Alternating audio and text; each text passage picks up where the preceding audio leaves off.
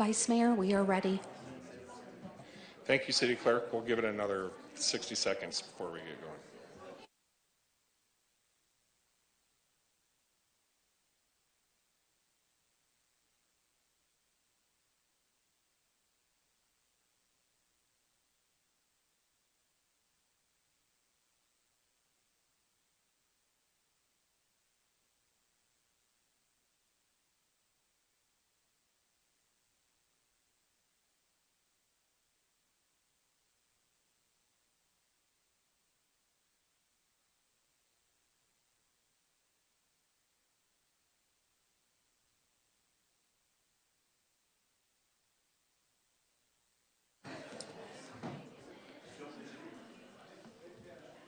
Yeah, okay. We're going to go ahead and get this meeting called to order.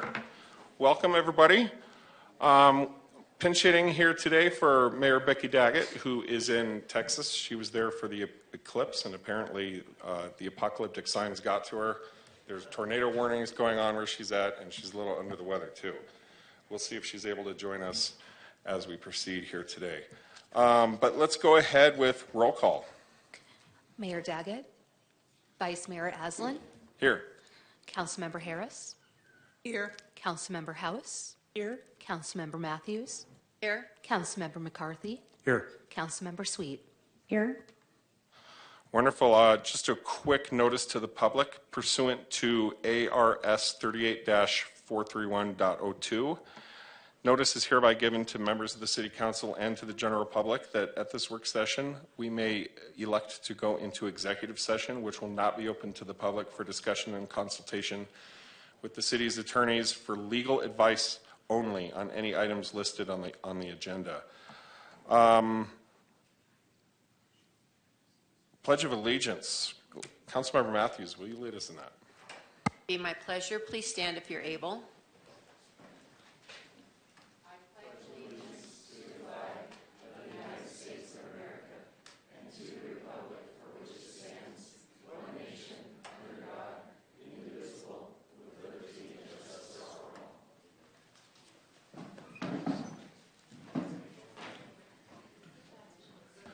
Councilmember Sweet, can you provide our mission statement?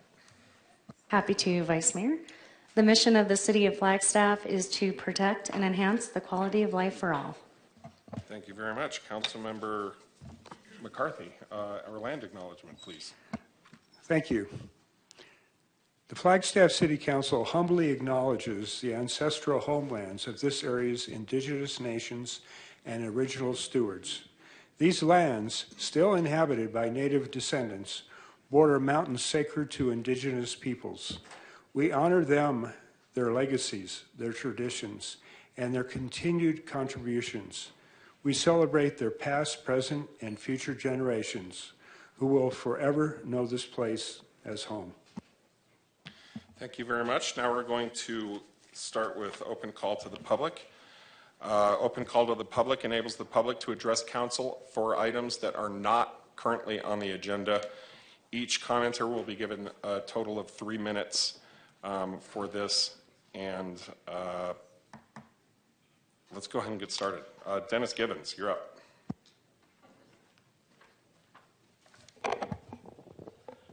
Thank you, Vice Mayor, Councilmember Harris, Councilmember Matthews, Councilmember House, Councilmember Sweet, and Councilmember McCarthy, the staff, and the demos. Thanks for being here today. My name is Dennis Givens of the South Side. South Side, what's up? I think we should not change the rule on how the Vice Mayor is selected. I talked to one of the candidates running, and they said it was their childhood dream to be Vice Mayor. Do we want to crush a childhood dream? Do the right thing. Becky, Austin, and Miranda, how did it feel when the voters chose you to be Vice Mayor? I bet it felt awesome. Miranda, don't you want to be Vice Mayor again? Do the right thing. We believe in you. Let the voters decide who should be the next Vice Mayor. Also, I'm glad we're talking about water. Oh, sorry, my voice sounds distorted like RFK over here. Also, I'm glad we are talking about water conservation. Clean water is a precious limited resource. Increasing the water rates and giving the citizens an incentive to conserve water by offering discounts is a great plan. Taking shorter showers, drought-tolerant yards, and installing rain barrels are great ways to save money. Has anyone seen Mad Max Fury Road? Does anyone remember when Immortal Joe was dumping water on all the peasants? I don't want to live in an apocalyptic future like that. Let's fight over water. Let's act now. Remember, water is water is water. Also, water is life. So let's save lives. Thank you all for your service and have a great day. Thank you, Dennis. Next, I'm going to call up David and Genevieve. If you're ready to go there. Looks like you are.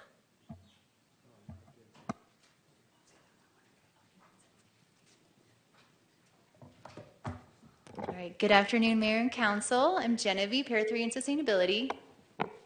And I'm David McIntyre, Community Investment Director. Thanks for having us today. So we're here today to talk to you about a green business boot camp that Dave and I have been working with Local First on. So it's a partnership with Sustainability and Economic Vitality, and for Local First to send Flagstaff businesses to a green business boot camp. It's 9 weeks total, 2 in-person sessions, 7 virtual sessions. There'll be 10 to 15 businesses from around the state, so they get to network with other businesses, super cool, learn about sustainability topics like water, energy, waste, transportation. Then they get to draft a sustainability project that leads to a projected 20% reduction in energy use, water, consumption, waste generation, or transportation. So it makes progress on both city adopted sustainability and economic development goals. And the long-term goal of this is to grow a green business community and create an environment in Flagstaff where businesses can support each other in these endeavors. The first in-person session is next Wednesday, April 17th. That is from 3:30 to 5 at Moonshot, and any interested business is invited to attend. They don't have to sign up. There will be future cohorts, so if they're not interested or can't commit right now, they can learn more about it, come to a later session. And we're really excited. Dave? I think we're really excited to find a way to do a joint benefit where by reducing that energy use, not only are we helping with climate goals, but as we know, those long-term energy costs are part of what makes it hard to run a business. So this is, again, another way that we have found to work together so that both sustainability and economic development can be harmonious, and we can create a prosperous and sustainable community. Thank you. Thank you. So we will send a follow-up email with information about the boot camp. We would love for you to share it if you have anyone that you know would be interested. So thank you.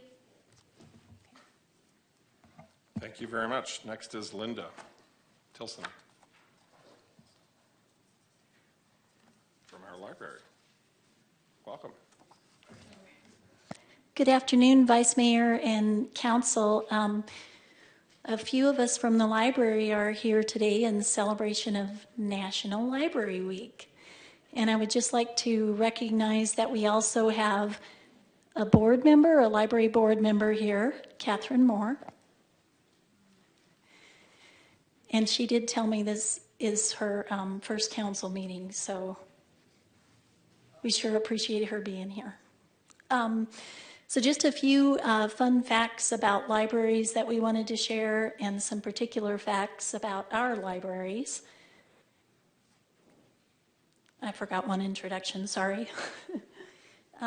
We also have our Deputy Director, Damaris Hill, here that oversees county services, and also our Deputy Director, Richard Tutwiler, who oversees our city services, and they'll be speaking in a minute as well.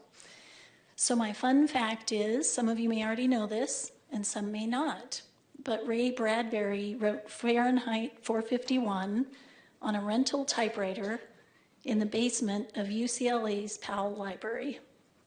And he paid 10 cents for every 30 minutes, and so it cost him $9.80 to write a classic novel. And then just a few statistics about our libraries. Last year, we checked out 322,661 items. We had over 417,000 visitors, over 80,000 Wi-Fi logins, and 12,583 people attend programs. So the libraries are well used, well loved, and definitely needed by the population. That's all for mine. Thank you so much, Linda, and I'm so glad that you pronounced Richard Tutwiler's name before I had a chance to butcher it. Why don't you come on up?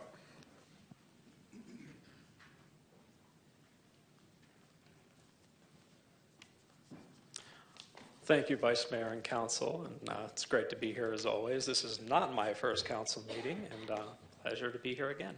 So I have the privilege of talking about some of what our Library of Things collection has been doing.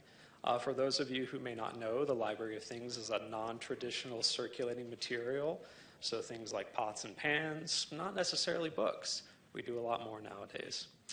So our number one Library of Things checkout was a Joy-Con grip. For those of you who don't know, that's a Nintendo Switch controller. In addition to that, number two is our charging accessories for those who need help with charging their phone or any other device with them. Then we also have head mics, gaming mouses, Galaxy tablets, and then seed packets from our seed library. That's located at our East Flagstaff Community Library location.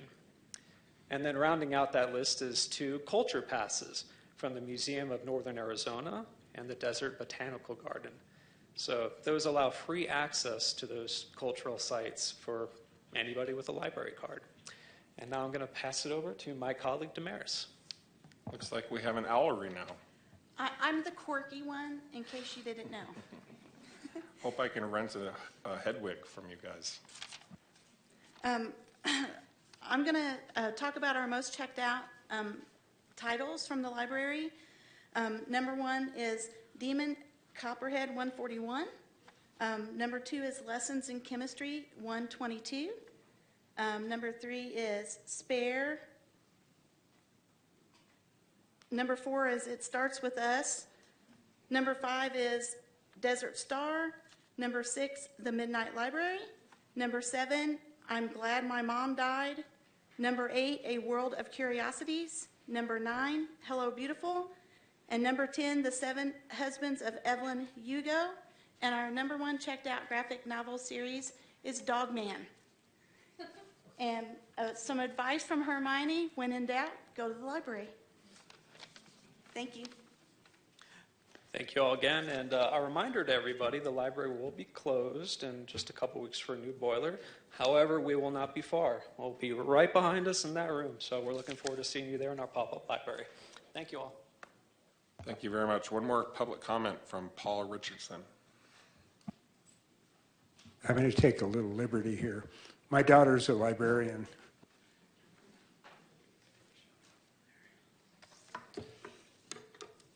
Good afternoon.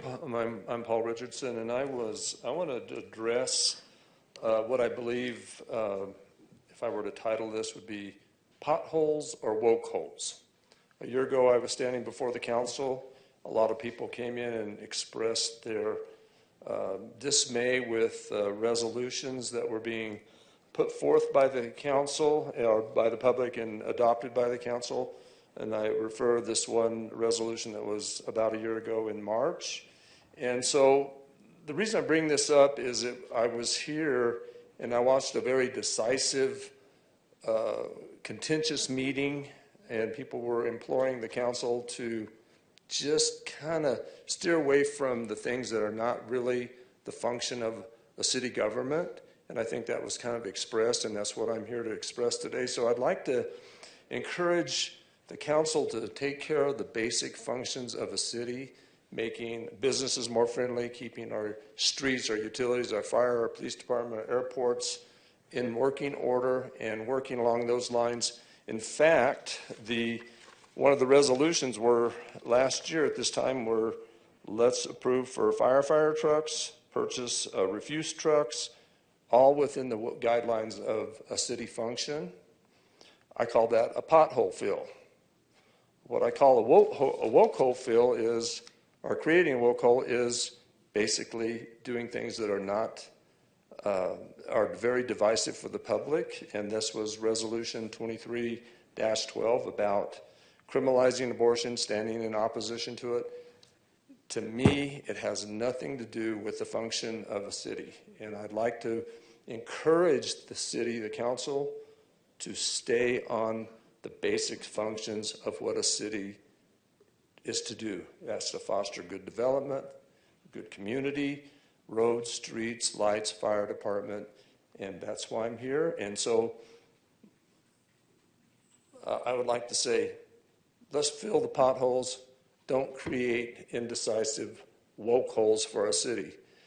We were better, I think we're better off if you guys just stay right with the general function of what the city and the mandates for council is to do. So I appreciate your time, and I do want to say thank you for taking care of the city. We've had a lot of things going on in the city, and I think you guys have done a really good job doing that, and I appreciate you doing that. I encourage you, stay on task, don't deviate from the primary function of what a city government, I think, is here to do. So appreciate your time. Have a great day. Thank you, Paul. Yes, you're welcome. Next, we're moving on to our proclamations. So council will come to the front of the dais here. The first one is about Fair Housing Month, and that will Vice be Mayor? done by... I'm sorry, could we do the review of the draft agenda?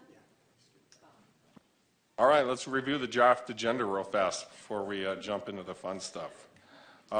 Agenda item number 5, review the draft agenda.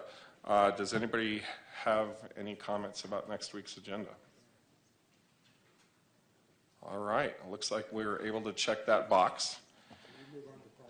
And now, Councilmember Matthews will do our proclamation for Fair Housing Month, and I hope that Councilmember House will rhyme her National Poetry Month proclamation duties.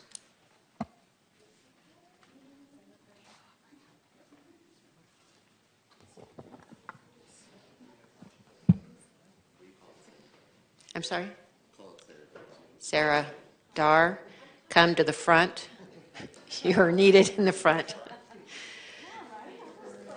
Okay, I'm going to try to read this. I'm having some vision issues today along with some other issues, so forgive me.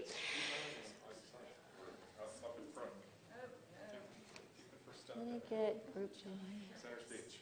Yes. stand by me? Can you help me? Stand by me. Let me know if you need help. Thank you.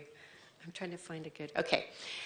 So the City of Flagstaff Office of the Mayor Proclamation, whereas this month of April has been designated as Fair Housing Month by the U.S. Department of Housing and Urban Development, also known as HUD, Office of Fair Housing and Equal Opportunity, and whereas the Federal Fair Housing Act enacted on April 11th, 1968, and the corresponding amendment of 1988 prohibits discriminatory housing practices, and whereas the Fair Housing Act, as amended, and other federal laws ensure full and fair access to housing and equal opportunities for all, regardless of race, color, religion, sex, disability, family status, national origin, or sexual orientation and gender identity, and is fundamental and a fundamental goal of our nation, state, and city. And whereas the Fair Housing Act requires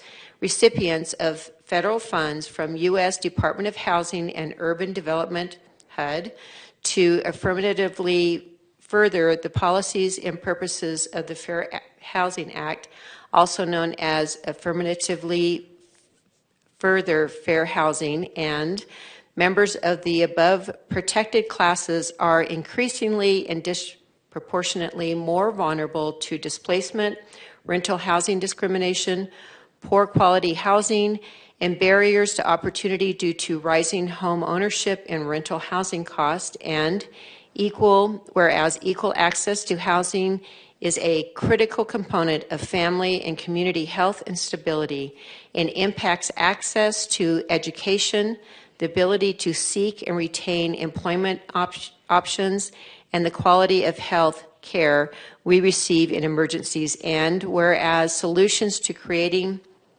and protecting rental housing options and home ownership requires all programs of government to affirmatively address the removal of barriers to housing choice, and whereas the City of Flagstaff recognizes the value and values the efforts of those who seek to reduce barriers to fair housing opportunities, including the talent of grassroots and nonprofit organizations, housing service providers, financial institutions, elected officials, city government, and others to promote and preserve integration, fair housing, and equal opportunity. And whereas the City of Flagstaff is committed to affirmatively furthering fair housing, including overcoming patterns of segregation and fostering inclusive communities free from barriers that restrict access to opportunities based on affirmation barriers. And whereas in passing the 10-year housing plan, the City of Flagstaff committed to protect people from housing discrimination by ensuring affordable housing is a part of every Flagstaff neighborhood, working to address disparate impact as part of any development or redevelopment, and continuing Flagstaff's commitment to further federal and Arizona fair housing laws in all housing-related services and programs, and providing fair housing education and resources to the community. Therefore, I, on behalf of Mayor Becky Daggett, Mayor of the City of Flagstaff, Arizona, do hereby proclaim April 2024 as Fair Housing Month.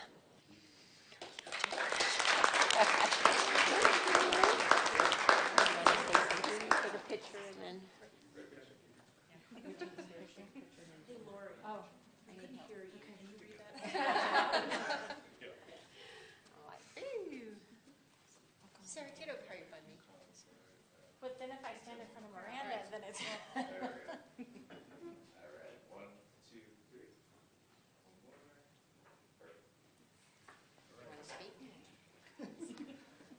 I wasn't planning on speaking.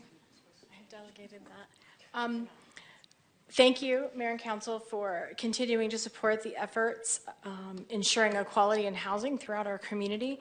It is something that we take very seriously, and the city housing offices are your first stop, if you choose to, in pursuing a complaint if you feel you've been discriminated against, and we'll make sure you get to the right folks to file that complaint. I do want to recognize the staff that are primarily responsible for our fair housing efforts. We have Justina Costa, who's Assistant Housing Director. Marissa Malloy is next to her, and Christine Pavlik are the staff that have dedicated time to working on this proclamation, and also a fair housing training that I will mention in a few minutes in another segment of the meeting. Thank you, Mayor and Council.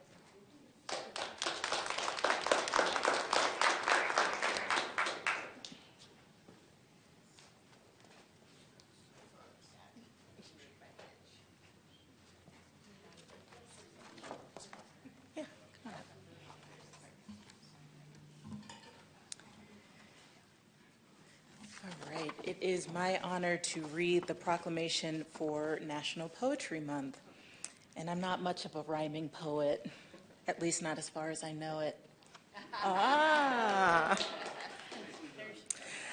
Whereas the Academy of American Poets established the month of April as National Poetry Month in 1996, and whereas National Poetry Month seeks to highlight the extraordinary legacy and ongoing achievement of American poets, introduce Americans to the pleasures and benefits of reading poetry, bring poets and poetry to the public in immediate and innovative ways, and make poetry an important part of our children's education. And whereas National Poetry Month is now the largest literary celebration in the world, recognizing poetry's enhancement and enrichment of the lives of all Americans and its effect on every aspect of life in America today, including education, the economy, environmentalism and conservation, and community pride and development. And whereas poetry is reflective of our community's diversity, as varied in its forms as our community is in the lived experiences and lifestyles poetry enables us to celebrate.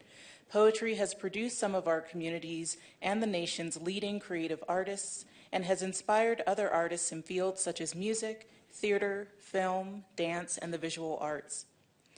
Therefore, I, on behalf of Becky Daggett, Mayor of the City of Flagstaff, do hereby proclaim April 1st through April 30th as National Poetry Month, and call upon public officials, educators, librarians, and all the people of Flagstaff to observe this month, to celebrate the cultural riches our community has to offer, and to recognize the important role poetry has in creating and sustaining this great nation with appropriate ceremonies, activities, and programs.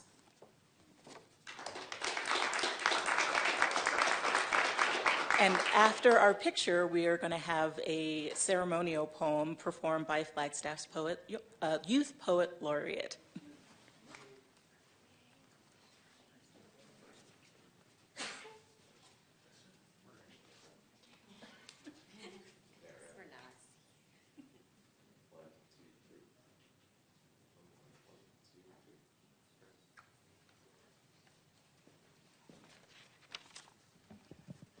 Awesome. Thank you guys so much. I'm super honored to be here.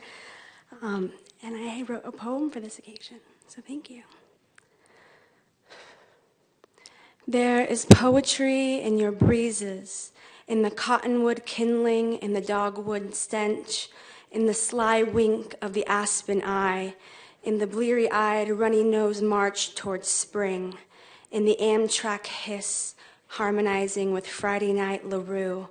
I see sonnets in your peaks, in Abalone Mountains, in Mother Road tributaries, red rock remnants, in your dark sky city, smattering small galaxies across the plateau like cosmic freckles. Flagstaff, there is music in your people, plucked from the stars. They have sold me on the good in this world. You have grown your roots in us, and you are teaching us to bloom. Thank you.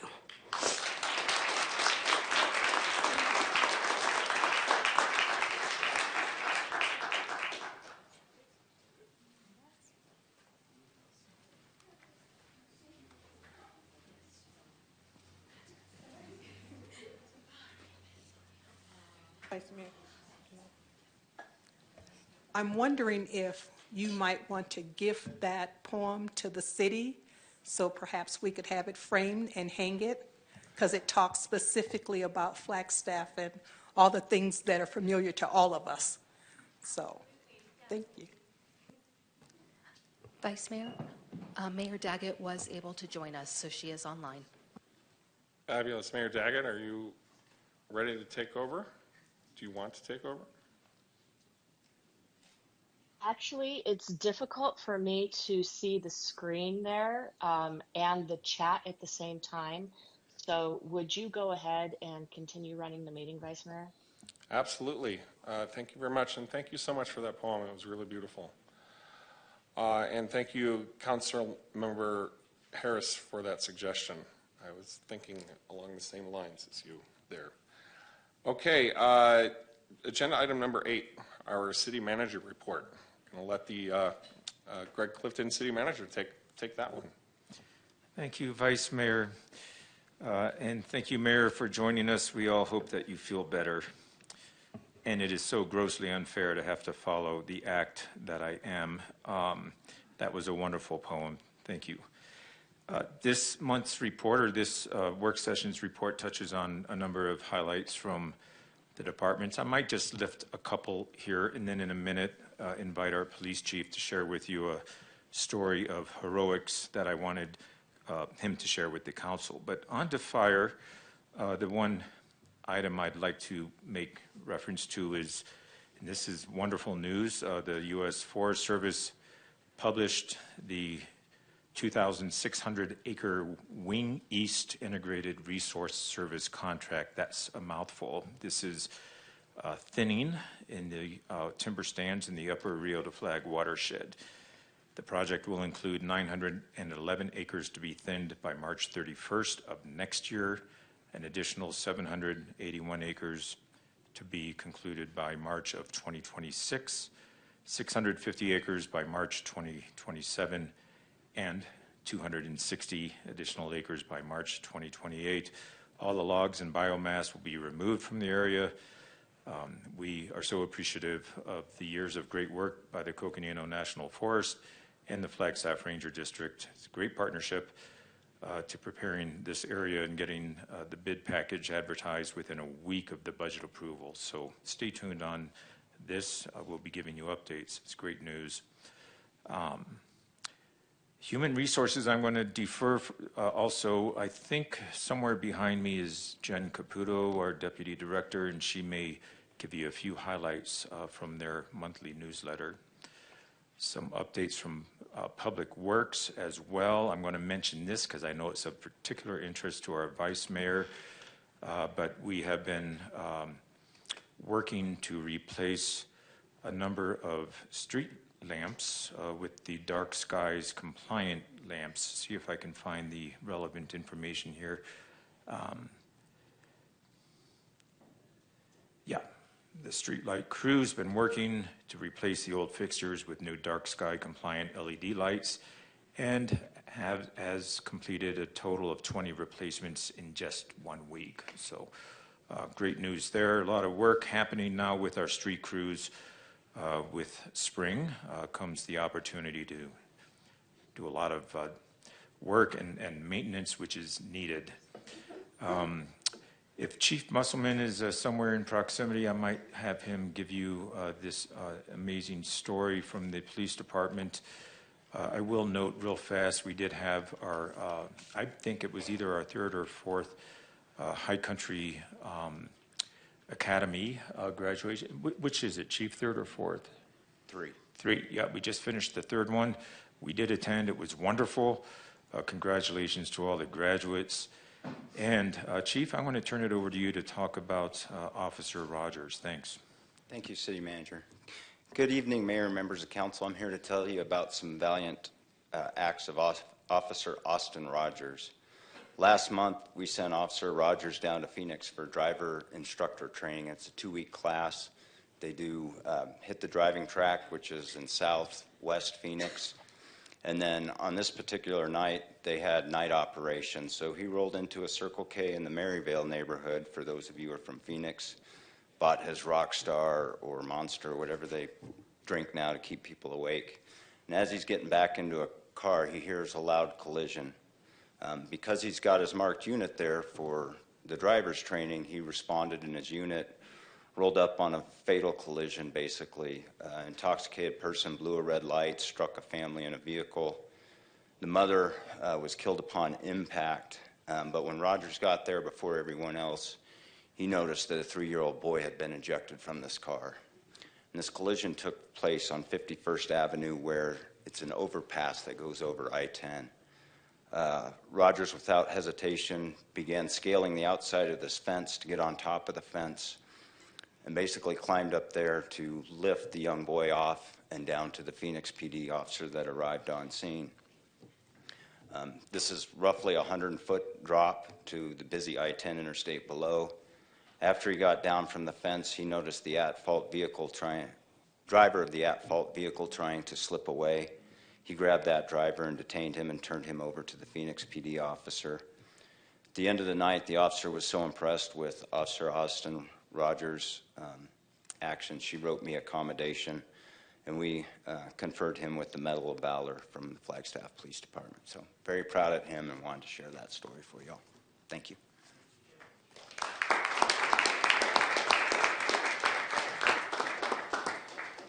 Thank you, Chief. Tragic accident with a wonderful story, so thanks for sharing. There's also in the report some updates from Water Services with some dates. Recent meetings and events, there for your reading enjoyment. We had a good meeting with the CJCC recently. Leadership team retreated last week and had a full day of retreat and leadership building, so that was very important. And I will note also this coming Sunday, we're preparing for, on April 14th, bless you, for a celebration for former Mayor Paul Babbitt here in City Hall.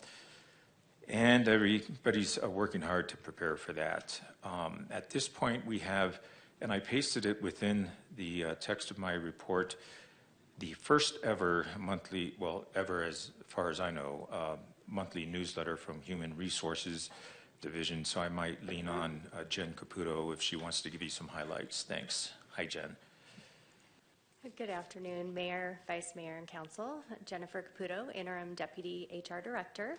Happy to be here this afternoon to share just some information about HR. So as Greg mentioned, we are doing a newsletter that we will be publishing once a month that contains just information on our different topic areas and celebrates our new employees and promotions. So we hope that you will take a look at that as it comes out. We are also sharing some time during extended leadership with IT.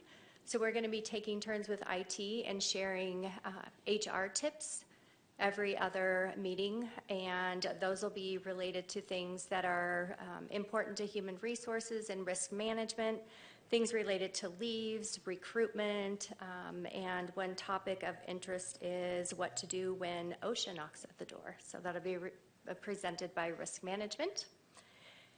We are also finalizing a recruitment dashboard that we are going to publish quarterly, and that will give more information on our candidates and new hires and number of applications, demographics, and things of that nature. And in addition to the information sharing, I just wanted to run through a few other things which are exciting for our team. We've partnered with Lancaster Leadership to do a number of trainings. We just completed remote leadership and engagement in March. We've got diversity, equity, inclusion, and belonging later this week. We've got resilience and burnout in August and courageous leadership in November.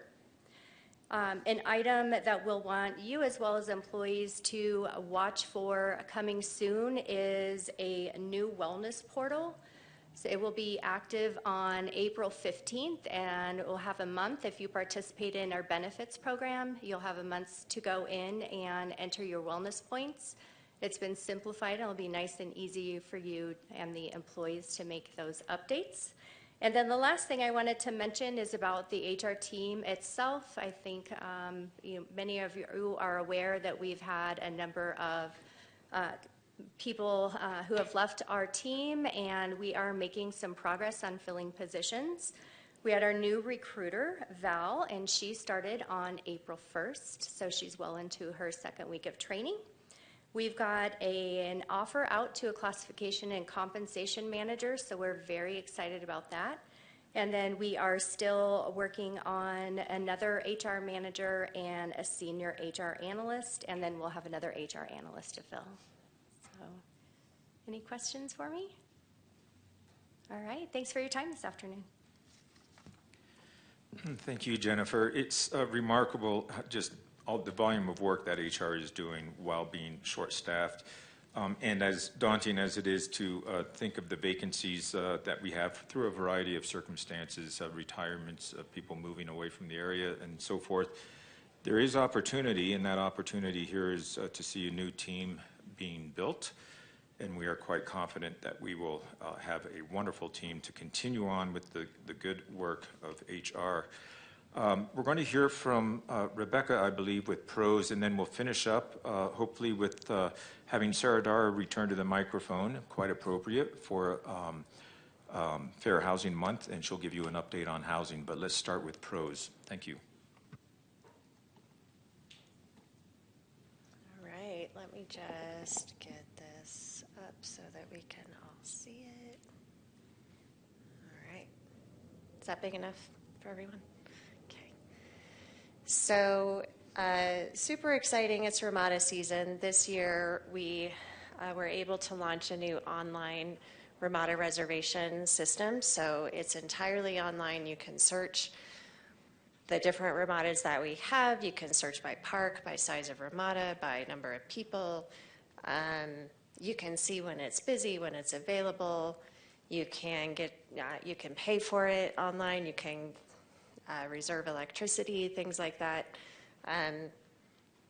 My team laughs at me because I've been trying to get this done for like 8 years, and so I call this a dream come true, and they tell me that I need to have better dreams. But this is super exciting for us. So many thanks to our events and marketing team, as well as our partnership with IT, as always, who helped us get this done. Here's a little snapshot of what that online portal looks like.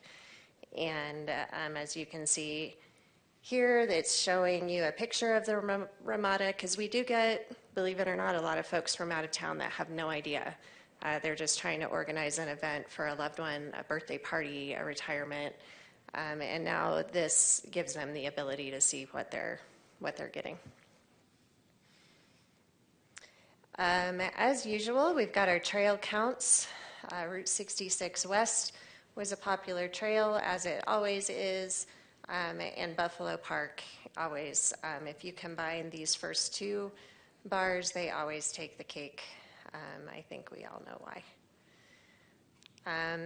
My team also, this came out on April 1st. They thought it would be funny to put a picture of me in here, so they wouldn't allow me to change it. But we've been working on getting all of our ball fields ready. We turn them over to our user groups, which are the little leagues, the softball leagues, every April 1st. We were excited to almost meet that deadline this year. At least it was better than last year, where all the parks were under snow or mud at this time. This year, because of some impending snow, we were about a week late, but they are all within their possession now, and we got all the fields perfect for them. We turn them over. They maintain them throughout their season and for the duration of their permit. That's a lot of work for our team, just so you guys know. And they do all their other duties as assigned while they're doing this work. A project that they were able to work on specifically this late winter, early spring, was adding this backstop in behind the basketball goal at McMillan Mesa Park. Before, you can see the street is right behind the basketball hoop. And so kids were chasing balls out into the street. Never a good thing, right? So our team decided that was a safety issue, and they worked together to get that done. So many thanks to them for that work. And this is the lovely team that got that project done. I just love their pictures. They have so much fun.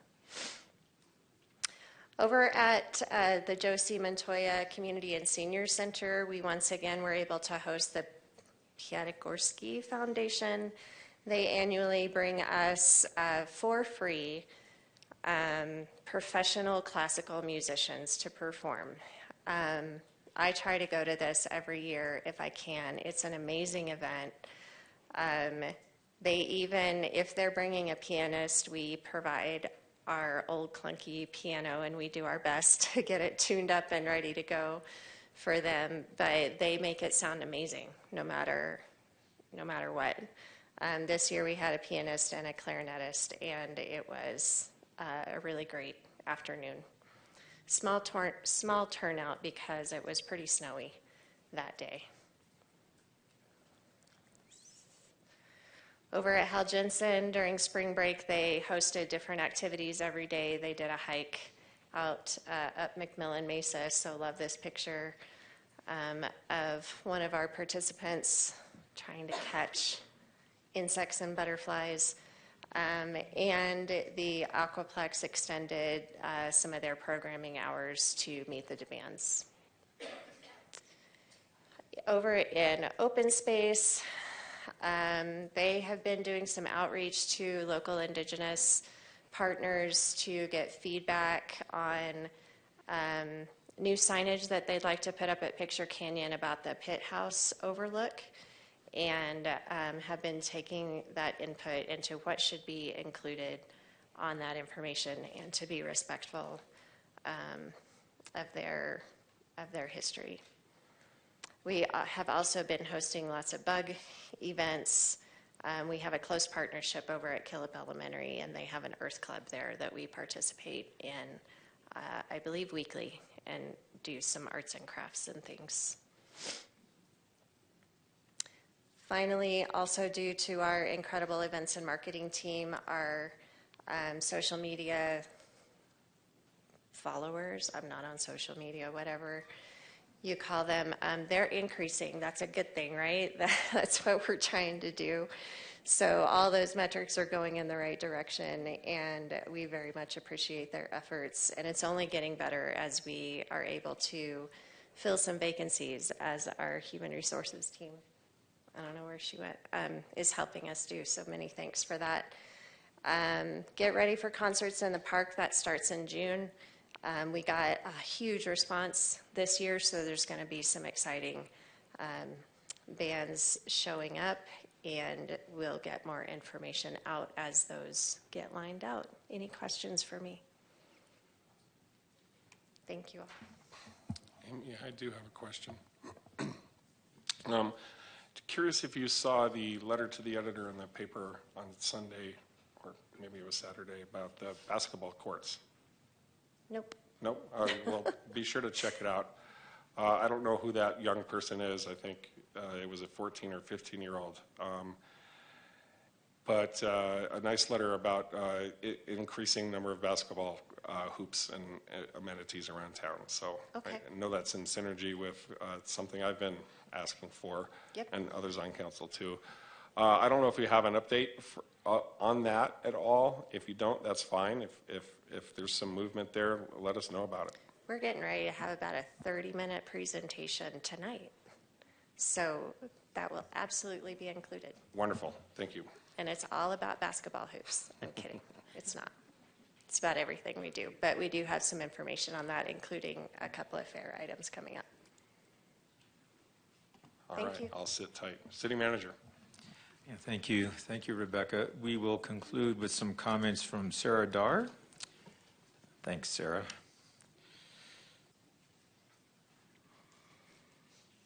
Good afternoon, Mayor and Council. Again, Sarah Dar, Housing Director. Maybe.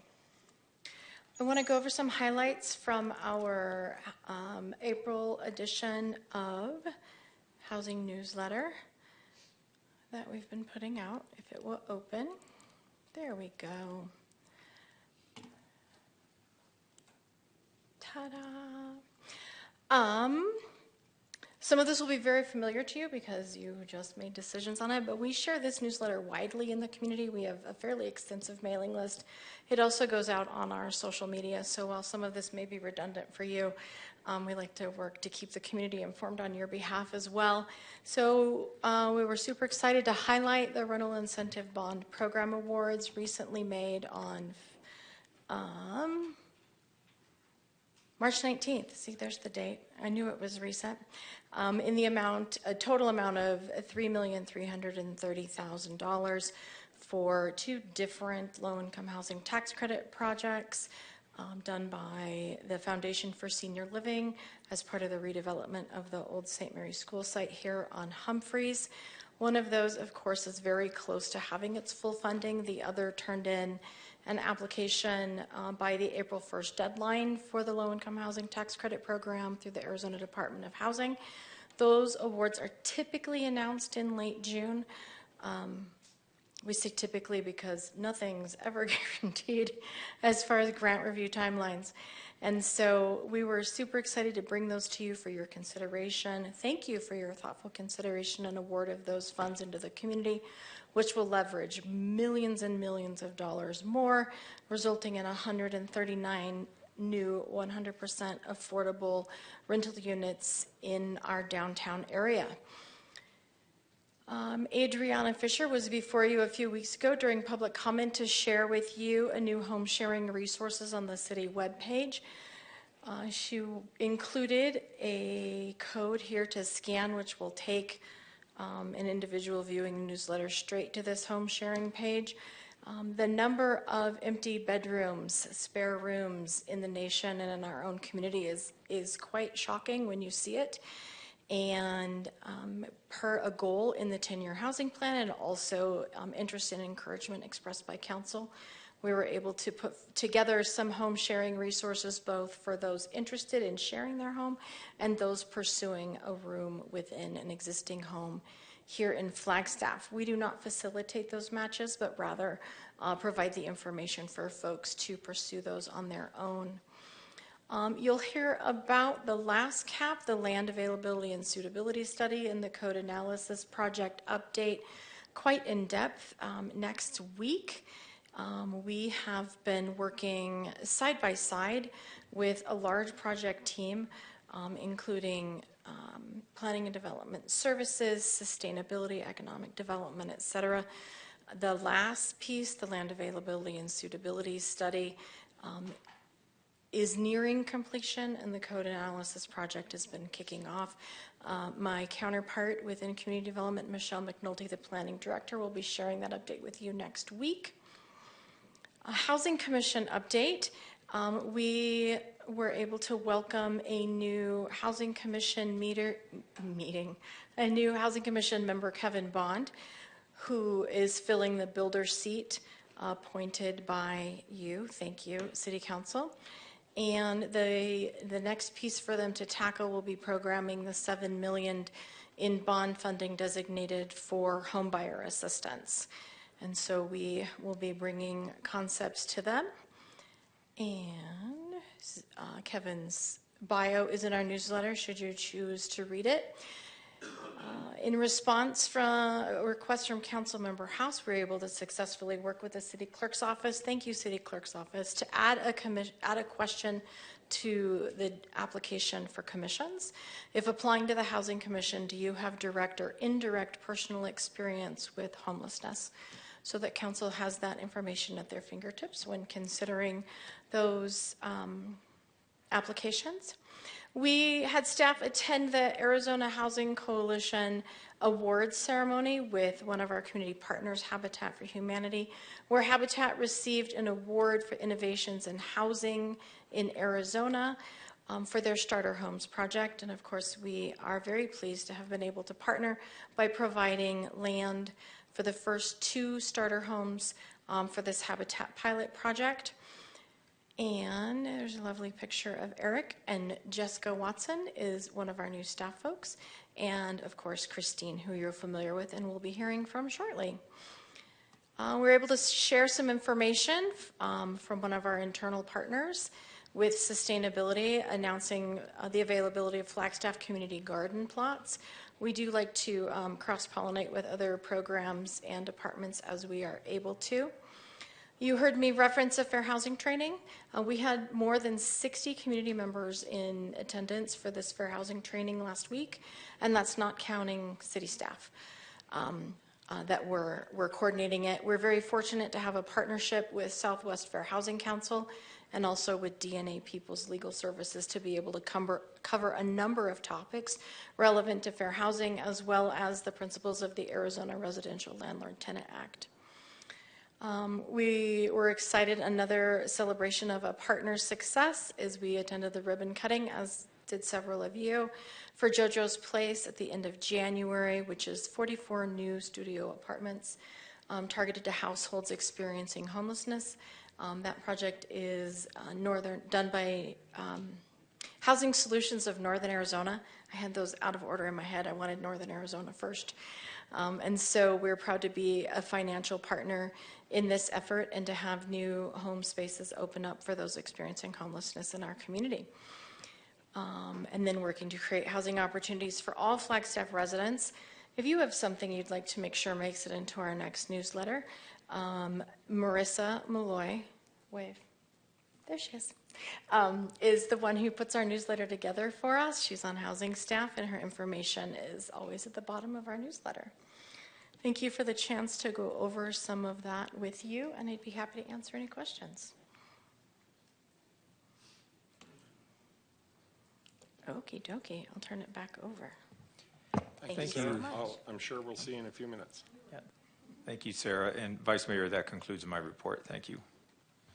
Wonderful. Well, speaking of which, let's move on to item number 9, presentation and discussion regarding the City of Flagstaff's CDBG funding. Looks like Christine's taking the lead on this. Just going to pull up my presentation.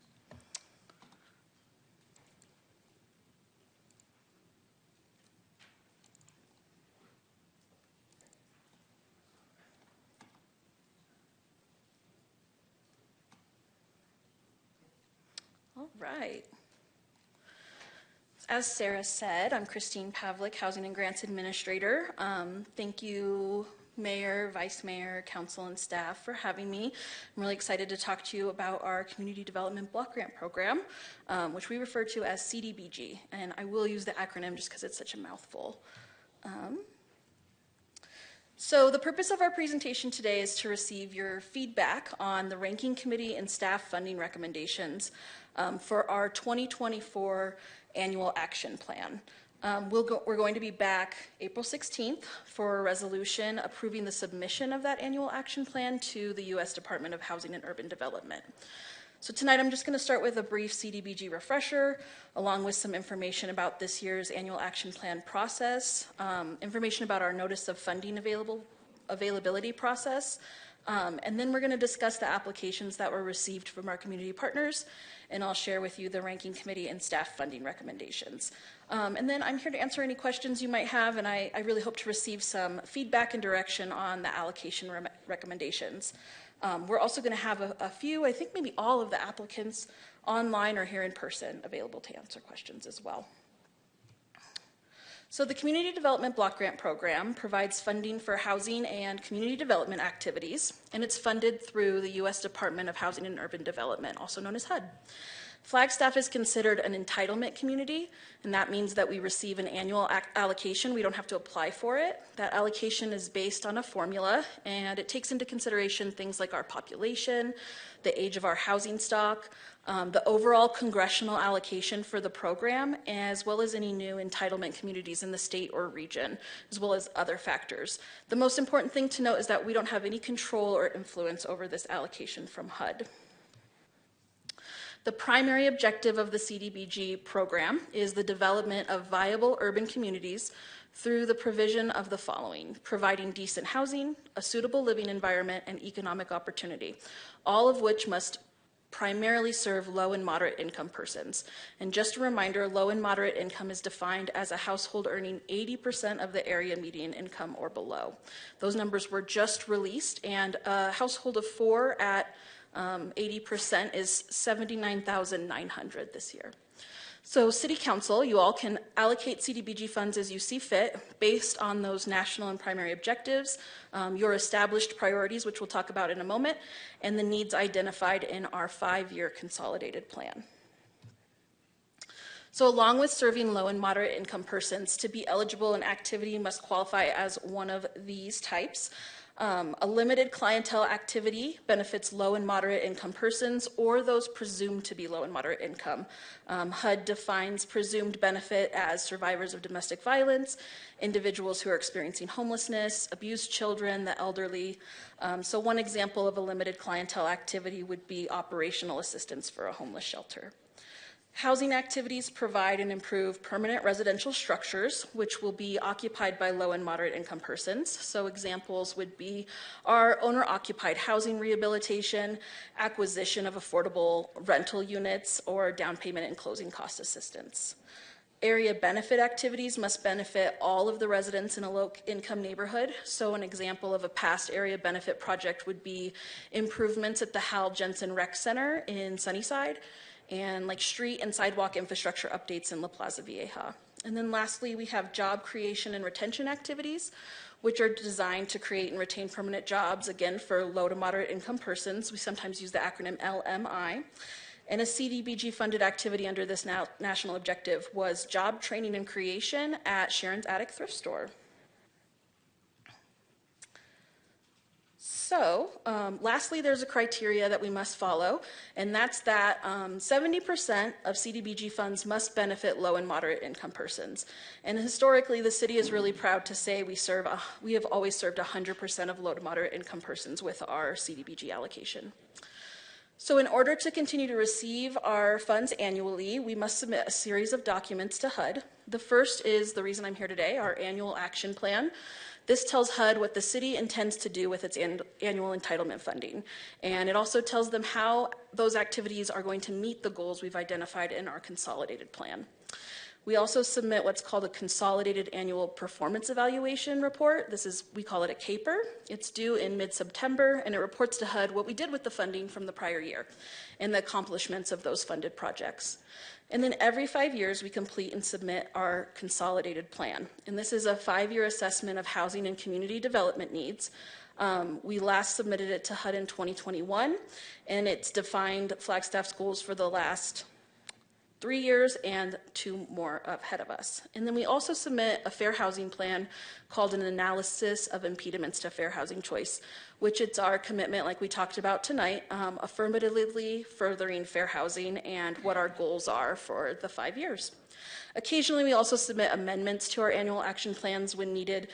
For example, when we incorporated additional CARES Act funding for coronavirus response. So the city may also designate local target areas for revitalization and those area benefit projects I talked about. The selected area must be primarily residential, and it must contain a high percentage of LMI households. So an area of low income concentration is defined as an area where at least 51% of the population has an income below 80% AMI. When establishing target areas, we, the city, also considered areas of minority concentration, which are defined as an area where the proportion of minorities or non-white households is at least 10% higher than the population of that minority group throughout the city. So the areas I designated in our current consolidated plan include La Plaza Vieja, Sunnyside, Southside, and Pine Knoll. While locally we consider Pine Knoll as part of Southside, the federal definition from HUD identifies Pine Knoll and Southside as 2 different neighborhoods. So every 2 years with our new council members, the housing section establishes council-specific CDBG goals. So we last did this in January of 2023, and council, you decided your priorities were to provide affordable housing, both rental and ownership, to address homelessness, support neighborhood revitalization, as well as workforce development. So staff responsibilities are to convene a ranking committee. This year, our ranking committee included 2 housing commission members, 2 staff members, both with expertise in grants or contracts, social services, and then 1 individual with expertise in grant and social services who's a community member, as well as an individual living in a CDBG target area. And so it's staff and the ranking committee's responsibility to thoroughly review each proposal received to ensure that the activity is both eligible and viable. And then we also conduct an agency risk assessment, and then we provide recommendations to you based on the ranking committee's results. Council, you make final funding decisions. We did also present these recommendations to the Housing Commission, and they voted unanimously to forward these recommendations with a recommendation for approval, with 1 comment that I'll talk about in a little bit here about one of the projects. So risk is a really important consideration for all CDBG funds, as regardless of what subrecipient we provide the funds to, the city is the responsible entity to HUD. So there's no way to say, oh, well, that's so-and-so's fault that we didn't meet that requirement. It falls on us. So we take very seriously reviewing proposals, and some of the things we review are the agency's past performance, the success measures that they've achieved in the past, their organizational experience. We also review the agency's financial capacity and potential for timeliness of expenditure, and we ensure that their grant request is realistic. In addition to the risk assessment and to your priorities, we also evaluate each proposal in their separate categories, which I'll talk about in a moment.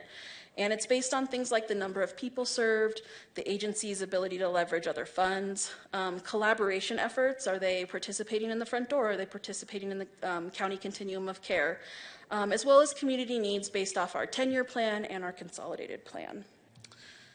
So, of course, the city's committed to using CDBG funds for projects that align with our City of Flagstaff 10-year housing plan. So projects must demonstrate, or organizations must demonstrate in their application and proposal how they will help the city in its effort to meet the identified overarching goal of the plan, which is, of course, to reduce the current affordable housing need in our community. As mentioned, the city also submits that 5-year consolidated plan, and the creation of that document involves widespread community participation. It's a very involved public participation process. So in order to be eligible for funding, we do require that the project meets one of these defined goals. So our goals in our current con plan include revitalizing neighborhoods with public facility and infrastructure improvements, providing public services and economic opportunities to low and moderate income individuals and households, supporting services and projects that address homelessness, and providing decent affordable housing through housing acquisition, housing rehabilitation, and construction. So as you're aware, CDBG always requires extensive public participation, and these are the meetings that we have held to date and one upcoming. So we started things off in January with a meeting at the Hal Jensen Recreation Center. We always try to have this first meeting in a target area. We've met before at the Murdoch Center. And the first meeting was centered around listening to residents of our target neighborhoods and hearing about their concerns, receiving feedback on their identified needs and priorities. So we had city staff from community development, capital improvements, code enforcement, and parks and recreation all attended. And the focus was on needs that could potentially be addressed with CDBG, but also an opportunity for staff to hear about other projects and consider other funding sources for those projects as well. Our second meeting was to provide an overall summary of how CDBG funds could be used and our notice of funding availability process.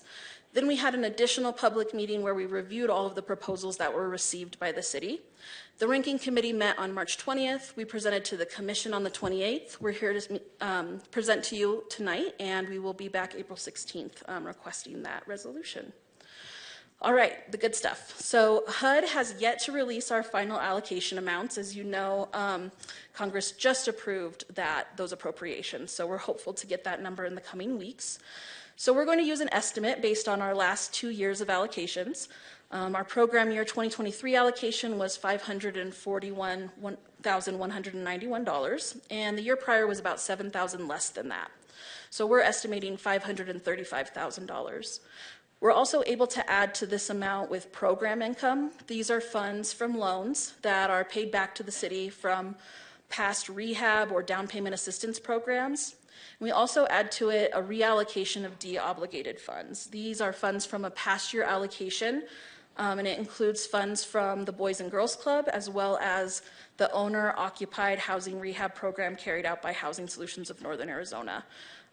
Due to the difficulty of finding interested contractors, it was determined to finish the projects of their 5 currently determined eligible clients and let the remaining funds be reallocated in this year's annual action plan in order to address our, make sure we're having timely spend down and not let those funds linger. So this means in total, we're estimated to have $722,313 for our 2024 program year allocations. And some of you may remember that HUD has spending caps on how these funds can be used. So this includes a 20% cap on the funding of administration activities and indirect costs. And then we're able to use 15% of the funds for public service projects. And so these are projects that provide a direct benefit to clients, and CDBG is used to pay for operational or programmatic costs. Then the remainder of the funds must be spent on what we call housing projects. This can include, though, infrastructure, neighborhood revitalization, or public facility improvement activities. So here's an overview of the proposals received by the city in response to our NOFA, our Notice of Funding Availability. For the first time in many, many years, the amount we received in requests is quite a bit less than our estimated allocation. Usually it's quite a bit more. So I'm going to give a quick summary of each proposal, and like I said, many of the applicants are in attendance to answer questions. So the first one we're going to talk about is Coconino County Health and Human Services.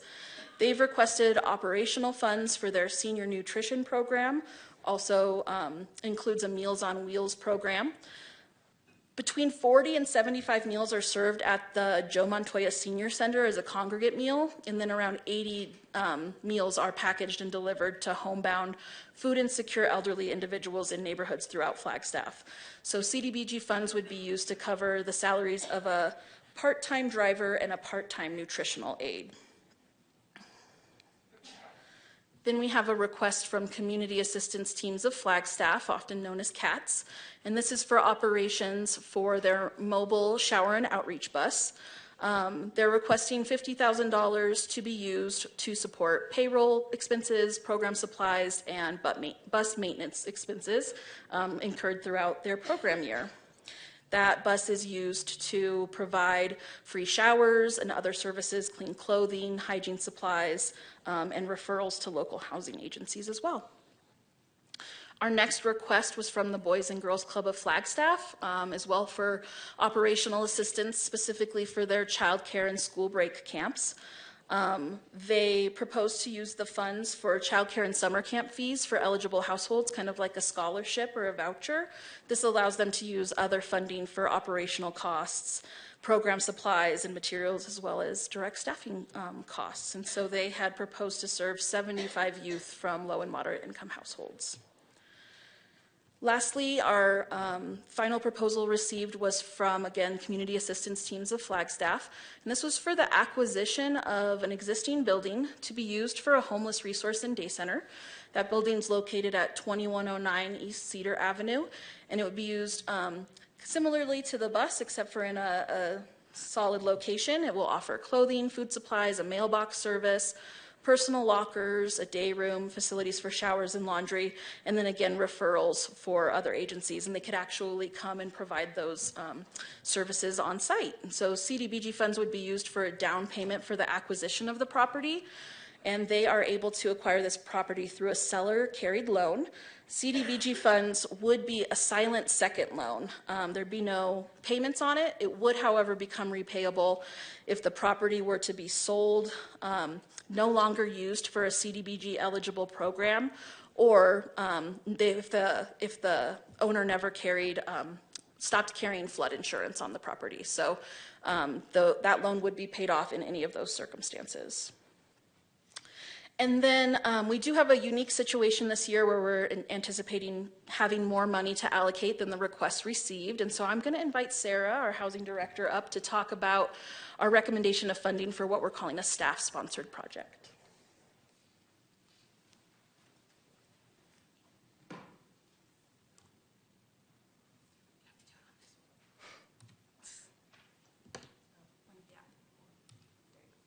There we go.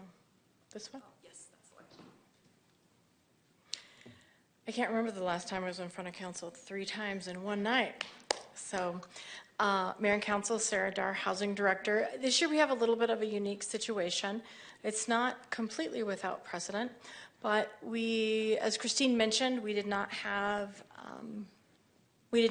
enough requests for funding to total the amount of funding we anticipate having available to allocate.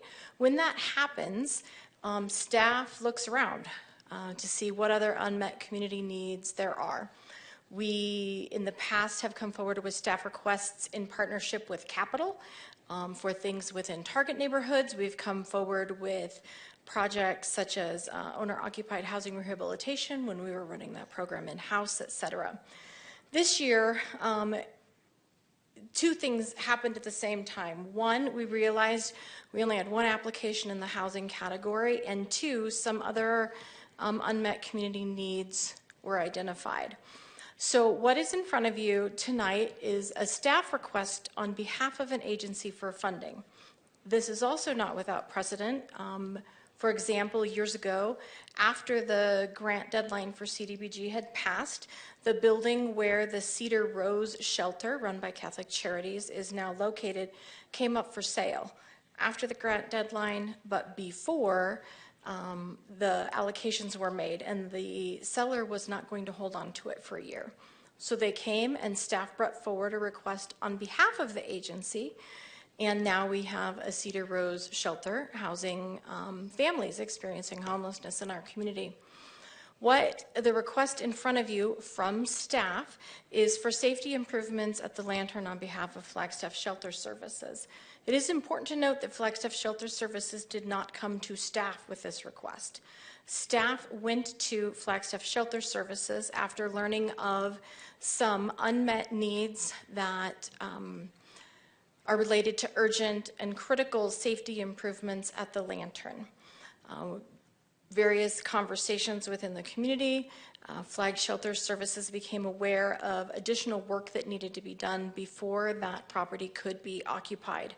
So as we were hearing those conversations and as we were looking at CDBG, we went to Flag Shelter and said, would this help if staff was able to bring this forward on your behalf? I want to be super clear that this is not a deadline Flag Shelter missed.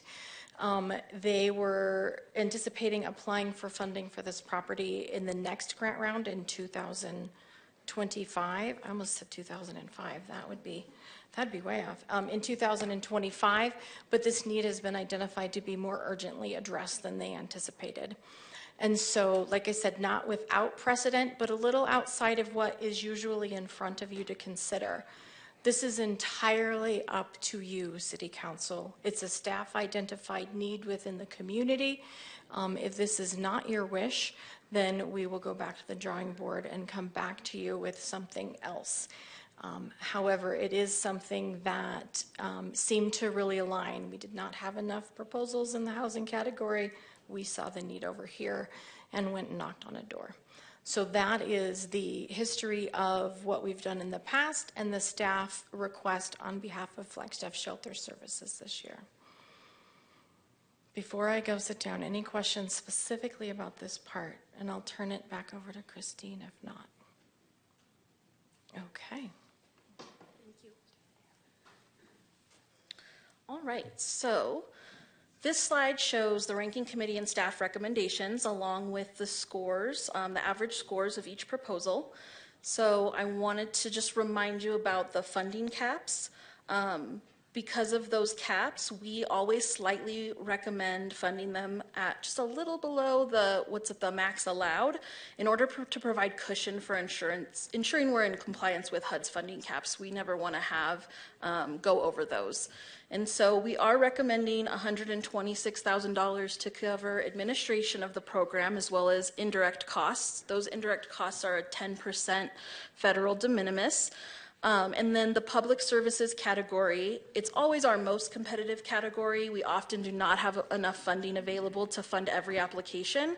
So as you can see the scores there, there was a variation between two that definitely scored similar to one another and much higher than the other applications. So it was recommended that the Coconino County Health and Human Services Meals on Wheels program receive full funding, and then that CATS of Flagstaff also receive full funding. At that point, the allowable amount we had was like $94,265, and so at that point we are out of funds and unable to fund any other projects, and it seemed like a good recommendation to just fund the top two down.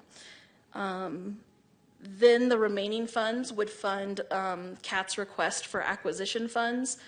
This leaves about $300,000 for the construction projects at the Lantern. So at this point, we are available for any questions you might have. We also have the applicants here, and we are requesting your feedback so that we can return April 16th with a resolution so that we can submit that annual action plan to HUD by May 15th. Council, questions? Looks like we have one from Councilmember Matthews. Thank you, Vice Mayor. Can you go back a few slides on your criteria for allocating the funds? Let me see. Don't go so fast. Sorry. Criteria, so probably this one? Oh, one more down. Yes. So when I look at that list, financial capacity, budget, leverage, cost effectiveness. What jumped out at me, and I'm putting on my commercial lender prior hat, was I had some questions on the CATS program. I've always been very supportive of that because it's a great need in our community to be mobile, to meet people where they're at that have mobility issues, challenges, as well as just giving them a different alternative. But so, and I've shared a little bit about this with you before, but $200,000 for a down payment, and I understand it's a loan, but once the money's spent, it's spent, to a organization that's been established in less than 3 years. I'm not seeing, I don't know if we, well, I do know, we did not get a full financial report. They don't have audited tax returns. So I'm a little concerned about that one. Plus it's redundant on, in my mind, they're stating this will serve 500 individuals at both this new location that they're acquiring the same 500 for the bus.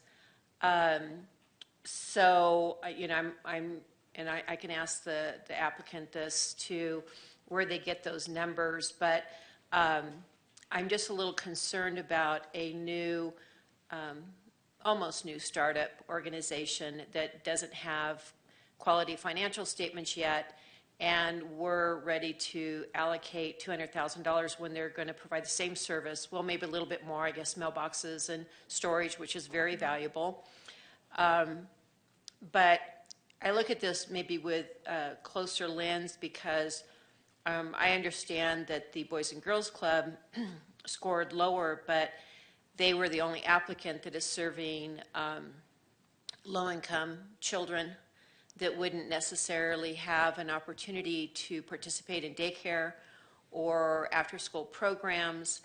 And it just, I don't feel comfortable with not giving them some money and at the same time giving an organization money in two different buckets for the same services. So I think that most of those questions would probably be best answered by the applicant, but I will say that, so first you can see, sorry to go so fast, you can see the scores on here. So this is out of 150, so they did score 111.6 on average. And so it's important to know that maybe some of their scores in the risk category were possibly slightly lower than was seen on some of these public service applications. But the ranking committee does evaluate their financial and organizational capacity. Some of the things we saw in the CATS application included successful administration of a program and funding through the City of Flagstaff Sustainability Division, as well as funds from the Arizona Department of Housing. They're also currently expending funds for a grant through the Housing, Homeless Services and Shelter Funds that you all allocated just a couple months ago. And so we have seen a demonstration of growth and capacity building.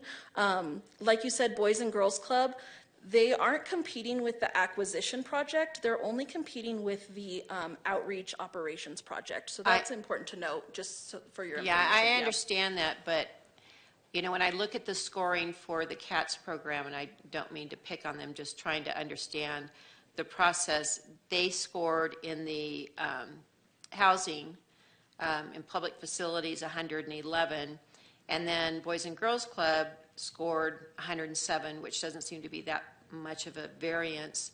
And I understand some of their application was incomplete, and it's unfortunate we didn't reach out and ask them, you know, maybe help them to complete it.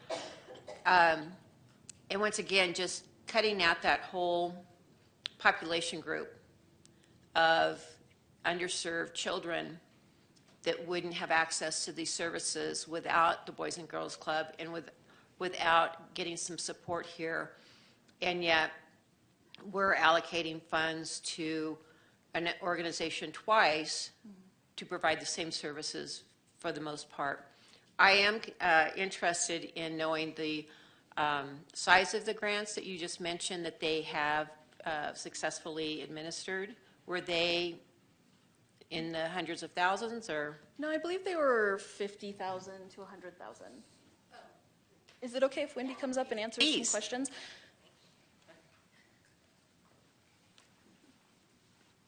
Good afternoon, ladies and gentlemen of the council. Yes, council member, I'm happy to answer any questions. The grant that you all approved through the HSSF fund is $62,000 approximately. The prior grant from the Sustainability Office for the work program that we have, which is the People at Work program, is $60,000. And we're billing that out by the end of June this year. And then last year we had a $30,000 grant for the same program through the Sustainability Office, and we billed that out as well. So those are the grants that we've had through the city so far. And in terms of, I understand your concerns about not having a audited financial statement. part of the reason is that we frankly haven't had enough money to have it audited or make it worthwhile to have it audited. But we already have a accountant online ready to go as soon as we get the funding. We don't want to be honest, don't want to spend $5,000 to get an audited statement unless we need to. But we are looking, or we do have an agreement with a local accountant who's going to be able to do what they say is it's a reviewed statements until you get over $250,000 in income per year. Accountants don't necessarily recommend an audited statement, but they recommend reviewed statements. So we're online to get that within the next couple of weeks in time to file our 990 this year. So I can't help but bring in our next presentation into this conversation just to get clear. You also are identified as a resilient hub, one of the three, yes, with very similar services to that, and they ask, I will want to ask you a question about, again, looking at their financial capabilities when Ms. White just mentioned that they haven't had the revenues, and I get that, but we are talking about $200,000, and I know it's a loan, but once the money's spent, I don't see, I mean, being a ex-banker, we loan money, but mainly through the special programs because nobody wants to foreclose or, on a public service organization, and so we would always take it with more closer look and stuff because we don't want to set ourselves up for having an issue. So I guess I'm struggling with reconciling that we're cutting out a whole population group, which is underserved children, because they didn't quite get their application up to speed, and then we're funding the same program, just one's in a bus and one's in a location, which will provide great services, additional services. But can you speak a little bit more on that of why we just totally excluded one or the other? And we did just do was it ARPA money, the $700,000? That was HSSF funds through the state, Homeless Shelter and Services funds. Okay, so we have been funding quite a bit. And again, I was a big supporter of CAT's program because there is a big need for that in our community when people don't feel comfortable going to some of the other resources to have that. Mm-hmm. So I don't want you to take that in a negative light because I have been an advocate for that, but I just, I'm looking at our kiddos. So I think to answer your question about financial capacity, one of the things that was considered is the fact that this is an acquisition project, which would give them a loan, as opposed to a construction project or operations where that's based on reimbursement. So they have to expend those funds first before they can request reimbursement through us, whereas this is basically a direct wire to the title agency. So it's more about trusting their programmatic capability and their agency capacity and less about worry about their financial capacity because we're not asking them to expend $200,000 and then get reimbursed for it. So that's maybe why this was like a lower risk project. And then as far as the funding for operations versus the Boys and Girls Club, so Council, you would be able to direct us to instead fund the Boys and Girls Club with that's a touchscreen, with the operations funds. We wouldn't be able to substitute the acquisition funds down into the other category, if that makes sense. Yeah, no, totally makes sense. I'm just saying that they're kind of same programs, just different facilities. Ms. White, I have another question for you. I looked up the building. I was familiar with it when it was a secondhand store. And I'm going to assume to put the facilities in that you're wanting to put in at that area, it's going to have a little bit of rehab cost to put in some showers, or? So there's a number of different ways that we're looking at it.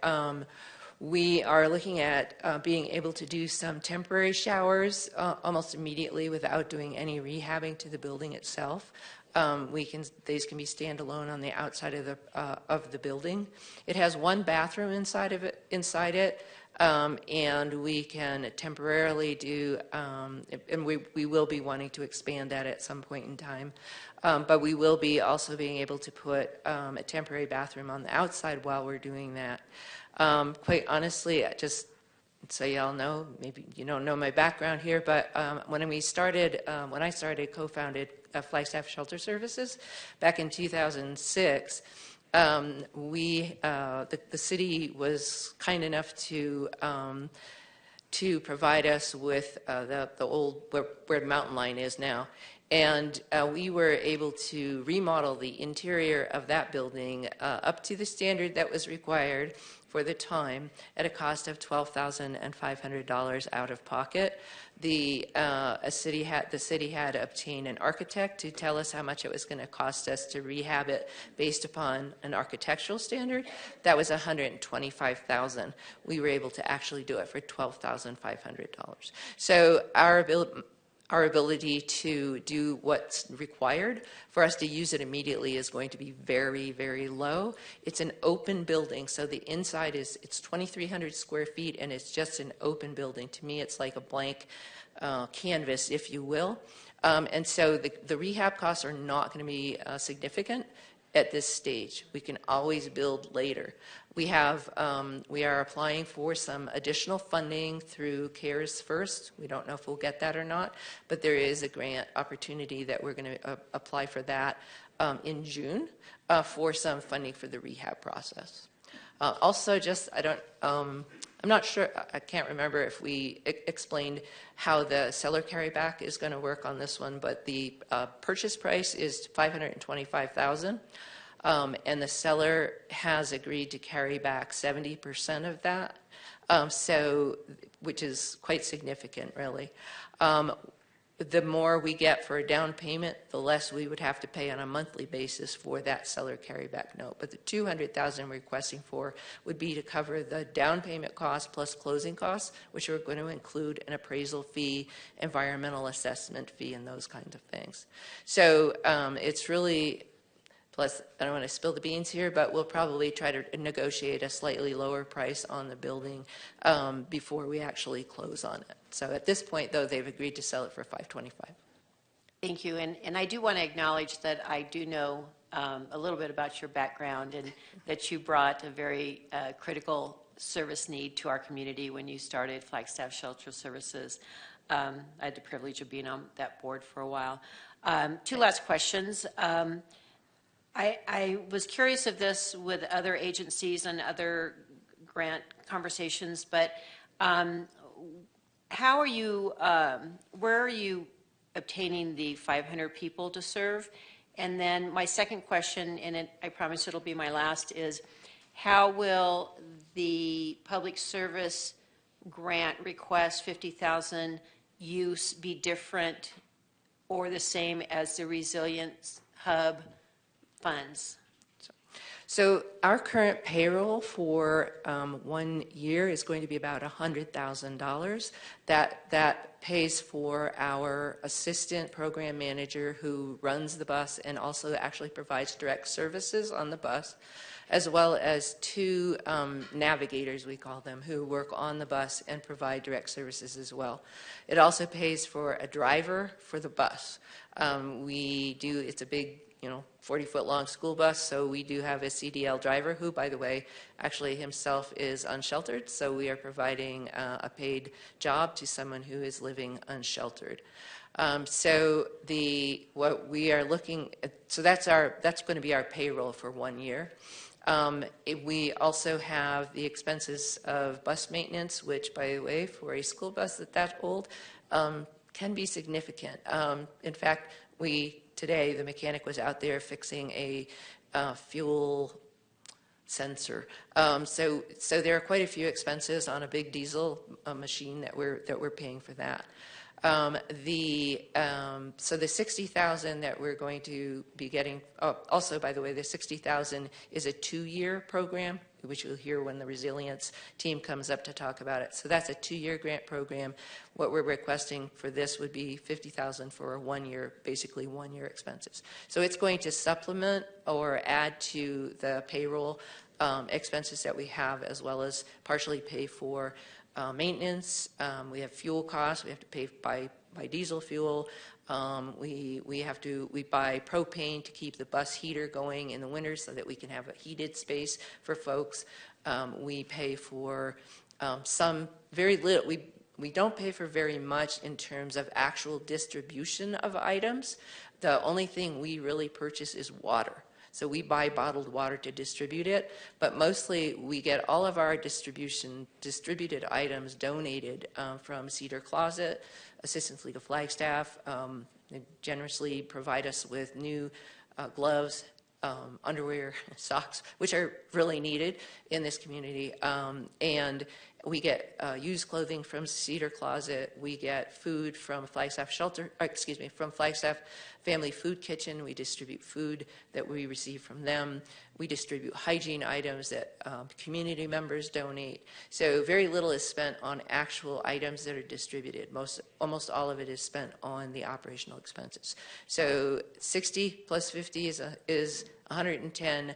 Our expenses just to run the bus will probably be in the neighborhood of 150 to 170,000 for the year. So the 500 people count served? Oh, sorry. Yes, 500 people. So essentially, we had last year just over, I believe, 425 people who were unduplicated that we served with the bus, but we are expanding. We're seeing even more and more people. Yesterday, I was out doing outreach myself, and we had 11 people who came for services who we've never seen before. And we had 33 people show up that day. So we're getting more and more people who are not actually connecting with, for the most part, other service agencies in town. Now, some of them certainly are. Many of them are. But there are a lot of people who are not connecting with other services. So when we do the daily count, we calculate count how many new people we have, and based upon that, we believe that we're currently looking at about 426 to 500 from the bus. Some of those people are also going to be served at the permanent location, and then we expect that we will be seeing even more people than that. So it's an estimate. Obviously, it's an estimate. We can't say for sure until we do it, but we do expect that we will be seeing at least 500 people a year, with a lot more in terms of the number of visitations. Okay, and I guess I lied a little bit because I did have one more question. You sound like an attorney. So. I've been told that. And so it sounds like, which I have seen too, some new people in town coming in. But you made comments about putting a bathroom outside, and this is in the Sunnyside area. Is that cleared with planning and zoning? Have you spoke to Sunnyside community about this facility? Have you cleared all that with the proper folks? We have not spoken with the Sunnyside community. I've been invited to start attending the Sunnyside community meetings, and we'll be doing that. We have spoken with planning and zoning. Some of the temporary structures I'm sure we'll have to get some permits for. I'm quite used to working with planning and zoning and with the building department, so we will obviously dot our I's and cross our T's. I appreciate it. Thanks. Thank you, Councilmember Matthews. We have a couple questions and comments lining up in the queue here. I want to make sure that we stay on this topic for now, though. Councilmember Sweet and House, were your questions related to Ms. White and the cat? Okay. I really appreciate you taking the time to bring up all those questions, Councilmember Matthews. I share those concerns, and there are some additional ones that I want to ask about too, but why don't you take it away, Councilmember Sweet? And I do have one for Christine as well. Can I ask that? No? Okay. So I'll start with you. Can you, first off, actually, let me back up. I do want to thank the housing team. You all met with me today and answered my questions. explain the staff-sponsored request, and now that I understand that, it makes a lot of sense, and I appreciate your time. My question for you, can you explain who is on the ranking committee and how that's formed?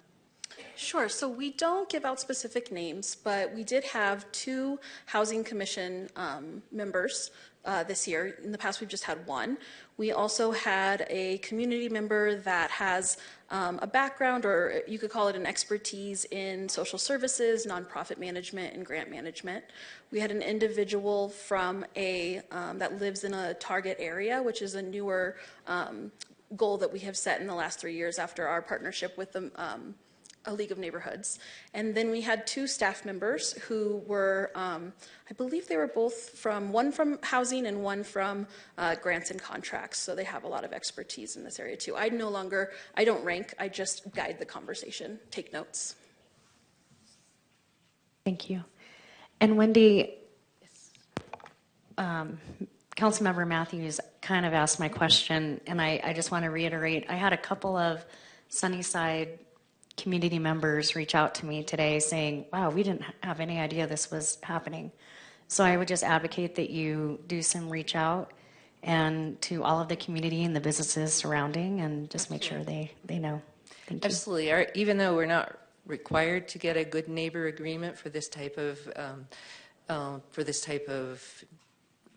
opportunity or whatever, we plan to do that. And we actually, we've got a lot of big plans. We're planning on some artworks. We're planning on some community gardens in the area, because we're also acquiring the property immediately to the south of it. So yes, we absolutely will. In fact, I think Daryl Marks, who just entered the room, might be working on that already. But certainly we will be speaking with people. We honestly didn't want to open the can until we knew it was going to happen. So.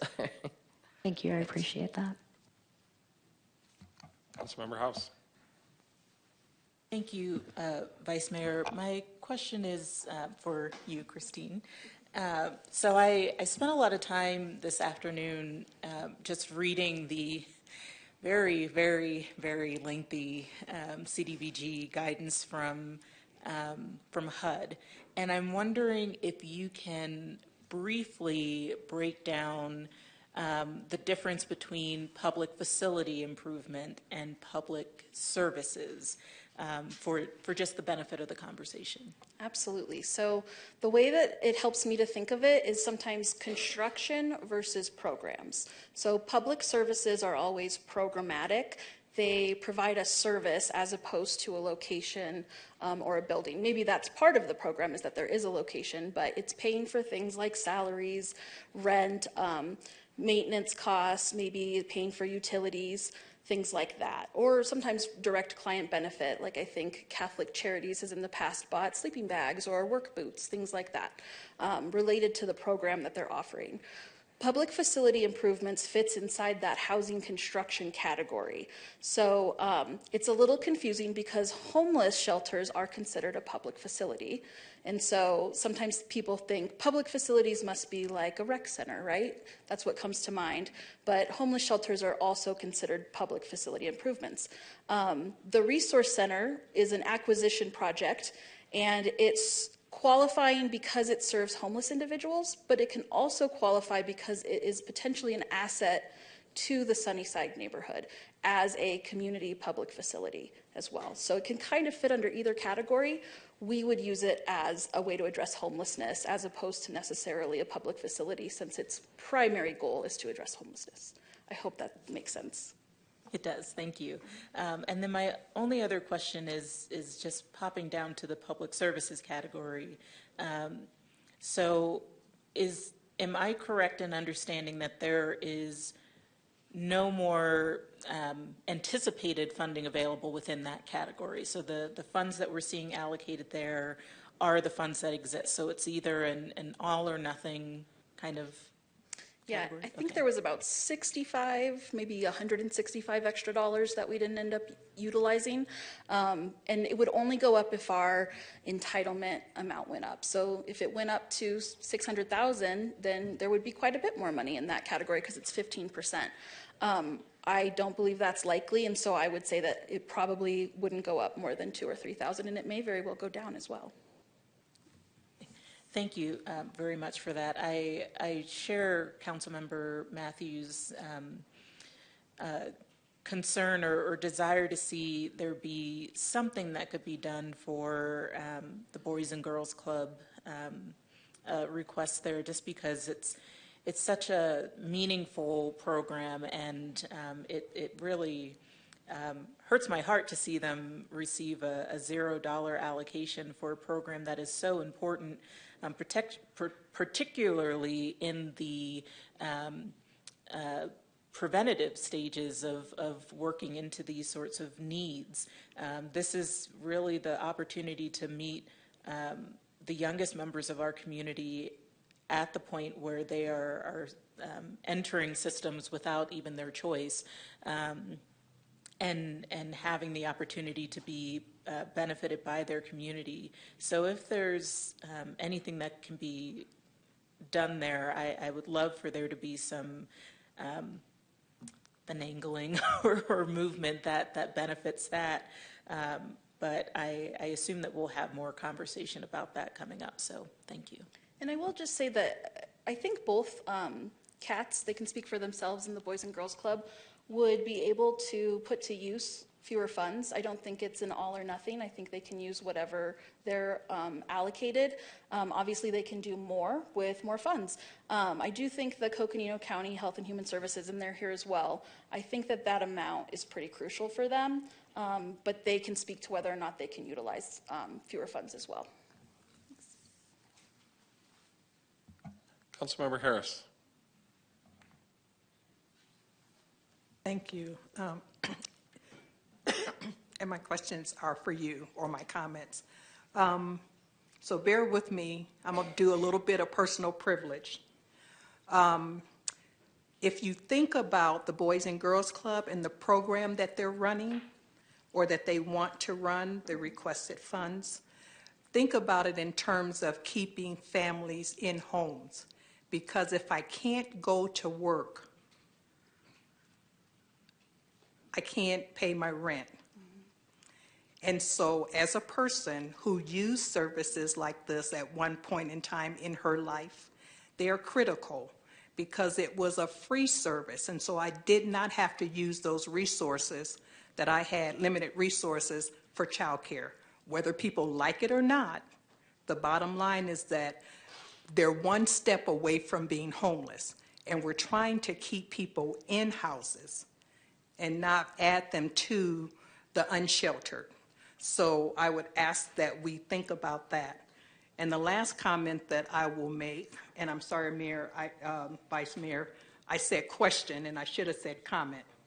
The last thing that I will say about that is that it is critical, and this is for Miss White, it is critical that we talk with communities when we are going to put programs in their community. It's critical. And I'm going to go a little bit further and say that we've heard not in my backyard, but it's okay to put it in Sunnyside's backyard or Southside's backyard. So we have to think about that. So talk to the community.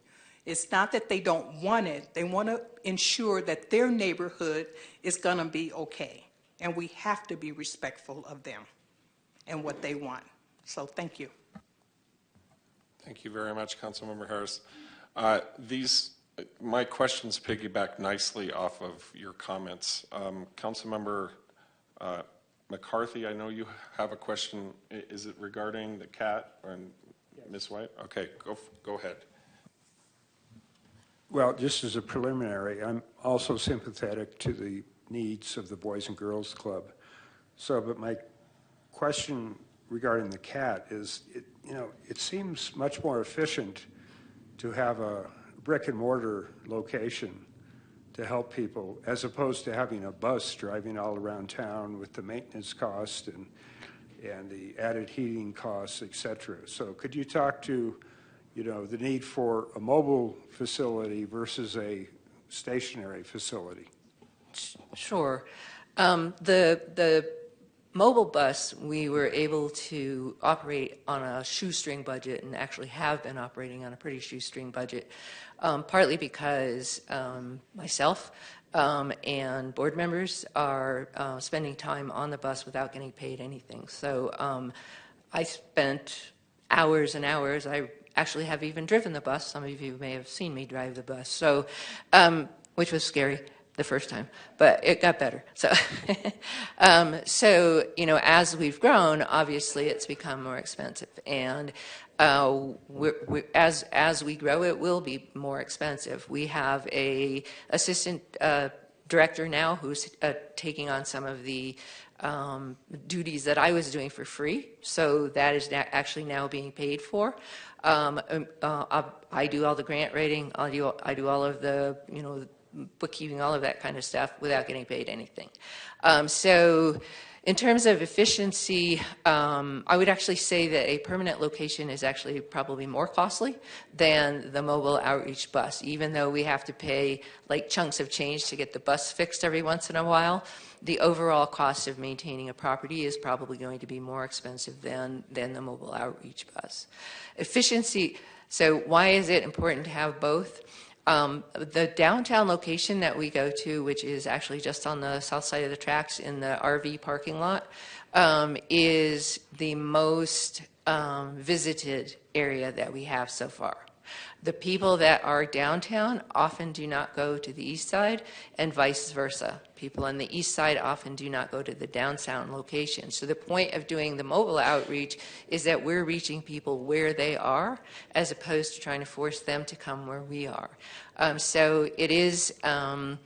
It's not duplicative of services. The other thing with the bus, even though it's wonderful, it does break down. Yesterday when I was out, we didn't have the bus because it was broken down, and I went out and set up a table and actually met with people individually on, you know, without the bus itself. So it is the services that we'll be able to provide at the location on Cedar are going to include things that we can't do on the bus. One of those is provide mailbox service for people. This is an identified need that we've seen with people who are living on the streets. They don't have a place to collect mail or to receive mail.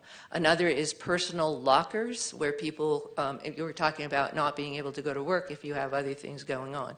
People who are unsheltered walk around with a big backpack on their back all day long. They can't go apply for a job because they're carrying a big backpack on their back. They need a place where they can store it. We can't do that on the bus. We're going to be able to provide more shower services than we can from the bus. On the bus, we have a limited amount of water supply, and so we can only provide a limited number of showers from the bus. The other services, oh, and I forgot to mention, you know, we do have a grant, small grant from city sustainability to set up a workshop and art room.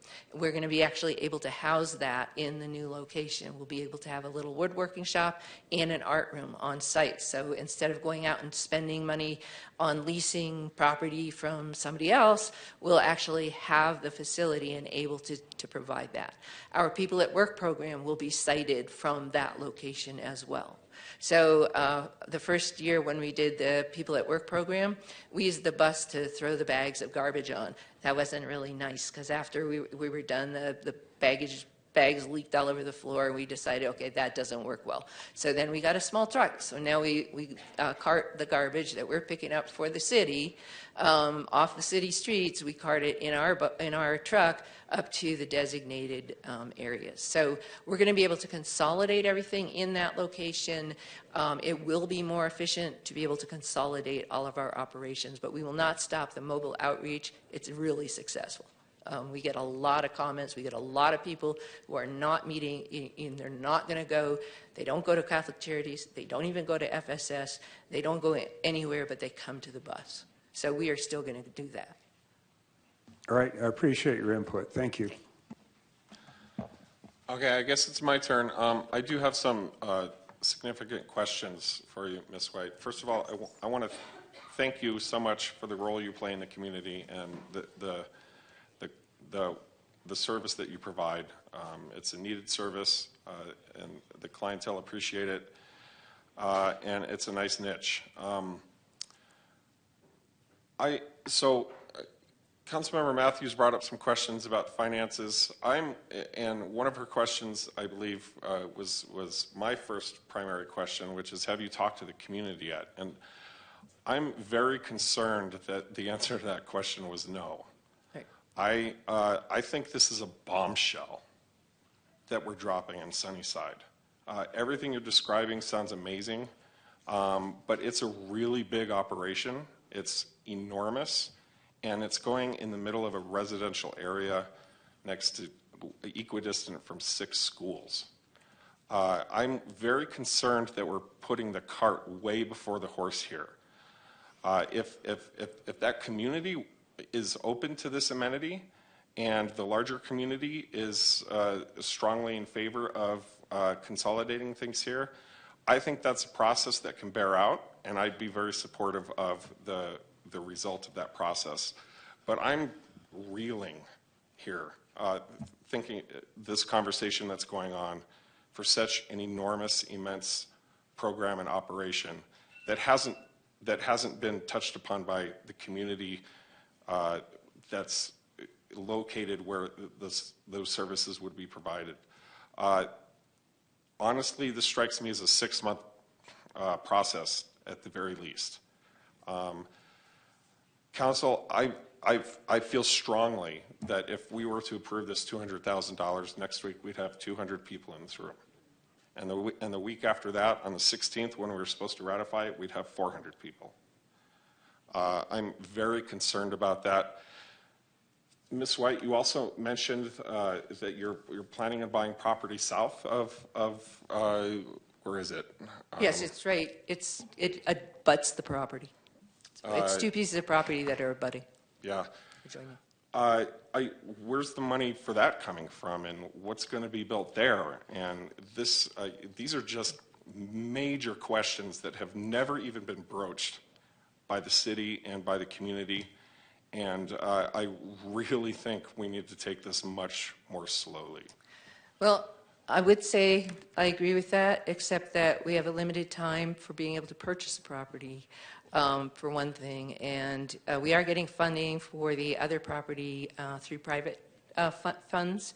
So we'll be able to do that without the assistance of the city. And with regard to the property that we want to put that we're going to put the respite center. We are going to lease that property until we can purchase it. So if the city council doesn't want to approve those funds at this time, we're still going to be leasing it.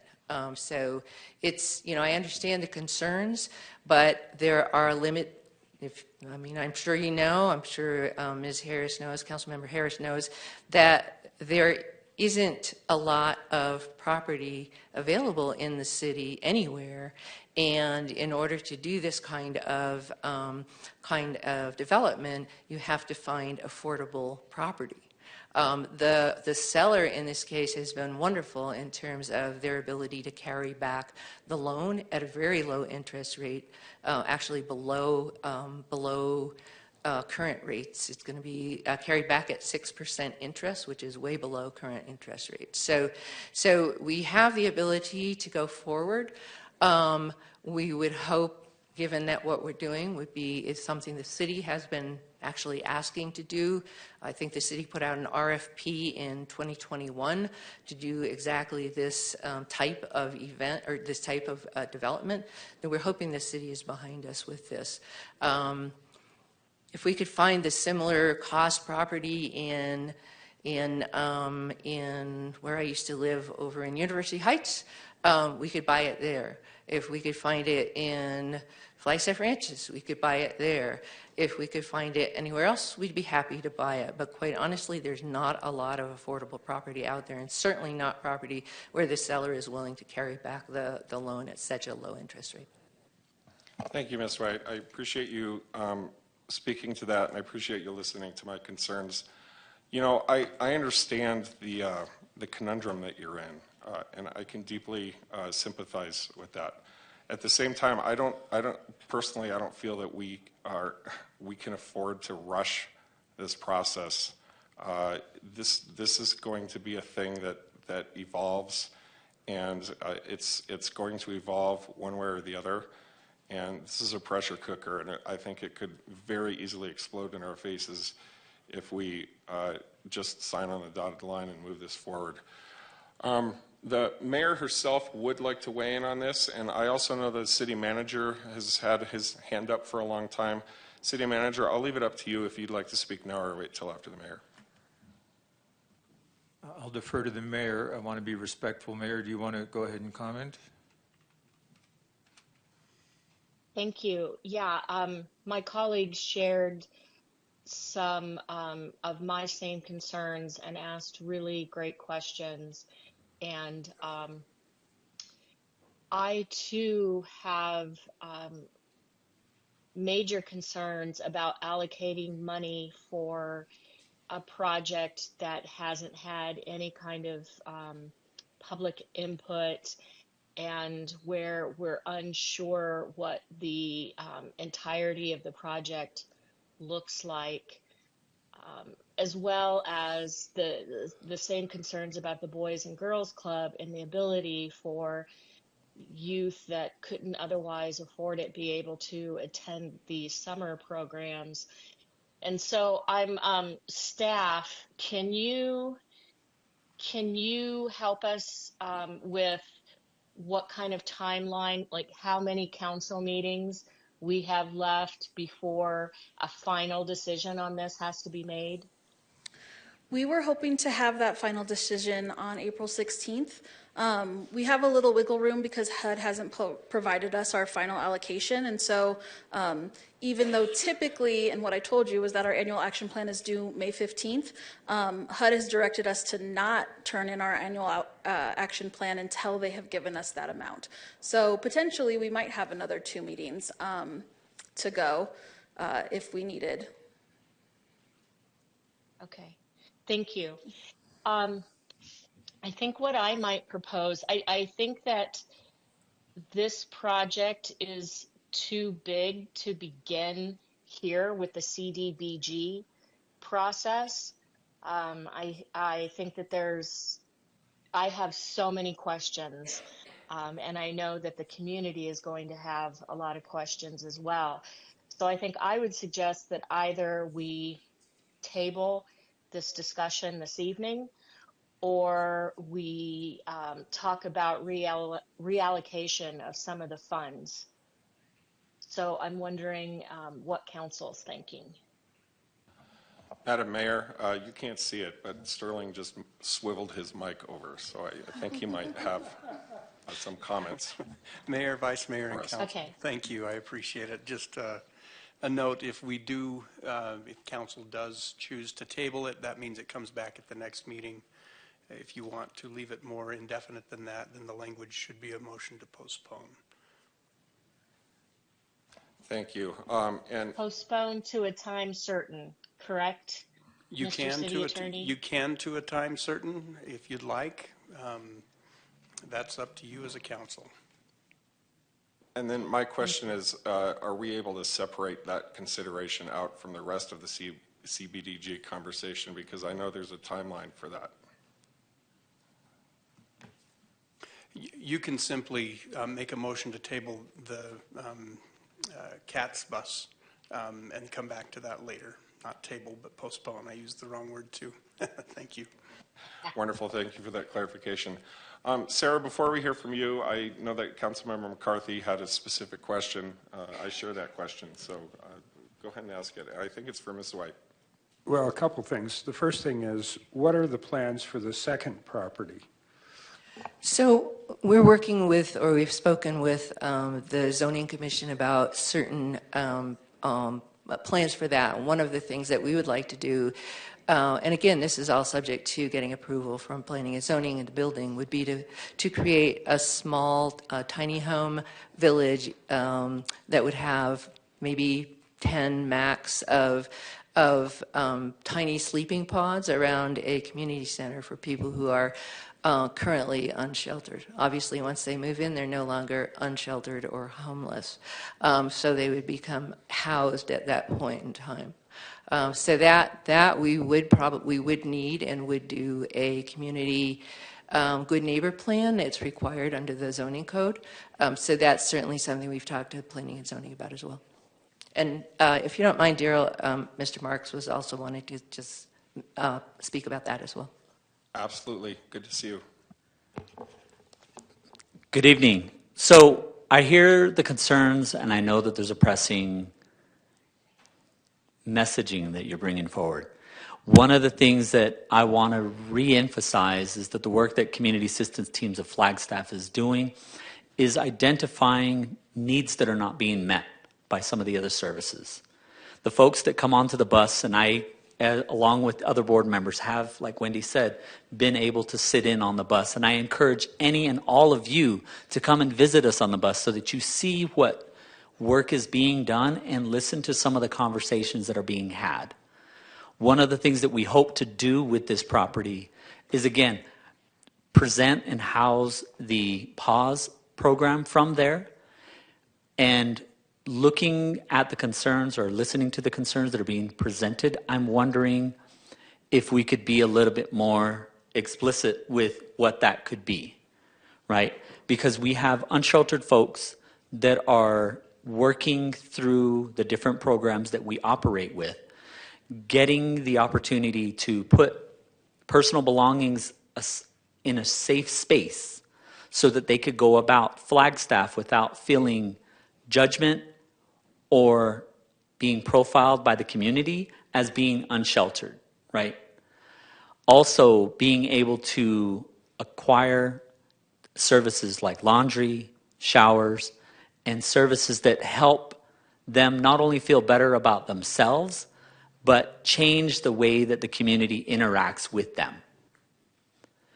And so when I think about the impacts that we're looking forward to, whether that's having 200 people in here, which would be a great thing for city, right? Because that's what civic engagement looks like, is having people in these seats. And also looking at what are we doing for our relatives that don't get those opportunities to make that time to come into here, right? To have that confidence, or to have us as citizens look at them as a part of our community with some humanity, knowing that what we're trying to do, and a lot of what CATS has put together, is we're not inventing that ourselves. We're asking, we're surveying, we're questioning, we're having conversation, having dialogue with our relatives that come on the bus. What are some of the things that you need? What are some of the things that would make transitioning from where you're at to maybe being housed or moving into a better way of life? What does that look like for you? And so that's what we're hoping to have those impacts be. And I think if we as CATS do a better job in communicating that with the surrounding Sunnyside community, I think that they'd celebrate that as well. Because we're reminding each other of our humanity and how each one of these individuals that comes to the bus or comes to take a shower, get a clean change of clothes, or maybe do some work with us in the community, that dignity is restored. And I hope that that would be the mission and goal of this council, is to help give hope to people who often feel hopeless. There's no real safe place for them to be in Flagstaff because we're constantly pushing them one direction or another, out or locked up. And we have to do things differently. And that's been the mission and goal of Community Assistance Teams of Flagstaff. That's why we have to stay mobile. Because we want to meet people where they're at, not expect them to cross town on their own with judgment of how they might look, maybe how they might smell, if they can afford to get a bus pass or not. And then have to deal with all of the other challenges that might come if they're self-medicating, right? I've seen relatives get arrested or detained at bus stops. And I've heard from those relatives saying that they're trying to get to the shelter, but they don't want to walk. There's too much to carry, or there's just too far of a distance. So what we've been able to do with the bus is meet them where they're at. Change a little bit of that circumstance that they might see when they go out into the community. And I hope that that continues to be the vision and goal of this council, that we continue to see everybody, not just our youth, not just our elders, but like all of our relatives that make this community beautiful. And many of these relatives that we've come and encountered with are very beautiful human beings. The things that they do not take for granted, the things that they celebrate, are beautiful. My son has the opportunity to go and be on that bus, and the stories that he comes back with, the things that he shares with me. And just the other day, just yesterday, coming home and saying, Dad, thank you for the opportunity for me to be able to meet these people. What greater gift. I don't want him to ever run for a space to sit up there without having these experiences. And so, again, what we do, what we want to do, is give and present and share some dignity back with our relatives that are often pushed aside and cast aside. And I worry that they're not being included in this conversation that we're having right now. Thank you very much, Mr. Marks. Just a second. I just wanted to say I appreciate you taking the time to speak your truth and your wisdom. It's something that speaks very deeply to me. I just think it all needs to be couched in a larger community conversation, and I hope the points you're making win the day. Honestly, it's just part of my own instinct that this needs to play out on a larger arena. So that's my response to that. But Mr. McCarthy, I believe, has one more question. Then I'm going to go to the city manager, and then I think there's a couple other comments. And all of this just bespeaks the urgency of a much longer, more intricate, thought-out conversation over time that needs to happen before this matter is settled. Thank you, Chair. First of all, I'd like to say that last conversation was very powerful and useful, and I do appreciate that input. I mean, sometimes I ask questions. That doesn't mean I'm for or against something. It just means that I'm trying to educate myself, and that helped a lot, so thank you. Two questions, one for staff. I mean, is there time for some public outreach before we have to make a decision, or is that impractical? Hey, don't race to the mic. Rock, paper, scissors. Christine, join me, please. So we usually allow at least one more council meeting after when we were scheduled for approval so that we have another shot at the apple. What Christine mentioned earlier, HUD changed that deadline in the last few days and asking us not to turn it in until we get our allocation amount. We don't know when we're going to get that allocation amount. And so staying on track in a timely fashion would be staff's request, that we don't think we have months and months and months because we don't know. Did they indicate we might have like a week after we get the allocation amount? I believe it was 15 days. So the latest I would be comfortable going is the May 7th meeting. But if we haven't received our allocation by then, we could go out one more. So my question was, is there time for public outreach? And so, Vice Mayor, members of council, my question for you is public outreach from city staff on this proposal, or public outreach by the applicant with information coming back to you? Those are two very different I was thinking things. of public to the, the neighborhood or whatever. On the applicant? Yeah, maybe in what kind, how we do that, I don't know that we need an answer for that now. The vice mayor has some concerns, et cetera. So I don't really need an absolute answer on that now. I know it's not an easy one to answer. She's nodding.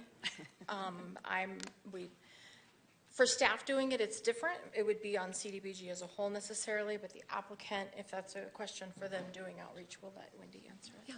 Yeah, absolutely. As long as the CDBG timeline allows us to do that, we're talking about a couple of weeks is what we've got. A month max. Maybe a month. Certainly, we can do outreach. Again, our concern was losing the opportunity to purchase the building and purchase the property, but we're going to go forward with that. We've got a contract in place that we're going forward with, but we can certainly do outreach in terms of satisfying the council about the CDBG funding. Okay, we can leave it at that. It's just, if you can do outreach, you should. My second and last question is for Mr. Sterling Solomon.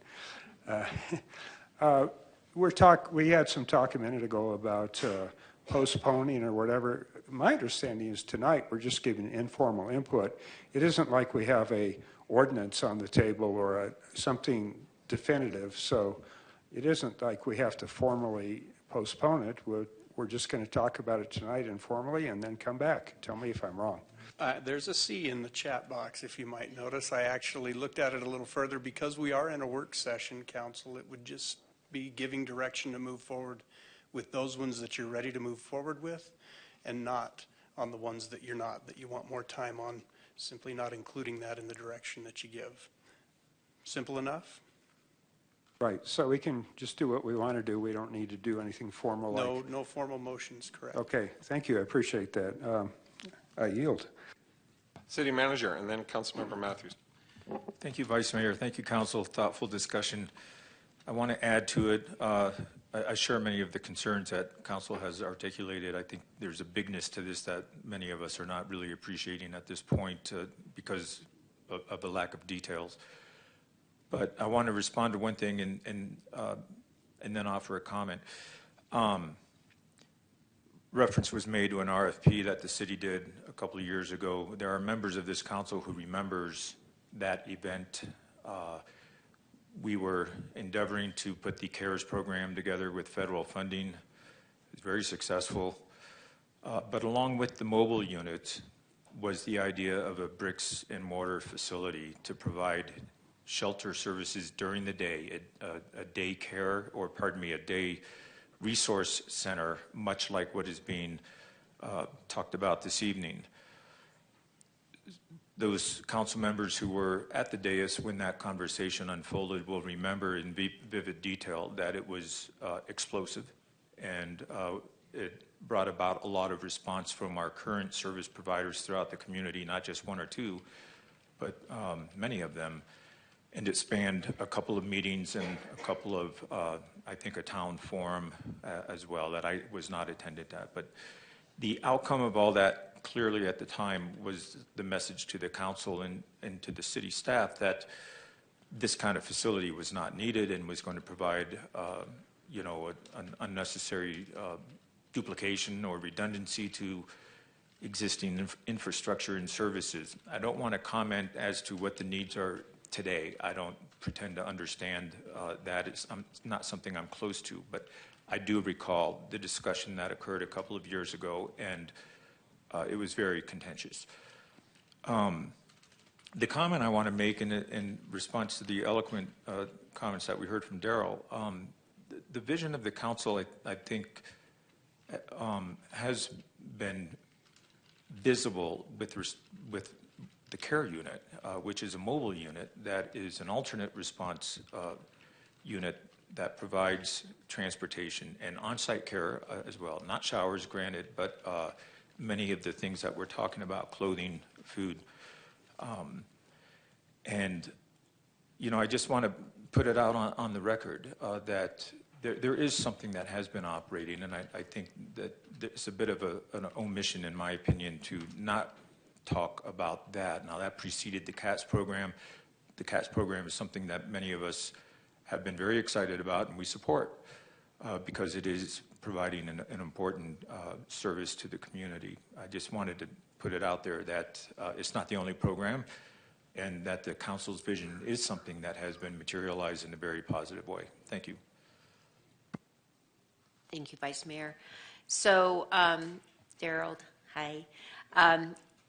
Definitely, you were spot on meeting the clients where they are because of mobility issues and stuff. I've been a big supporter of that since I've heard about CAT's program, because I experienced those concerns when I was running the shelter, that some people just didn't feel comfortable coming there. And so it's been a great gap filler that we could go out and meet these clients where they are. And it's, when you've got a big backpack, it's hard to lug that across town, right? But then we're talking about the building capacity, and I do have, Wendy mentioned, a lot of new people are coming up, of course. I fielded a lot of those calls, 10, 12 years ago, working at the shelter when people, it's just a normal transient population. They go from location to location, so I'm sure none of that's really changed.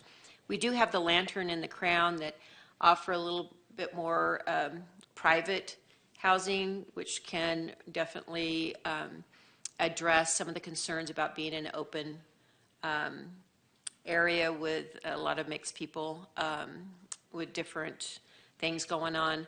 I would like to see the Boys and Girls Club get some funding, and I know then that may take away from the mobile bus outreach, which is really critical. And I really think that we need to do something about the community engagement, because as much as I welcome, and we've had some great turnouts from our community on different issues that are of high importance to them, I don't want it to be when we're having to make a decision then after they all speak.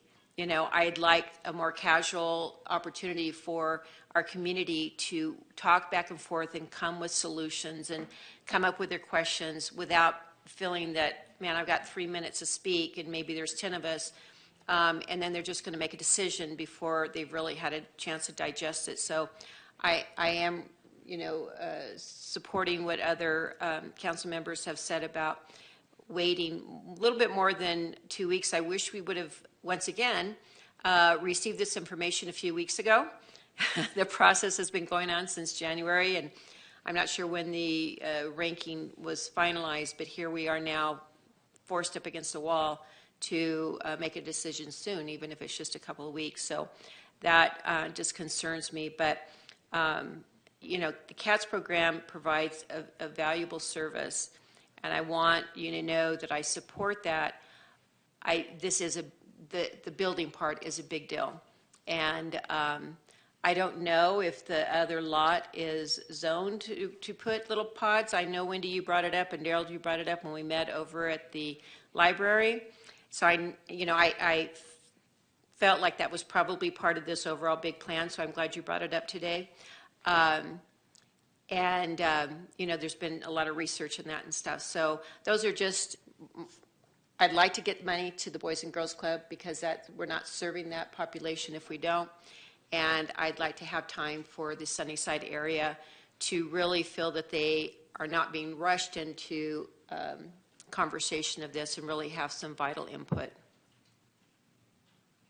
Okay, I'd like to call on Councilmember Sweet, and then maybe we should get into our public comment portion of this conversation. Thank you, Vice Mayor. Thank you, Daryl, for speaking tonight. I always love hearing you talk, and you always reach my heart. And I do also agree that the CATS bus is doing amazing work. I am downtown every day, and I've seen it in action, and it's a beautiful sight. I would like to see funding go towards the Boys and Girls Club, and I do not feel like I'm ready to allocate funds for this center tonight, because we have not had the outreach. I do not know the details. However, Wendy, it does sound like you're going to move forward either way, with or without the city. But as someone who's up here and needs to have the information and know that you're doing the outreach, I don't feel like I'm ready to put this forward. And our Vice Mayor, I'm glad that you brought that up, that I don't even think a month or 2 months is enough time. This is a big deal for our community. Whether it's good, whether Sunnyside's going to love it or not, we still need to do that outreach. So those are my 2 cents right now. Thank you. Thank you so much. I have a comment card from Nadine. Nadine Hart, you're up. So I was listening to this, and I think when you consider the brick and mortar, first of all, Sunnyside is very passionate. I haven't heard anything of this. I don't live there, but I know that each resident should have a right to know that something like that is going to be in their backyard. Also, you mentioned schools. Do you know recently a teacher of mine noticed like a little scuffle over at one of the bus stops since FUSD stopped busing students? They were defending themselves from one of these self-medicated individuals. That is not okay. You have so many schools, and in bringing more resources to this of this nature, the students that I see walking home now that cross up over the mesa to go to Cocoa, you've got elementary schools. How is an elementary school student going to defend themselves if it took all these high school students? So not only do the residents of Sunnyside need to have input on this, but what about the parents of students? I would like a heads up if my kid is riding a bus and now all of a sudden there's more of an influx. I'm going to tell you, a child's safety will always trump somebody else's dignity, period. And this wasn't even brought up at all. Yeah, that's what I want to say.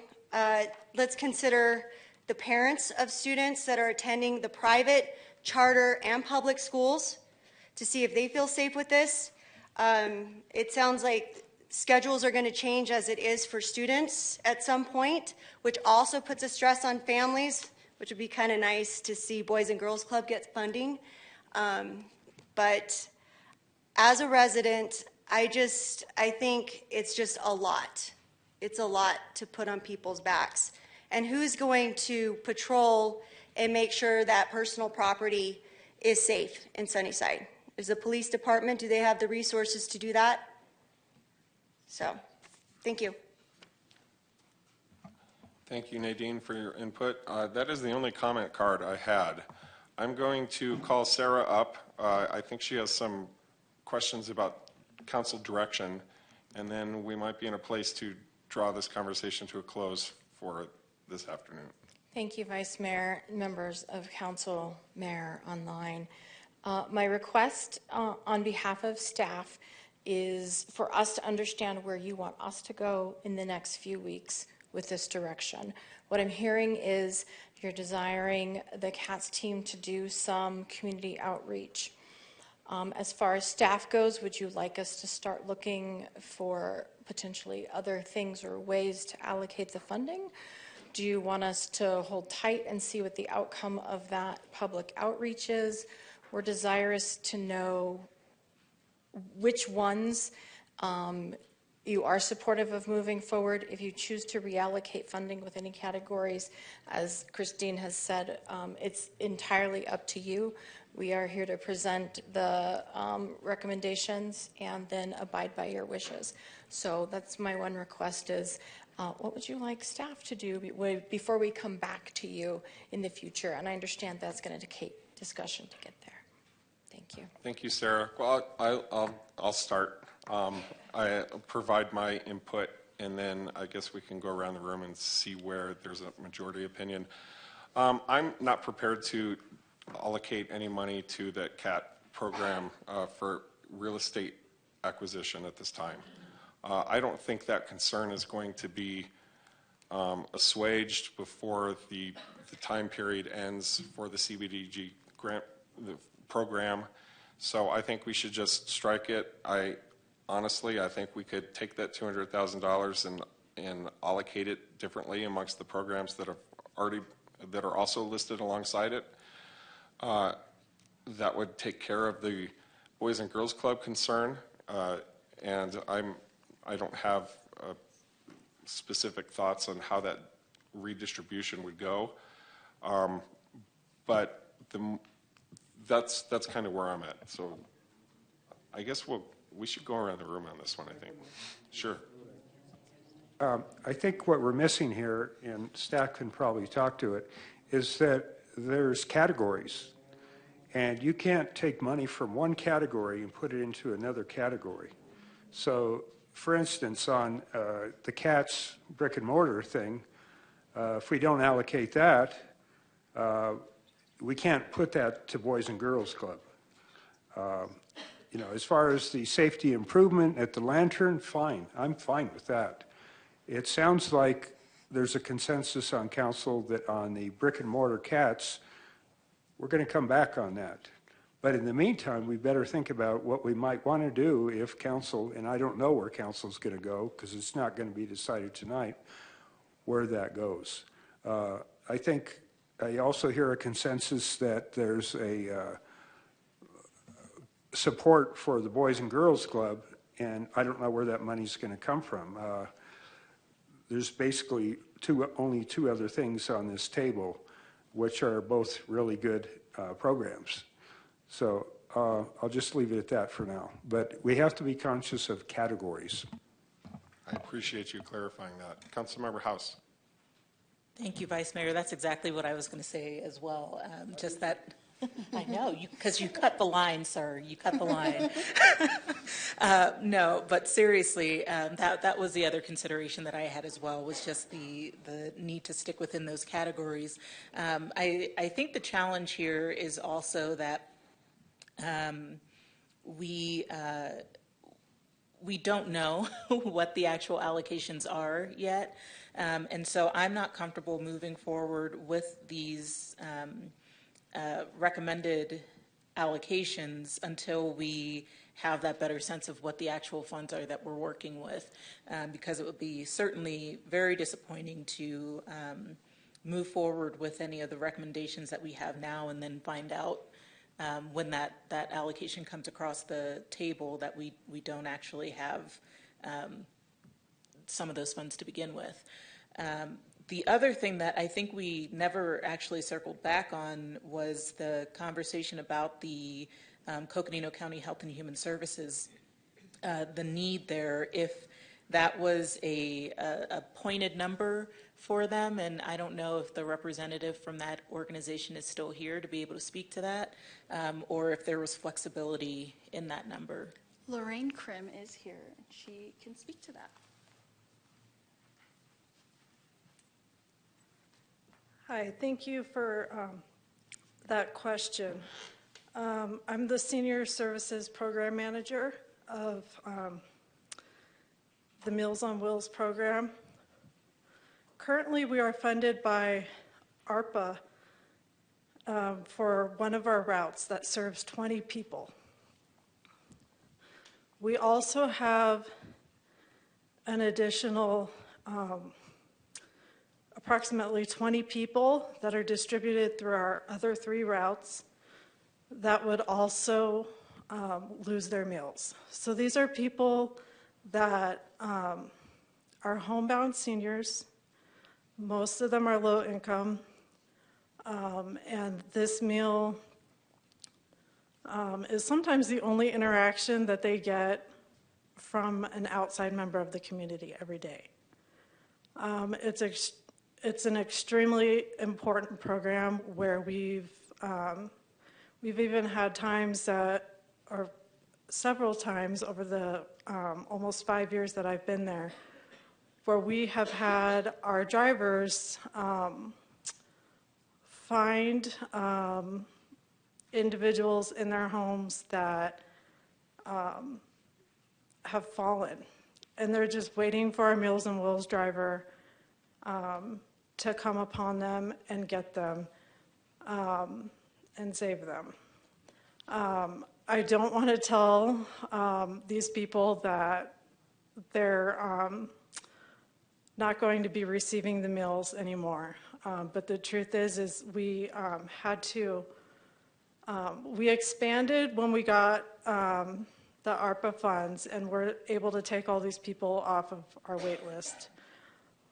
If those funds go away, we lose the funding for that 4th driver that we have, and we also lose the funding of one of our aides in the kitchen.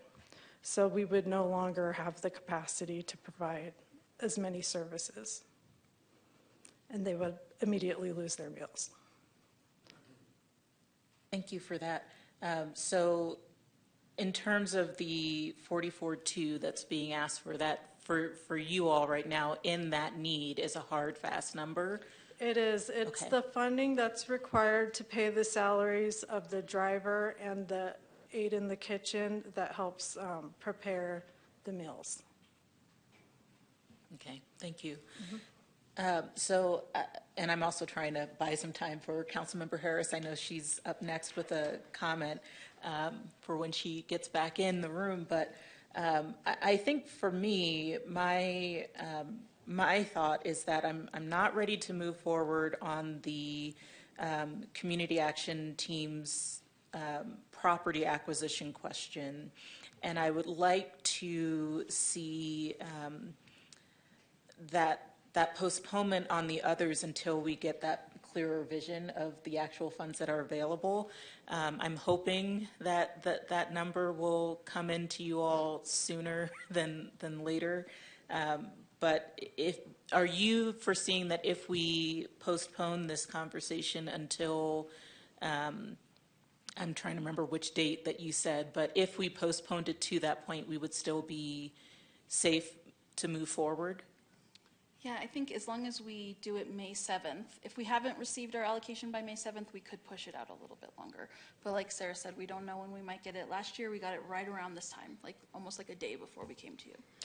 I'd like to add that we've written into the resolution for a number of years. HUD has changed how we do this. Sometimes we have to turn it in before we have the allocation amount, and what's written into the resolution is a proportional adjustment, up or down. And that's what's in the draft resolution that's within your packet, as well as that the proposed proportional adjustment this year. If the money goes up, if the money goes down, how it will be handled. Because occasionally we have had to turn these in beforehand. We've been pretty close in our estimates. Over the years, the discrepancies between actual funding and our estimates have been not insignificant, but have not been drastic changes in funding. If there was a drastic change, if we get like an extra $100,000, we'd come back. But usually it's within the tens of thousands or less, and it either raises or lowers all. Sarah, can that $200,000 roll over if it's not allocated this time around? Our struggle is that there has been so much money flowing in, and this is a struggle of so much money flowing in. Let me tell you why. Is a lot of the money that has come in past years has been one-time funding. All the ARPA money, the Health and Human Services money, et cetera, has been one-time money. I think that's why we don't see as many applications this year, because agencies are working to spend money they already have. What that also means for us is that we're really struggling meeting our spending obligations to HUD and currently have not been able to meet them, are working with them on a remediation plan. The danger of rolling that $200,000 over into next year is that it creates even further challenges for us meeting those deadlines. There are a couple options, roads we've never gone down. Justina and I have been madly texting back and forth of, how do you think this works? And so if that's council's wish, we could also come back with some of those options. I know some communities do an open rolling application process. That's usually communities that receive millions of dollars and have the luxury of more wiggle room within those spending, those obligation and spending amounts. And so we can look and see what that would look like. I don't think we have time to do a full other call for funding within the limited weeks that we have beforehand. And so we can come back to you with those options. We can also reach out to Capital. We can reach out to some other community partners and see if there is something that fits within this category, or if we simply say we're going to, within the next few months, hold another allocation round. I don't know how that works with HUD. We've never done it, but we can look. Thank you. Okay, Councilmember Harris, I believe you're up, and we're just going to finish going around the room here for providing direction. It seems like to me that whether we give cats the money or not, they're moving forward. I think that's what I heard. Then my question to you is that, and I think I heard you say there was something else that you all looked at, or was this the only project that you looked at and said, oh, we've got this extra money, this is a project, but do you have more like in your back pocket? Great question, Councilmember Harris. So the only application we received when we did our notice of funding availability was from CATS for this project. We identified the additional funds and we're bringing forth the request for Flagstaff Shelter Services as staff. So that's the extra money. We don't have additional funds beyond those. No, I'm talking about the $200,000 for the purchase of this building. Mm-hmm. That was an extra. No, it wasn't. It was applied for. It was applied for. They applied for that $200,000. Okay, Yep. okay. But whether or not we give them the money, they're still moving forward. That's what I thought I heard. You've signed a lease, correct? Yes, we have signed a lease. So going forward, we have a lease with an option to purchase, and we have 2 years to exercise that option to purchase. Yeah. So there's already something in place, and I don't think we have to rush to make a decision on this. So that $200,000, if we don't allocate it, I just want to make sure that I heard you correctly. If we don't allocate it to them, then we lose it, or we don't have a place to put it, or we do have a place to put it. So that's kind of what Sarah Dar was insinuating, is that we would look for other projects to put it into. You could direct us to give the remainder to Flagstaff Shelter Services. We could speak with Capital. We could reach out to our other community partners. We probably don't have time to do a whole nother NOFA and ranking committee process. But as I sit here, there's other staff within the city that are sending me emails with funding ideas. So if that's the direction we'll find something. Okay, and then my last comment is that if we're looking at the public service, the mobile, and the, where is it? Where did it go? The Boys and Girls Club, and what is it, the public service? Yes. Yeah. I would suggest that you give them both half if you still want to fund, which would mean that's $60,000, so you need to find $10,000 somewhere. I'll do my best. So I have a math question. When we allocate 20% for administration, is that off the top of what the 722,000 that we know is coming in? So that's a great question. I don't know if Brandy would be up for speaking to the intricacies, but my understanding is that the 20% administration is based on our new allocation and program income, and the public services is based on just our new allocation. So it's not exactly 15% of the total amount. And where I'm going with this question is, and I don't want to devalue the hard work that staff does to administer these grants, but I don't want to take from the Meals on Wheels. I know the value. I've heard the stories where elderly has fallen or became sick, and that Meals on Wheels deliver is their lifesaver, their lifeline. I don't want to take money away from the CATS program, their mobile program, because it is a unique service that is very valuable in our city, because they do go and meet our neighbors, our brothers and sisters where they are. And they don't have to, hike on either, end of the city. But I think there could be, and I'm assuming here, that we could, and the reason why I asked you the math question was, well, if,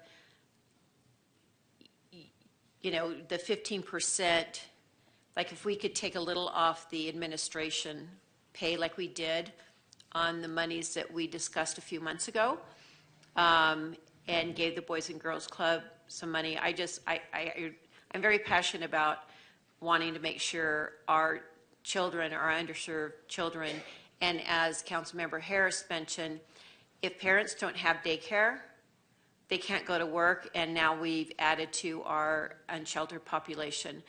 So that's an unintended consequence. So I'm very passionate about funding them as well. So I don't know where we get the money from. Maybe that's the direction we'll give. It's like, go find $75,000 somewhere and come back. But that's what I'd like to see. And to Councilmember Harris's point also, wasn't thinking about the 2 years to exercise the purchase. And so I think that does really buy us some time to really get to see how the unsheltered population is served with the new lantern and crown coming on board, as well as the CATS program moving forward, how that rolls out before we make such a huge commitment. So that's my 5 cents. Thank you. We wouldn't be able to move administration into public services, but we could move it into another category. But we will look to see if there's anything that can be done. Madam Mayor, did you want to help us wrap up providing direction? Thank you. Yes, I'm with you, Vice Mayor, that I don't know that a couple of weeks or a month will leave us in a place where we can really make a decision about this $200,000 for the acquisition. And so I think my recommendation would be either to add that to the amount going to Flagstaff Shelter Services for the lantern to help get that open as quickly as possible, or as Sarah, you mentioned that there are some other projects that could be funded with that money. I think that would be my direction. And I really appreciated hearing from Meals on Wheels. I think that is just a fantastic program, so I would not want to touch that at all. Thank you. Sarah, do you have what you need at this point? Thank you, Vice Mayor. Christine keeps forgetting it's touchscreen, which is funny because I do as well most often. My one challenge is that we cannot move money. We only have $94,200 plus maybe a couple hundred more, which we leave that small cushion there that can go into public services.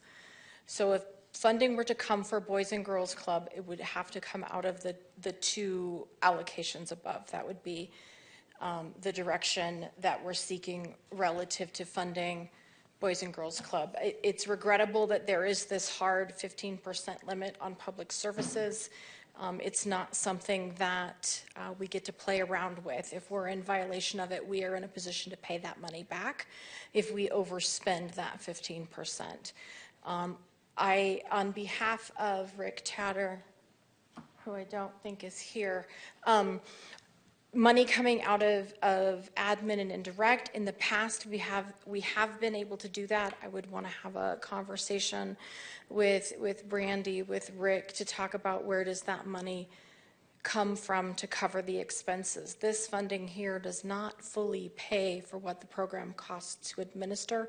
That creates an additional pressure on the general fund, a huge one, no, but it is something I would want to verify with them before we give you a hard answer on reducing that category. But unfortunately, reducing that category does not increase the amount of funding available in public services. I think we're clear on, semi-clear. We'll come back to you with some other ideas. We're going to figure out how a couple different options work with HUD. We'll talk to community partners, Flag Shelter, some of the internal ideas that are flowing in.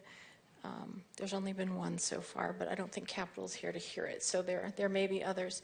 So we're clear with the housing category, but any additional guidance you can give us on public services would be appreciated.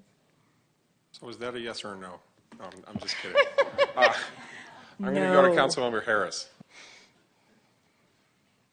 I would recommend if we don't know what's happening, why don't we just split between the two, 25,000 each? Oh, the bus and Yes, the bus. I'm not talking about the 200,000 now. I'm talking about the three in the middle? The three in the middle.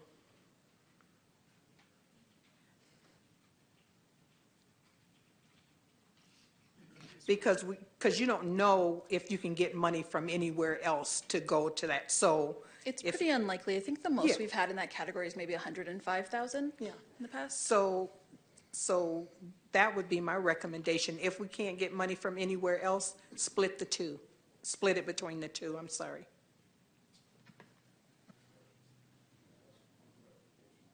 So is your suggestion to subtract 25,000 from the Meals on Wheels and subtract 25,000 from the bus, and then put that making 50,000 for boys and girls? So No, please tell me explicitly what your suggestion is. I'm saying the $50,000 that we have allocated, or that they have allocated to community action teams of Flagstaff, reduce that amount by 25,000 and give that 25,000 to Boys and Girls Club. And then keep the Meals on Wheels. Leave the same Meals and Wheels alone. as is.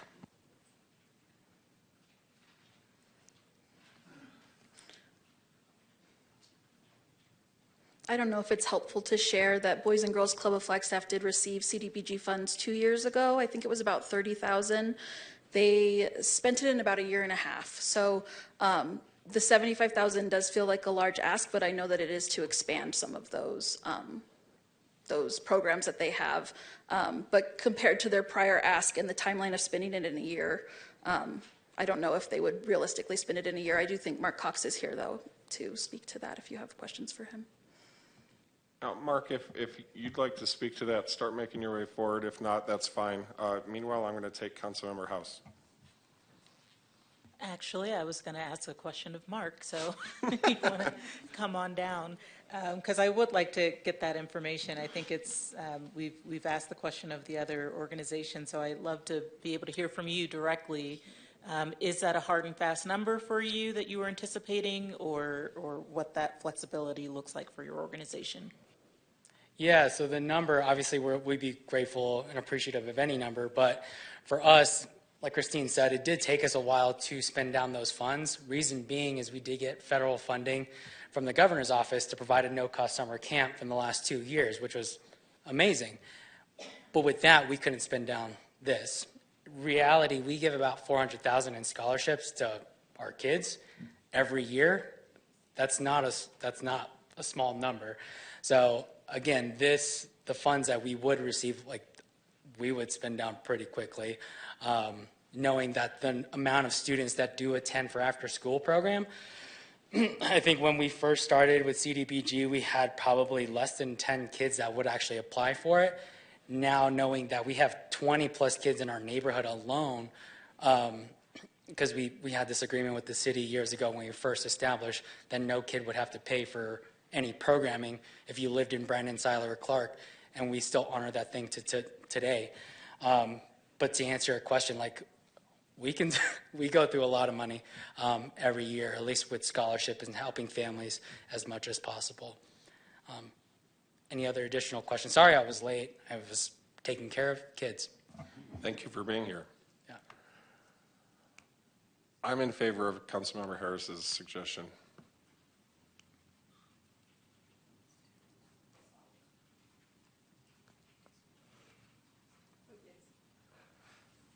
We have two others. I don't love it, but I can go along with it. It seems like we have a majority opinion on that. Are you guys all set then for now?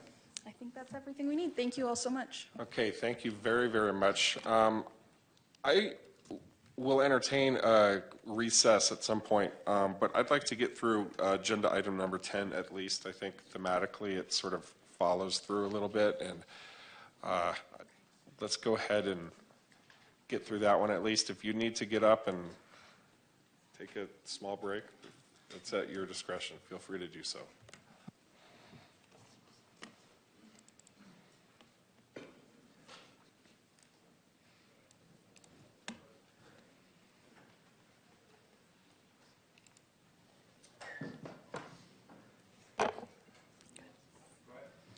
Good evening, council members. My name is Jenny Neiman. I am the Climate Action Section Director. Today, you will actually be hearing from Jenna and Sam on our team. Jenna is our climate engagement analyst, and she's had to be home tonight, but we see her there. Hi, Jenna. And we also have Sam Wiley. I'm really excited. Sam is our first climate core to present to you. Sam started on our team in January as the Resilience Hub coordinator and has been really integral in helping to get this project launched. So I'm thrilled to give it over to Sam.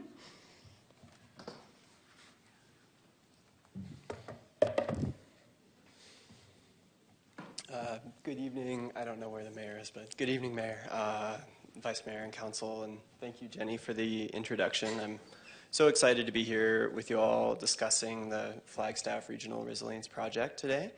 To start, this is an overview of what we're going to cover this evening. I'll start by trying to define resilience hubs so that we're all on the same page with this going forward. I'll then explain the EPA grant that will fund this project, and then I'll pass it off to Jenna to go into more detail on what this will look like in our community and discuss the current trajectory of the project and our next steps. So to start, what is a resilience hub? At their core, hubs are physical spaces like a community center that serve both day-to-day and emergency response needs. It's important to note here that no two hubs are the same. It's one of the beautiful aspects of them is that they should really be shaped by the needs of the people that they serve. A hub should be a trusted community-led space for engagement, for education, for support, for emergency management, climate action, and social equity. An effective hub will create opportunities for communities to become more self-sufficient, more socially connected, and successful. They should provide a reliable foundational structure for neighborhoods to kind of revolve around. And the broader the reach of a hub services and the more partners involved, the more it will promote robust resilience within the community it serves. There are 3 operating modes to a resilience hub that I want to highlight here. 99% of the time, the hubs will operate in the everyday mode. Here, this is a place to create a thriving community and proactively address pressing needs.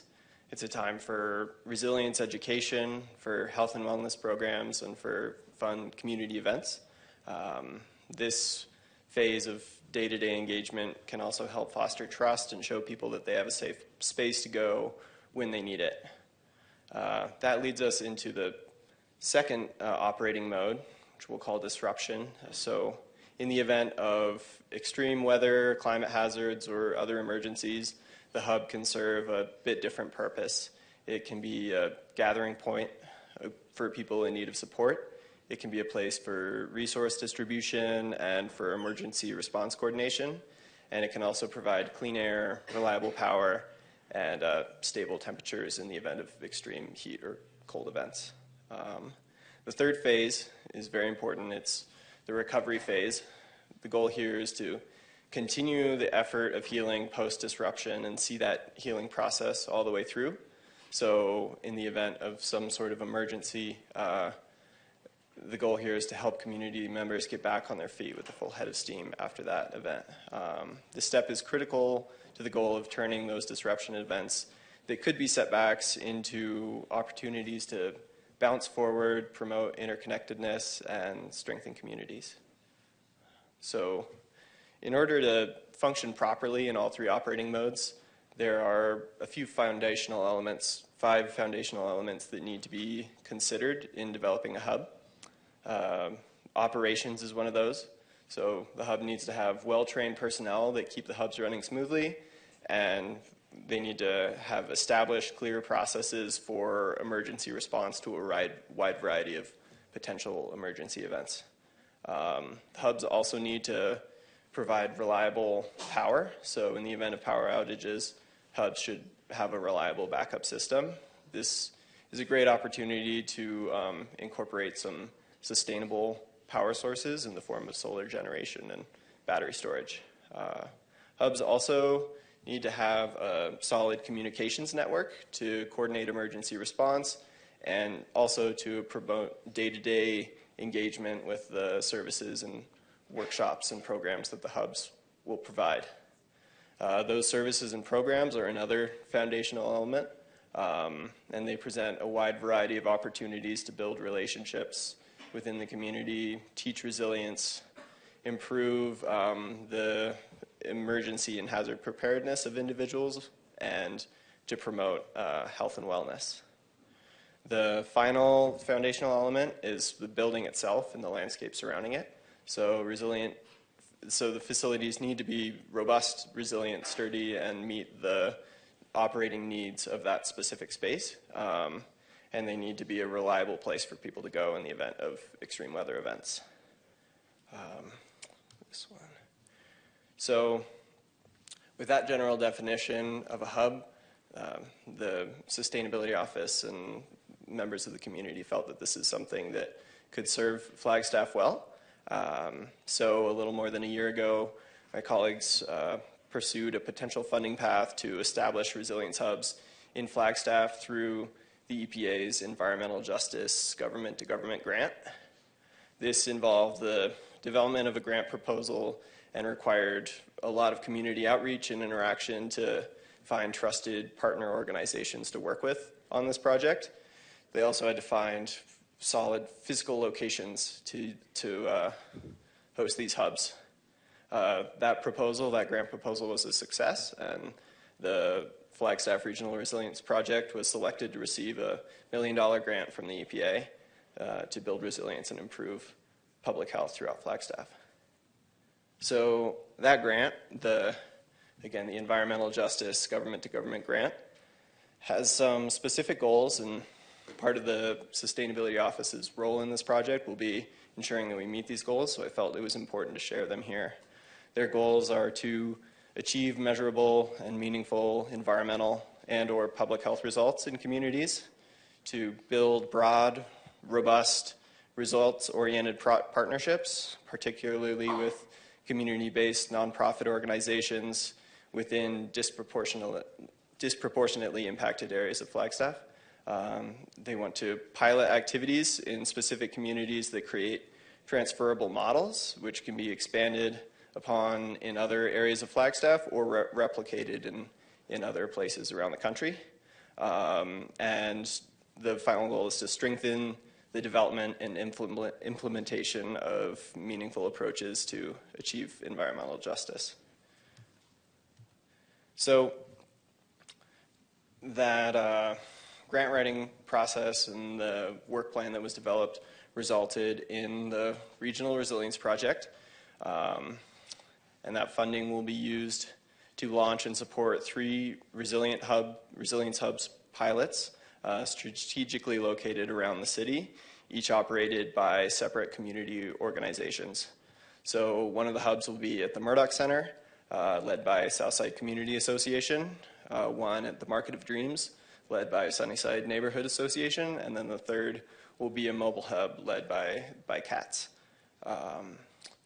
The outcomes of this project are deeply rooted in community, collaboration, and partnerships. So we're really grateful to have a number of partner organizations, 13 as of right now, on this project who will provide services both directly at the hubs and across the general region.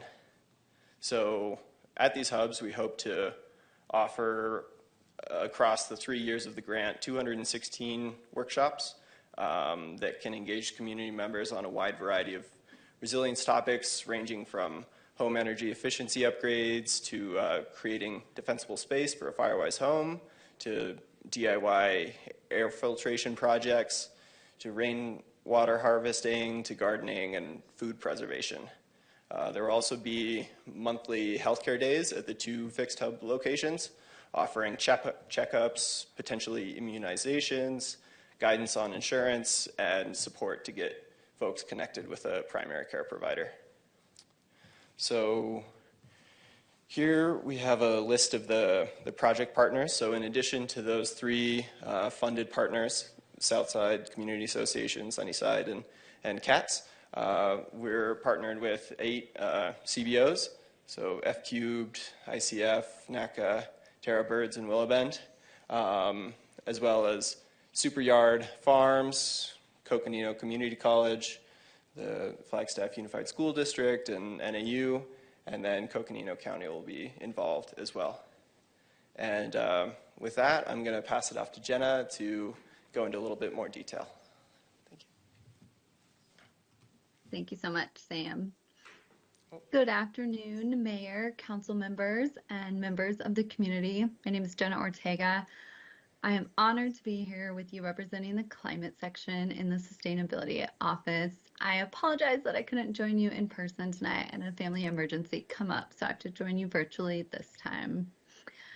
To start, I want to share how truly grateful I am for the opportunity to engage with you and share information about a project that means so much to me and one that I hope will bring numerous benefits to our community.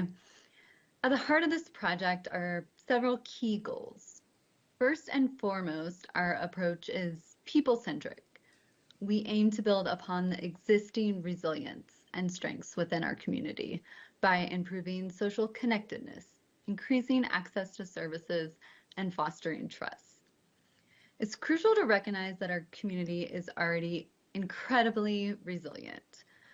However, the goal here is not to ask more of our community members, but rather to alleviate stressors and reduce barriers, thereby enhancing their capacity. We are committed to ensuring that the needs and solutions identified by the community drive our actions, rather than decisions being made solely by city staff or individuals. Resilience hubs will be co-developed, led, and managed by community members and community-based organizations with support from the city and other partners, ensuring that power resides within the community itself. These hubs will serve as trusted spaces where individuals can access resources, services, and support year-round, not just during times of crisis. They will encompass various outcomes, including emergency preparedness, access to healthcare and social services, education, initiatives to increase economic opportunities, air quality data, and integrations of zero or low emissions technology to provide heating, cooling, and clean air. Ultimately, our goal is to invest in people and solutions that center human needs above all else. Next slide, Sam. Okay. Resilience hubs serve as vibrant community spaces that go beyond the traditional notion of emergency shelters or response centers. So rather than being places of last resort, resilience hubs are designed to be spaces where people are engaging in programs and services year-round. Through a range of activities, these hubs will foster community care, connection, and relationship building. Our approach involves engaging the community directly to identify their own needs, priorities, and solutions. We want to ensure that the activities offered at Resilience Hubs are tailored to meet the specific needs of each neighborhood or community and are driven by the input of that neighborhood or community. Activities at the hubs will include day-to-day services, community-led programming, workshops, healthcare events, and initiatives on food access and gardening. And then additionally, broader project activities such as website development, community event calendars, air quality monitoring, distributing emergency preparedness kits, and creating mapping tools will further support our resilience building efforts. Many of these activities will be led by all those project partners that Sam mentioned. So, for example, emergency preparedness materials will be developed with the guidance of our city emergency management staff, along with Coconino County's emergency management team, who is a partner on this grant. Healthcare services will be provided by our partners at NACA. Terra Birds and Super Yard Farms will support gardening and food activities.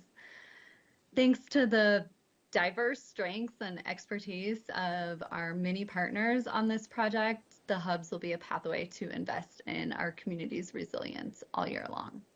Next slide. All right, now let's focus on our 3 Flagstaff resilience hubs. Each hub will play its own vital role in providing a safe and trusted space for its community, offering essential services, resources, and support. First, we have the Southside Hub, which will be located at the Murdoch Community Center and led by the Southside Community Association. Grant funding will directly support staffing, services, infrastructure improvements, all at the Southside Hub. A subaward to the Southside Community Association will fund hiring a hub coordinator, purchasing supplies, along with providing essential services and support at the hub. Other project partners, as we mentioned, will be providing the monthly healthcare events, trainings, and resources at the Southside Hub. City staff will be the ones to coordinate upgrading the Murdoch Center to increase its energy efficiency, enhance its resilience with backup power, and improve its capacity to serve the community with heating, cooling, and access to clean air. Next slide. Similarly, the Sunnyside Resilience Hub will be located at the Market of Dreams and led by the Sunnyside Neighborhood Association. Will provide essential services, support, and resilience building programs tailored to the needs of its community. The Sunnyside Hub will be a community space dedicated to honoring cultural equity, ensuring cultural preservation, and actively promoting cultural awareness through monthly programs and activities designed to engage, encourage, and activate the community. A subaward to the Sunnyside Neighborhood Association will support staffing, community programs like micro business mentoring, and access to a commercial kitchen for food production. Like the Southside Hub, it will focus events and monthly healthcare days on community identified needs and fostering connection amongst its residents. Additionally, the grant will fund equipment to provide backup power and HEPA filtration systems to ensure the hub is a safe space day-to-day and available for warming and clean airspace in times of need for East Flagstaff. Next slide. In addition to our 2 fixed location resilience hubs, we're very excited to include a mobile resilience hub operated by the Community Assistance Teams, or CATS, of Flagstaff. Their meaningful approach of meeting people where they are will provide essential services and support to unsheltered community members throughout Flagstaff. I won't pretend I can speak as beautifully as Daryl did earlier, but I will reiterate how important meeting people where they are is to equity, to resilience, and to unbiasedly serving our community. So the mobile hub will offer hygiene services, supplies, clothing, first aid, supplementary food, and outreach efforts to support the resilience of our community members without shelter. Funding for the hub through a 2-year sub-award will directly support increased staffing, supplies, upgrades to the outreach bus, and increased battery capacity for its solar arrays, ensuring that it can effectively serve people across our community. Next slide. The project budget of $1 million will be strategically allocated to support various elements of the Flagstaff Regional Resilience Project.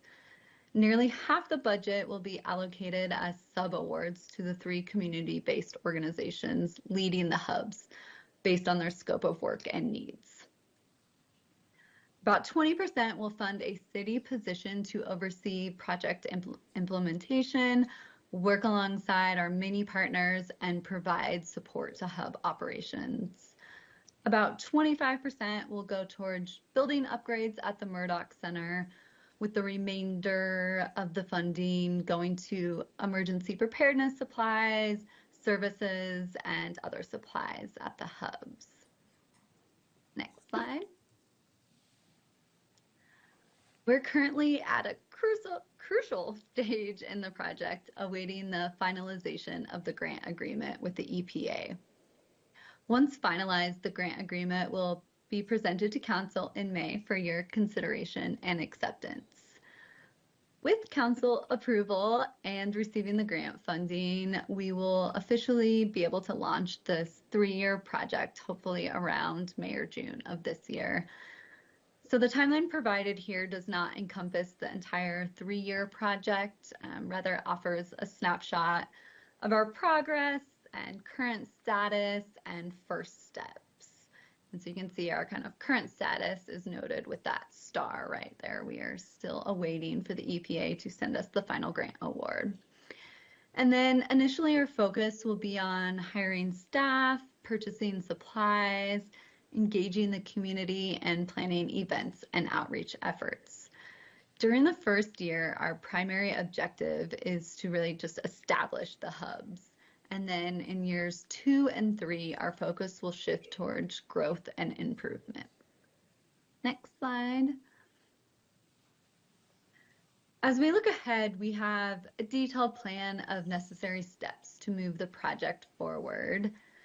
In addition to what was presented on the visual timeline in the previous slide, this includes ongoing meetings with our project partners, who are the most vital part of the success of this project. Additionally, we are excited to hopefully soon host a kickoff meeting to celebrate the launch of this project, lay out all the details with our partners, and really officially start our work together. Another crucial step is the establishment of an advisory group comprising of members from all 13 project partners. This group will serve as a platform to build connections, share information, and develop and recommend mechanisms for more inclusive resilience and environmental justice decision making, continually incorporating community priorities and accountability. Over the next 3 years, we will work tirelessly to continuously improve each hub to better meet community needs in all 3 resilience modes. The success of this project will require strong partnerships, trust building, and meaningful community engagement every step of the way. Next slide, Sam.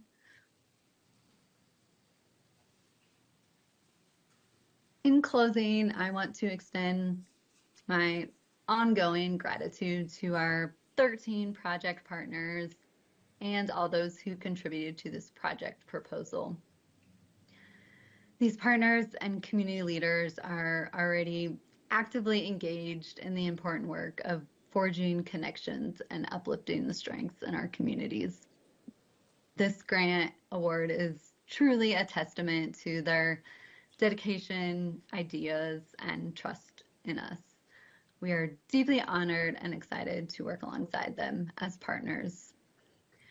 Council, this presentation is just an introduction, and I hope that the next time we have the opportunity to be up here, our partners will join us and maybe even lead the conversation. With that, Mayor and Council, thank you for your time today. I will be following up with an email containing additional resources about Resilience Hubs, including a really fantastic short video showing how an established hub is serving their community.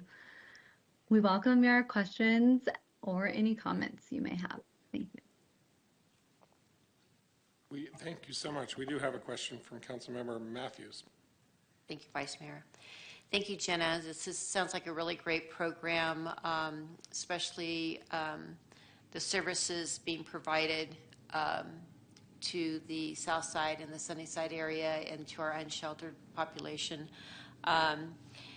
So the grant from the EPA, does that cover this whole 3 years that you're talking about?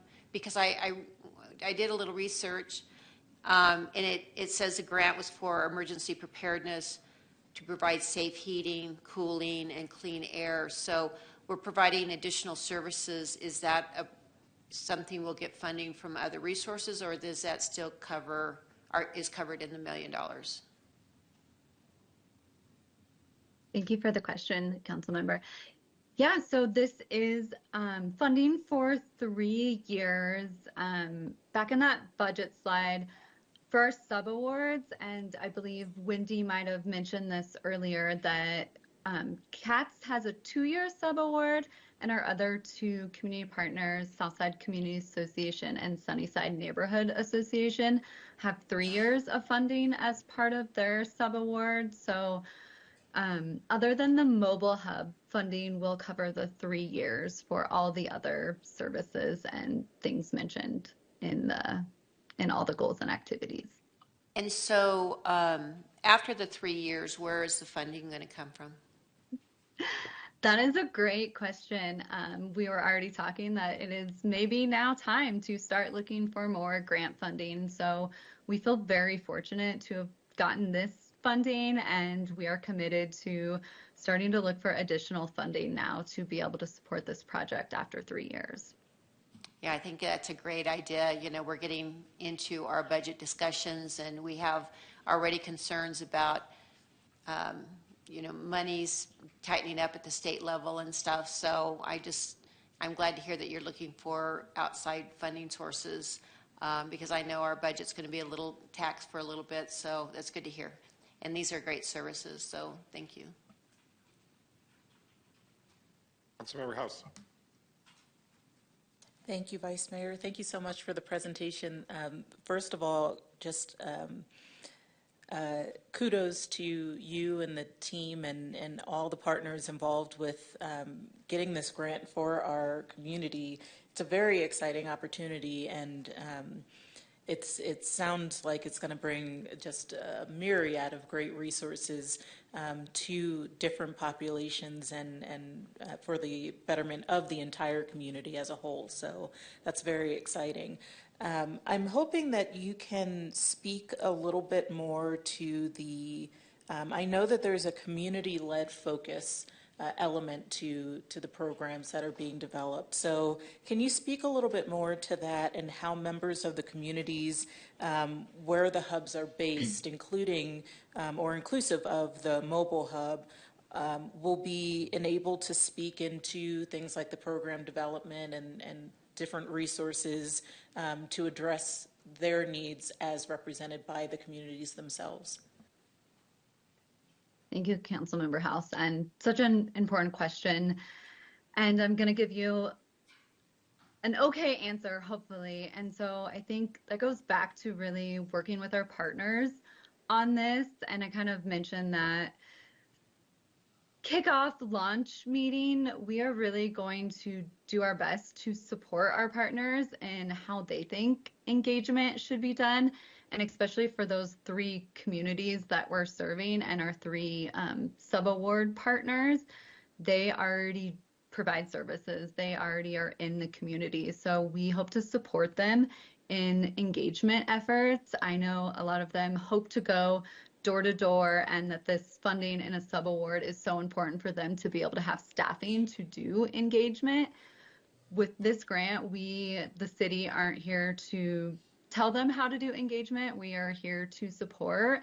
So we are eager to work with them to create an outreach and engagement plan and figure out how we can help collect data, support what resources the EPA might have as well. So we intend to do engagement and outreach, but we have not identified a direct engagement plan yet. And hopefully as soon as we have funding for our partners, they will have staff, and we will be able to work together with them on an engagement plan. Thank you very much. That was a more than satisfactory answer. And just to tack on to that, I think it's to go back to one of the comments earlier from Mr. Marks. I just think that community engagement and the elevation of those voices and bringing that visibility to members of each of those communities themselves is a really important part of this project and this ongoing work that'll be happening. So that's one of the things that's very exciting to me about this overall, and I just look forward to seeing how that kind of bears itself out as things get underway. So thank you. Thank you, Councilmember. Councilmember Sweet. Thank you, and thank you for the presentation. I did research on resilience hubs in other parts of the country, and I think this is a wonderful asset to our community, so thank you for your work on this. I've got two thoughts. One, with the community engagement, will there be opportunity for volunteers to help out with the Thank you, hubs? Councilmember Sweet. I imagine there will be. I won't speak on behalf of our partners, but I know for me, usually the more people involved, the better. So if there are opportunities for volunteers, I will help them spread the word to try to get volunteers. And if you can keep council up to date on that as well, because I can help spread the word as well.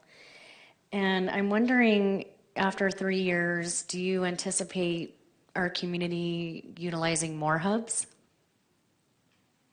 Thank you for that question. And I probably should have mentioned this. I hope so. I think resilience hubs, and I appreciate you doing some research, since I started here, was something that I thought was one of the coolest things I had seen happening in cities. And I would love every neighborhood in Flagstaff to have a resilience hub in some shape or form. So personally, I do envision a lot more hubs, and with us going after more funding wherever we can find it, that would be one of the goals on our list as well. Great. I look forward to seeing this project grow, and thank you again. Councilmember Harris? Yes, well, who do I look at? Thanks for the presentation, even though I knew most of this, but it was still nice to see it. You guys do just such a wonderful job. So let me do some disclosure. I do serve as the volunteer executive director for the Southside Community Association, and what that means is that it is not a paid position. So I want to make sure people understand that right up front. I will continue to be involved with Southside, but as the board president, because we are in the process of hiring a resilience hub person as well as an executive director. And in terms of the funding, we've already leveraged the anticipated funding with other groups, and so we have received additional funds from other groups that will make the position a full-time position rather than a three-quarter-time position. And we will continue to do that. And so hopefully we'll get additional funding from EPA for other things, but we will make sure that we use that money to leverage what we have. In terms of volunteer, absolutely, opportunities for volunteer, but more importantly, opportunities for students to do internships in a variety of areas, and we've been approached by them already to do some things. So this program has far-reaching abilities or far-reaching, what am I trying to say? What word am I looking for? I can't remember the word, but anyway, what? Implications, thank you, for our community, and especially the Southside neighborhood. Let's see, what else do I want to tell you about that is that it also provides an opportunity for Southside to go door to door in the community to find out what it is that people want, what their needs are, what their concerns are. Our goal has always been to teach people how to fish for themselves and not fish for them. So this is our opportunity to do that and to make people more self-reliant so that they can fill this chamber when they don't, when they're not happy about something. So we're teaching them how to do that. Anyway, city manager, I was looking at you when I said that. And I'd be more than happy to answer any other questions from that part of my role, not as a council member. Thank you. Any other comments or Councilmember. questions from council? I was just going to ask if we have public comment. It looks like we might.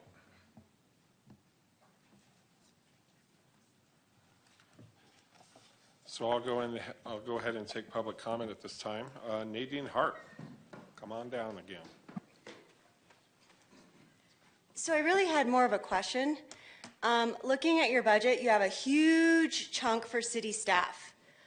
And speaking to volunteers, couldn't you save some of that money and put it back into this project? Like, what city staff is getting the $200,000? Is it split between 3 people, several people? I was just kind of curious why that's so, it seems high to me. That's it.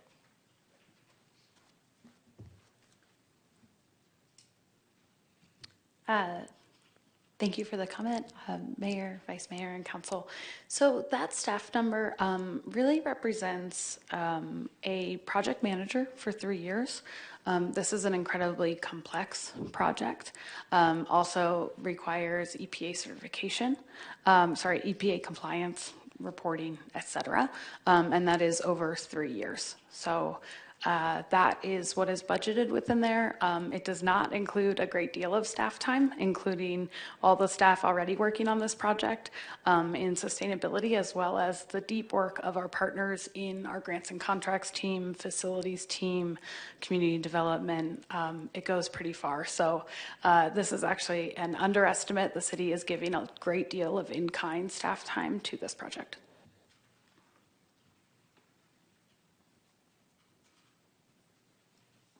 Thank you so much, Jenna, Jenny, the whole team. Do we have any other comments or questions? I think we might be ready for a short break. Let's go ahead and, we had a request for one, so we'll do a 15-minute recess. We'll come back here promptly at 6:50.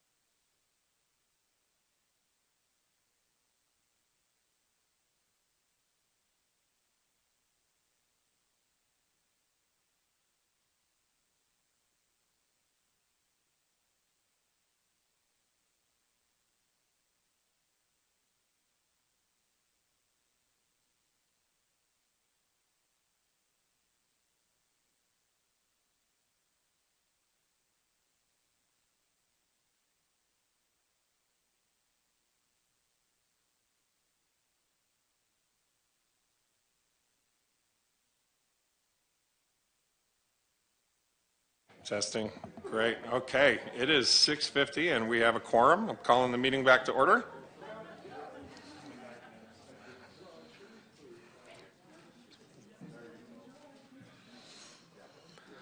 We are on agenda item number 11, presentation on City of Flagstaff fleet electrification assessment and efforts. Take it away, staff. All right. Good evening, Mayor and Council. My name is Jen Brown, and I recently rejoined the City of Flagstaff to serve as the Facilities and Fleet Section Director. Electric vehicles have garnered significant attention to our community, City Council, and City staff. Today, we are excited to share the results of a fleet electrification assessment and summarize current events the City is taking to integrate more electric vehicles into our city's fleet, as well as detail some of the challenges we face. You will first be hearing from consultants we worked with on the fleet electrification assessment.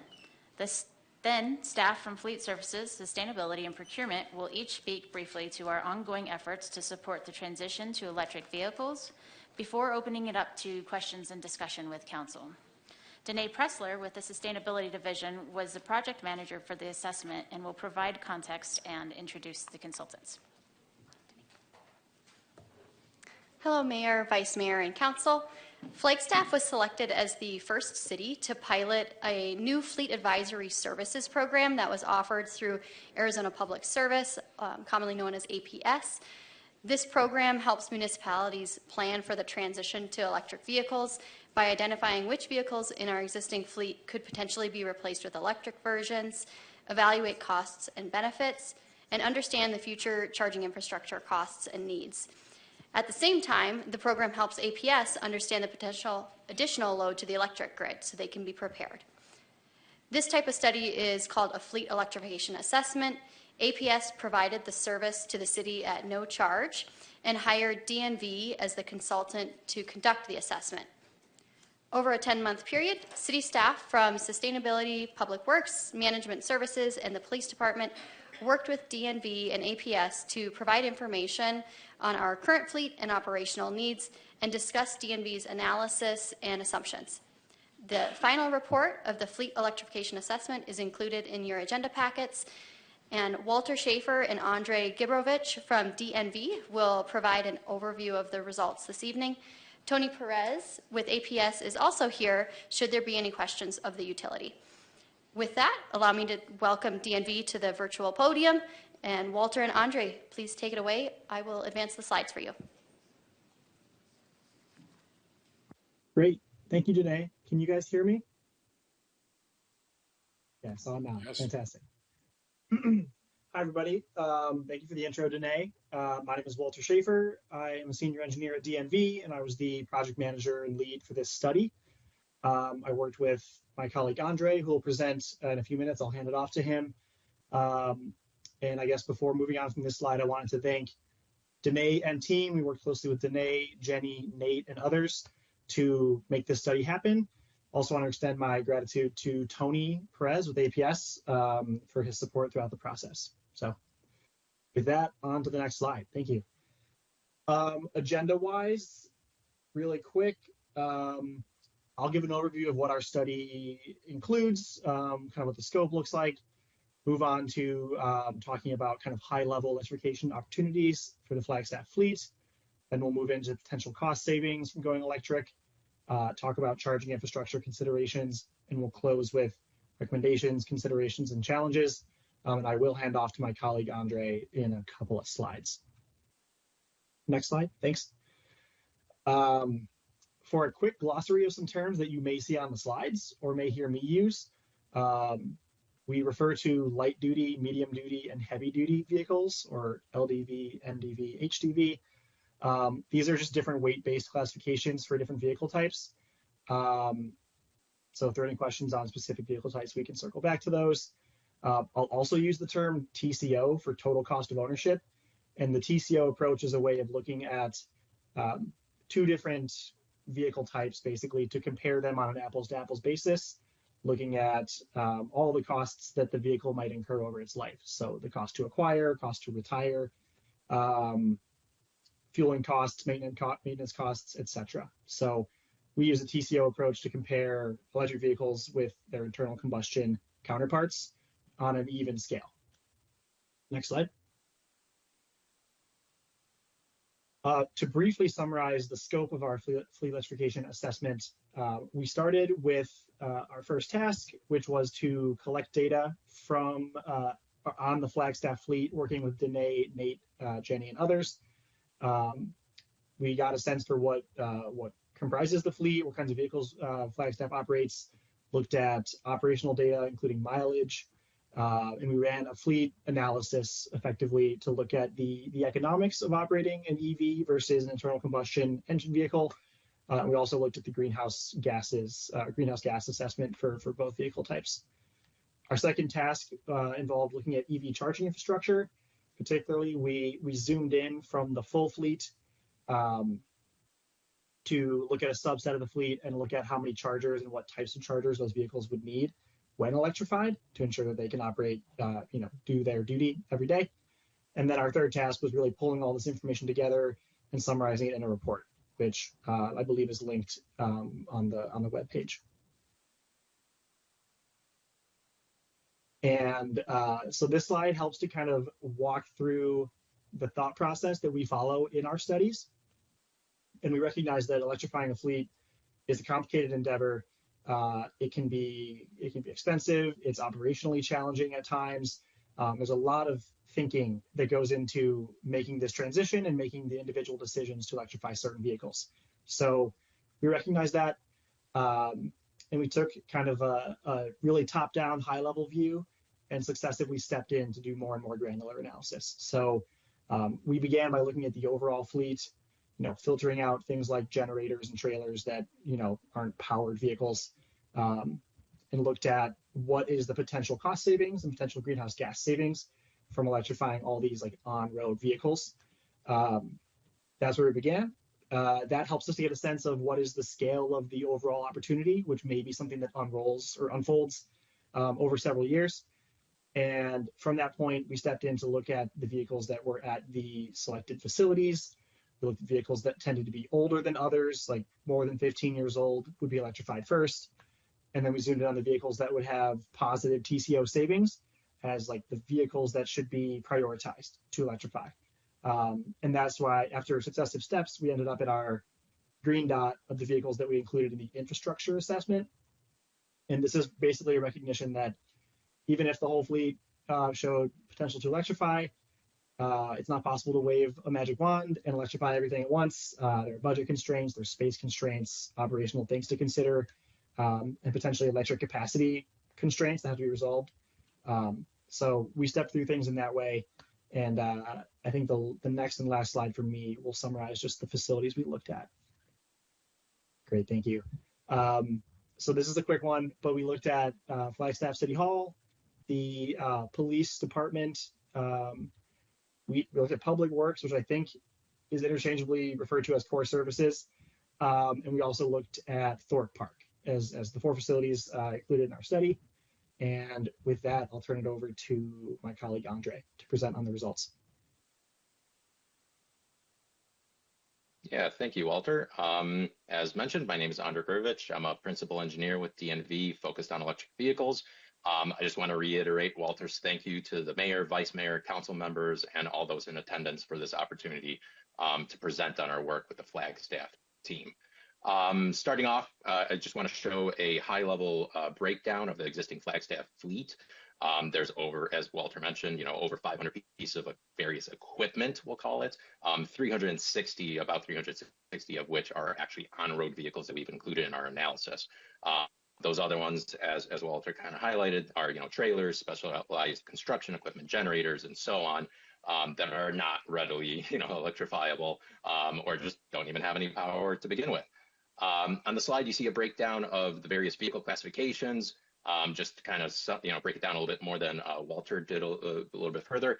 The light duty vehicles are your everyday vehicles that you and I might get into, your sedans, your vans, SUVs, pickups, and so on. Getting into the medium duty, those are your smaller box trucks. Some of those larger 3/4 and 1-ton pickups also fall into this category, depending on exactly how they're optioned out, and so on. Work bucket trucks, smaller dump trucks, and such. Heavy duty fall, the larger box trucks, your big dump trucks, refuse trucks, tractor trailers, your semis, and buses fall into this category. I won't read all the numbers here for you. Everyone can see them there, but just to kind of summarize, on the right there, you see a little bit more in-depth breakdown.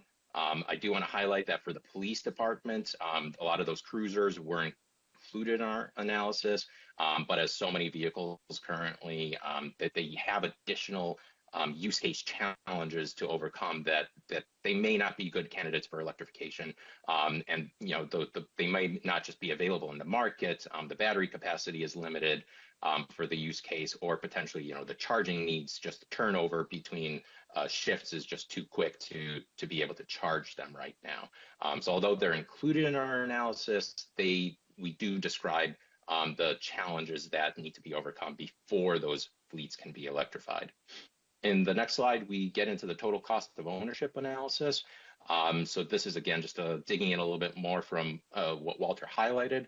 Our analysis focused on the total cost of ownership as a key parameter, not the only one, to electrify, while also including challenges present in the marketplace, such as availability of vehicles for certain use cases, grid infrastructure upgrade needs at each of those facilities, and so forth. Fortunately, with working with APS, we were able to identify that the grid around the 4 targeted Flagstaff facilities seems very ready to support widespread electrification of your fleet. So that only had a small impact on a lot of our final recommendations, and in general, the potential for electrification for the city fleet. The primary 3 components of the TCO analysis, total cost of ownership analysis, are the vehicle acquisition costs. That's initially the capital cost of the vehicle, any applicable tax credits, incentives, grants, and so on, that are always becoming available. There's new ones almost every day, it seems like, and we are working with the fleet on just getting more details on some of those, as well as depreciation rates and residual value that you might be able to garner from those facilities at the end of their life. Additionally, we have fuel costs, one of the largest costs for these types of vehicles, fossil fuel on the internal combustion engine side. And sorry, I seem to have lost my Teams feed, but I'll try to keep going here. Fuel costs on the fossil fuel side, as well as the electric charging costs on the new electric vehicles. We also took into account maintenance costs. They will be lower for electric vehicles. But some questions do remain on long-term fleet and shop upfitting needs to support those fleets. So you potentially need higher capacity lifts and new training requirements as examples. Okay, on the next slide, we get into the summary of the output of the fleet analysis. This is not including our charging infrastructure costs, which we will see on a future slide. Here we purely just look at the vehicles themselves. So just replacing vehicle A with vehicle B on the EV side. We can see the counts of vehicles that pass the total cost of ownership analysis with a positive overall savings value over the life of those vehicles, which can differ depending on the department and vehicle type. Again, we broke out police department patrol vehicles due to the additional challenges that electrifying them can entail, even though they drive a lot of miles daily and would, in theory, make good candidates from a TCO standpoint. The primary point I want to highlight here is the large electrification potential that Flagstaff can take advantage of based on the financial approach alone. We're seeing that about 312 of the 360 or so vehicles reviewed drive enough miles to justify electrifying. The report deliverable provided to Flagstaff, and that is in the packet provided, goes into more detail on the numbers if you would like to review those and dive deeper or see specifically which vehicles pass and which ones don't. On the next slide, we get into the recommended infrastructure. Here we provided a breakdown of the short-term, and short-term, being 5, maybe 6, 7 years timeline for the EV charger recommendations based on a subset of those 312 vehicles that passed the TCO analysis. So here we're looking at only 99 that we see as good candidates. These are the ones that we identified that can be electrified in the next few years based on the actual vintage of the existing vehicles, the overall TCO savings, the ease of electrification based on availability of direct EV replacements in the market, and other factors. The table at the bottom summarizes charger infrastructure build-out costs, but I do want to highlight that these can vary significantly depending on how the final electrical work is done. Some examples are reusing existing panels versus installing new ones if needed. How much trenching is required, especially under existing pavement, depending on where we try to work with the team to identify where the meters are, where the chargers might go, but still a lot of variability depending on the final decision making for this. Questions like, will Flagstaff opt to install new meters to take advantage of any time of use or EV specific rates that might island just the EV chargers?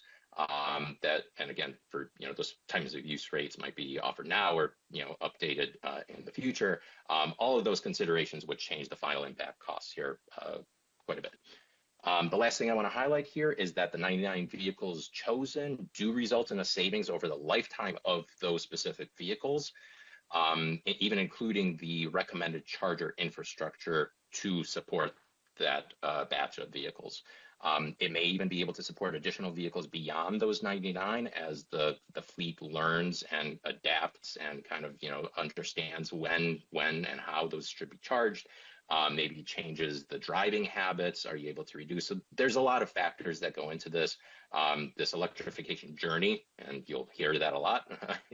It's a journey, definitely not a magic wand, as Walter said. But it does further improve the financial viability of this electrification effort.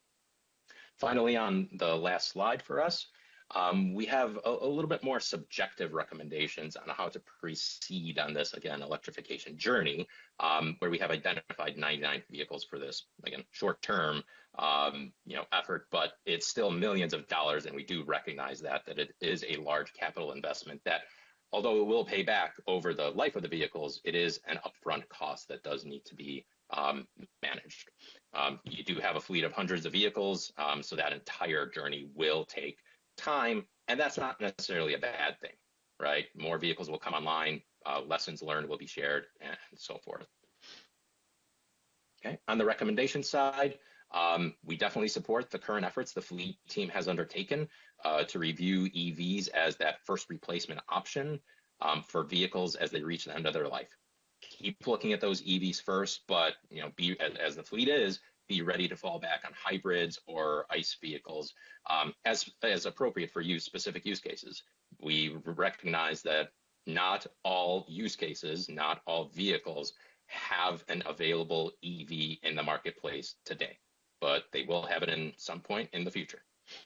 We recommend engaging with your utility, APS, here in the room, or they're in the room with you, early and often and very often. So Tony, I know, always is welcoming phone calls, so definitely reach out to him. Although it does appear that the current grid infrastructure around Flagstaff facilities that we have reviewed can support these first steps of electrification, upgrades will most likely be needed down the road. There are workarounds where, maybe solar PV can be a solution, or managed charging options can help you with this. But eventually, with just the sheer number of vehicles that Flagstaff manages, you will need infrastructure upgrades. But we're talking a decade in the future at this point.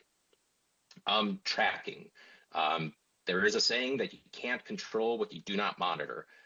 This applies to fleets as well. Without good telematics or tracking data, it will be difficult to kind of quantify the full benefits that Flagstaff would recognize from electrifying these vehicles.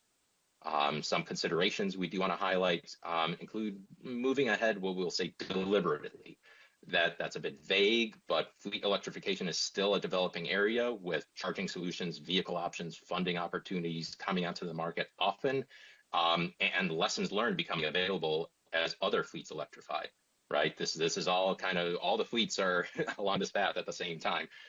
So it is a little exciting to see, the developments that do come up on a regular basis.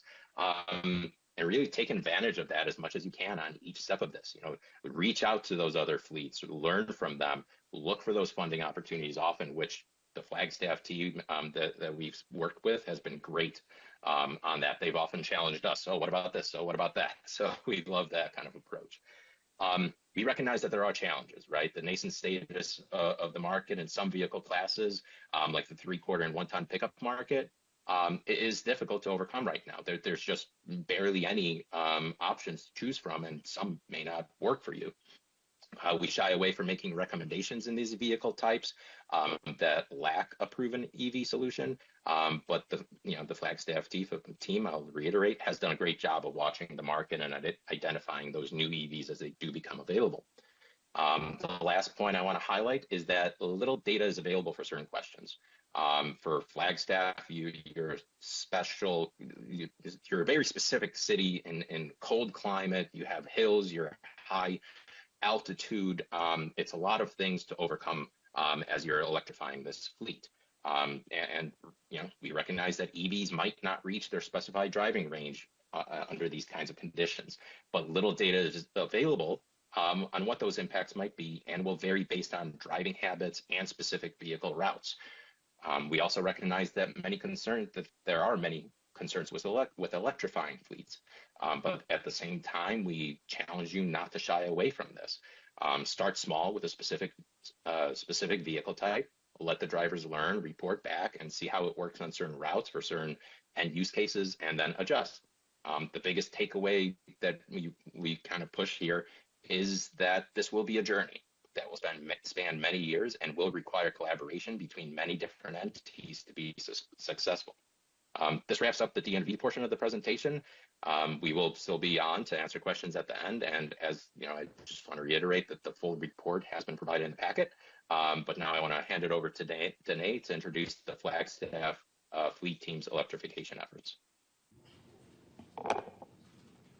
Thank you, Walter and Andre and the entire team at DNV and APS that was behind this report.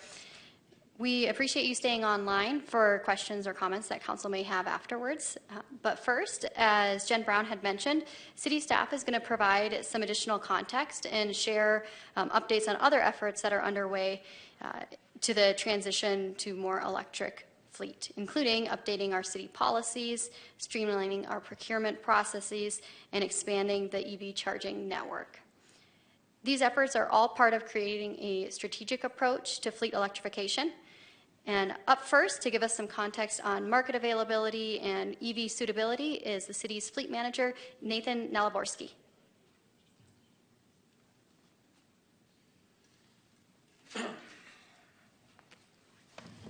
Good evening, Mayor, Council. Thanks for having me.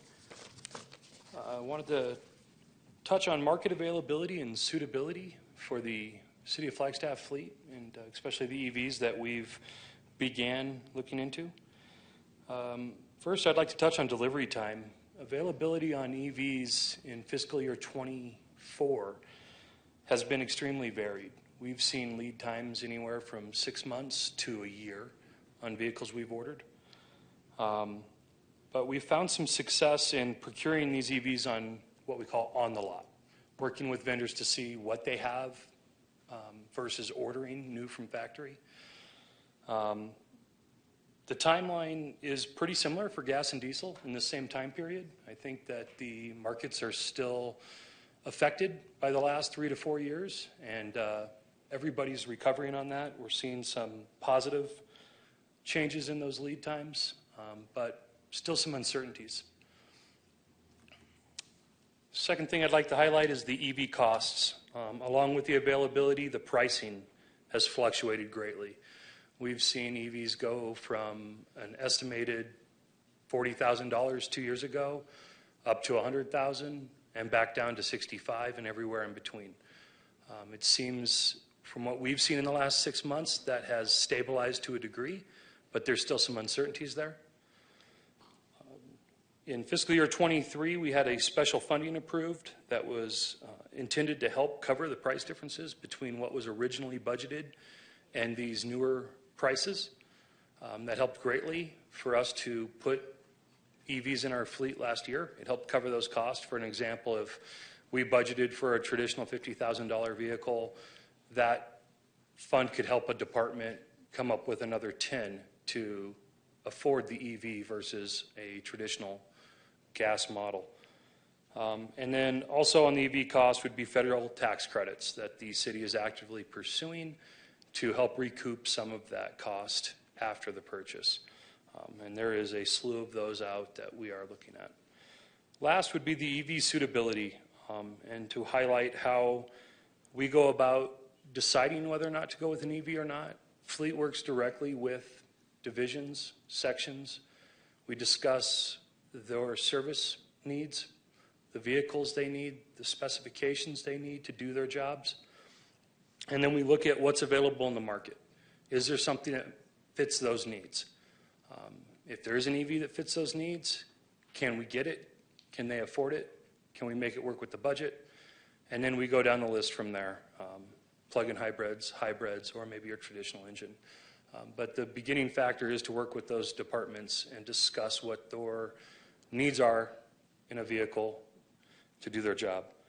Lastly, on the EV suitability would be the discussion with medium heavy duty, which they speak to here. Very dynamic, very changing, but currently we don't see a lot of compatibility in the medium heavy duty fleets. The infrastructure for these types of vehicles are a lot more money, and the cost of the vehicles are easily twice as much as the diesel or gasoline counterparts. And we keep our finger on that pulse every day, try to see how the industry is changing and what availabilities are coming out. And we will continue to look at that market, but for now, we see primarily light-duty pickup trucks, SUVs, and sedans as being the most viable option for the city fleet to electrify.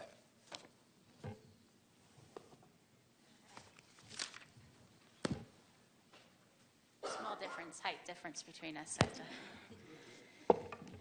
All right, so let me switch. Thanks. So our overarching fleet status and policies. So we spoke to you guys last week about what our current status is. We currently have 11 electric vehicles in our city fleet. We have 5 additional EV pickups that are on order and actually already built, so we're just waiting for delivery on those.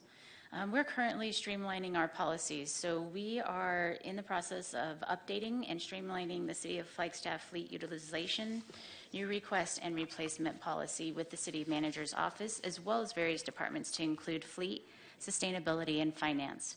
Our goal is to establish guidelines for integrating EV technologies into our already existing systems. Our advancing sustainability, so we aim to align our operations with environmentally friendly, sustainable practices while maintaining a high level of service to the community. We are updating policies and directives to reflect the carbon neutrality plan to include maximizing fuel conservation and emission reduction practices.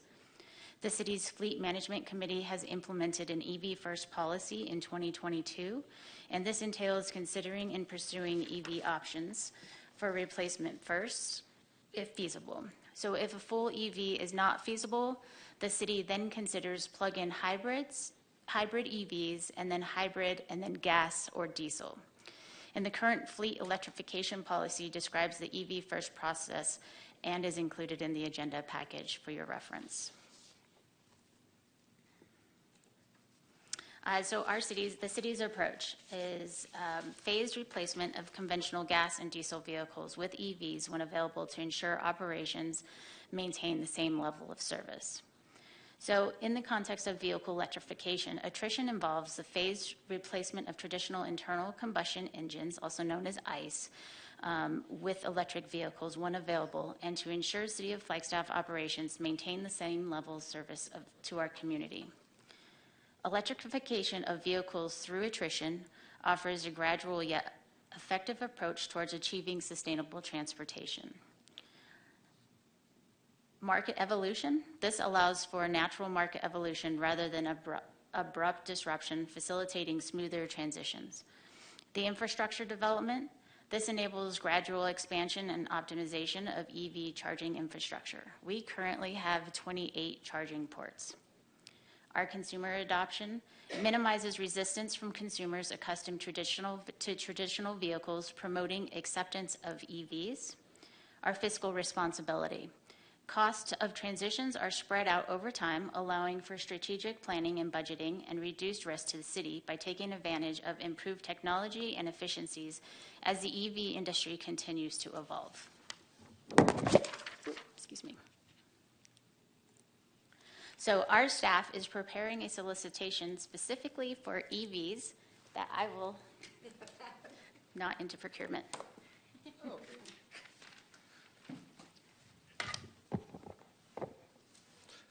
Good evening, Honorable Mayor, Vice Mayor, and Council. Patrick Brown, your Purchasing Director. So I'm going to talk a little bit about what we're doing in procurement to support this and help streamline the process.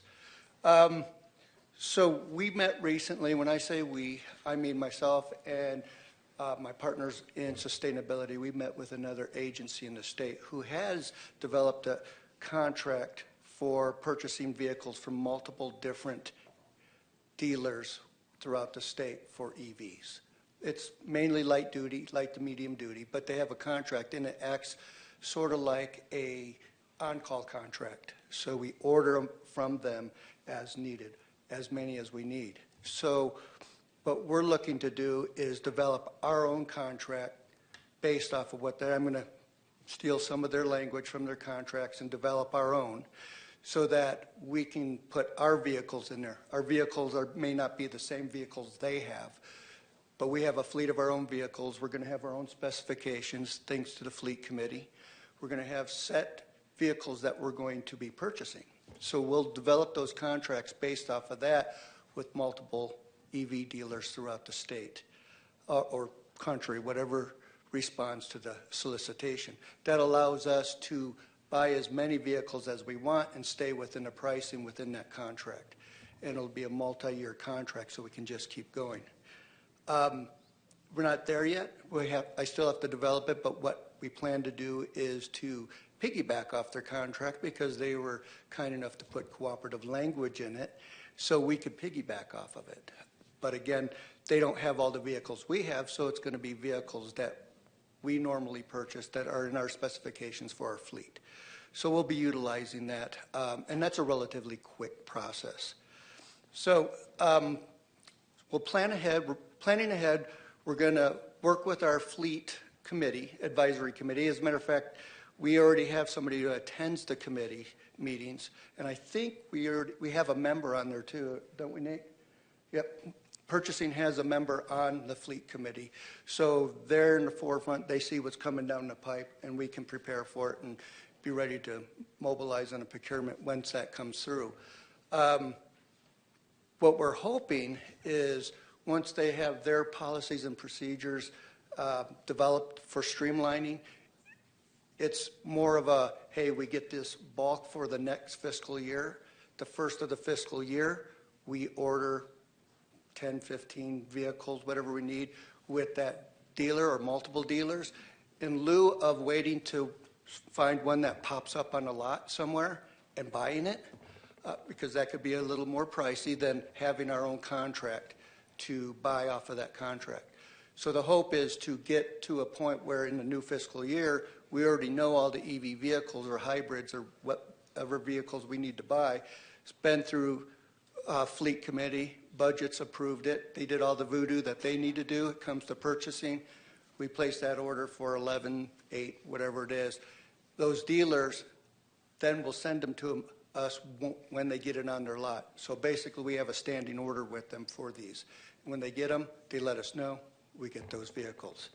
And that enables us to purchase more at once. And with this volume pricing that we could get in our contract, it should lower that pricing to the city.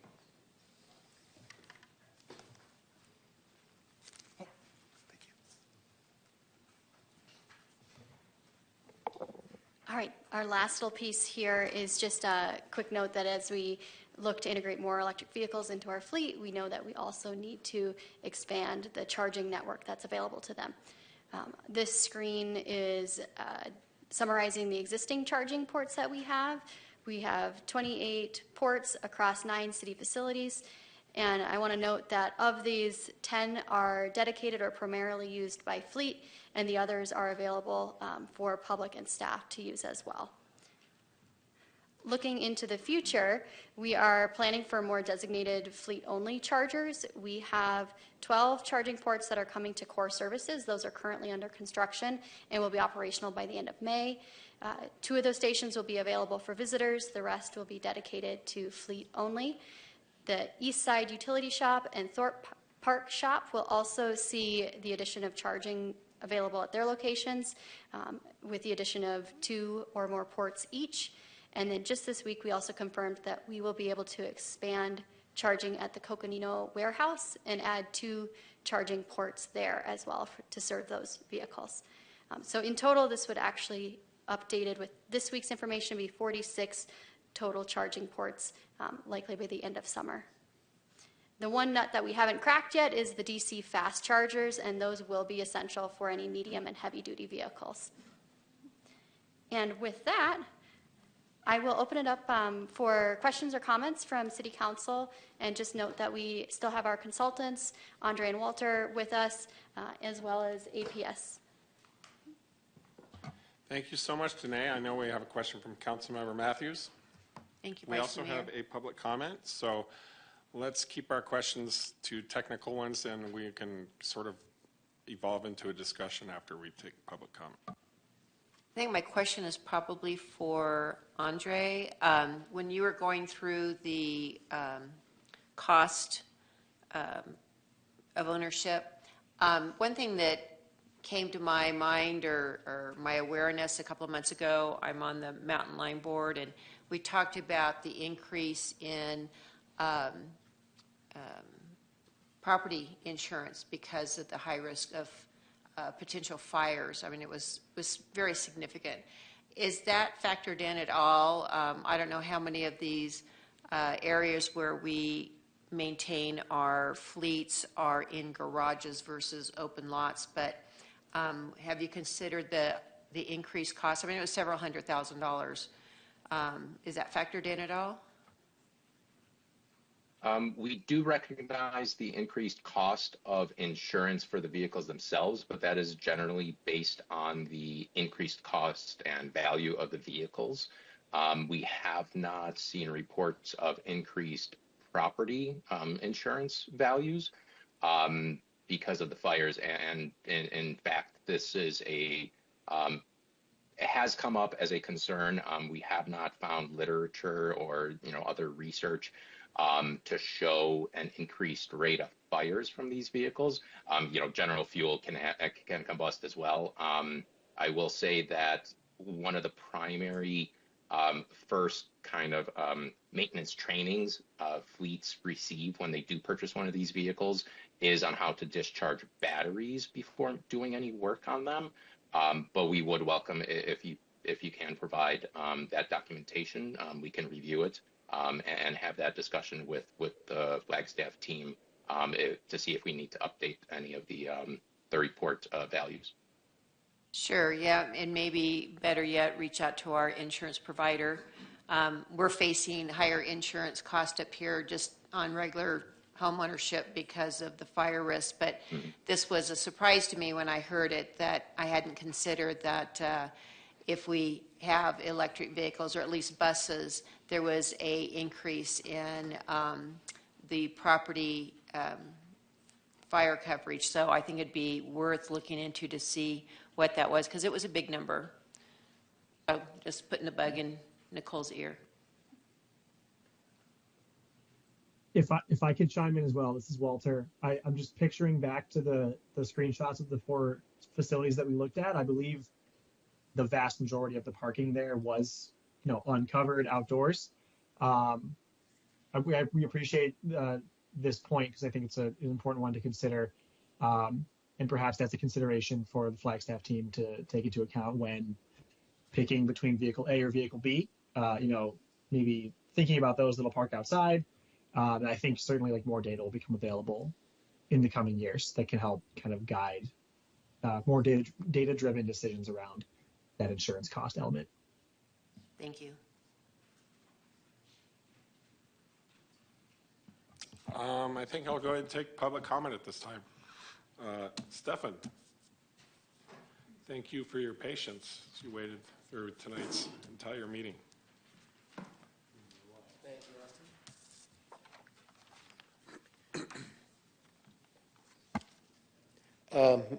Ms. Mayor Daggett still with us? Mayor, Vice Mayor, City Council, City staff, citizens of Flagstaff, folks from DNV. Thank you all for letting me come and speak. I really didn't realize that you were going to make your presentation before the public comments, so I read all the stuff last night. So I was up a little bit late if I seem a little kooky now. But I was reading that stuff. I was happy to learn that things are moving ahead, that there are good plans in place.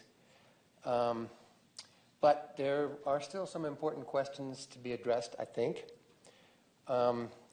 Given that the climate is in crisis already, I mean, this is not some future threat thing. I mean, it gets worse in the future, right? You all know this. We will now reach 1.5 degrees centigrade warming in 2028, 4 years from now.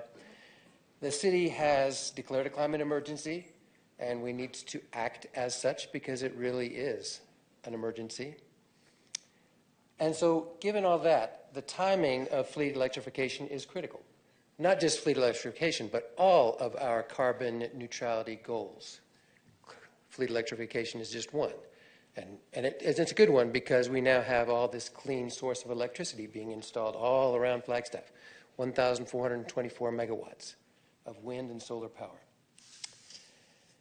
So climate change won't wait, and every bit we emit matters. Given that the city has set the goal of net zero by 2030, it seems to me that the studies that I read last night should have addressed the question of how the policy, as stated in those documents, would play out in terms of getting the fleet electrified. So if we're replacing vehicles when they expire, we know what all the different classes of vehicles are. We know what their average lifespan is.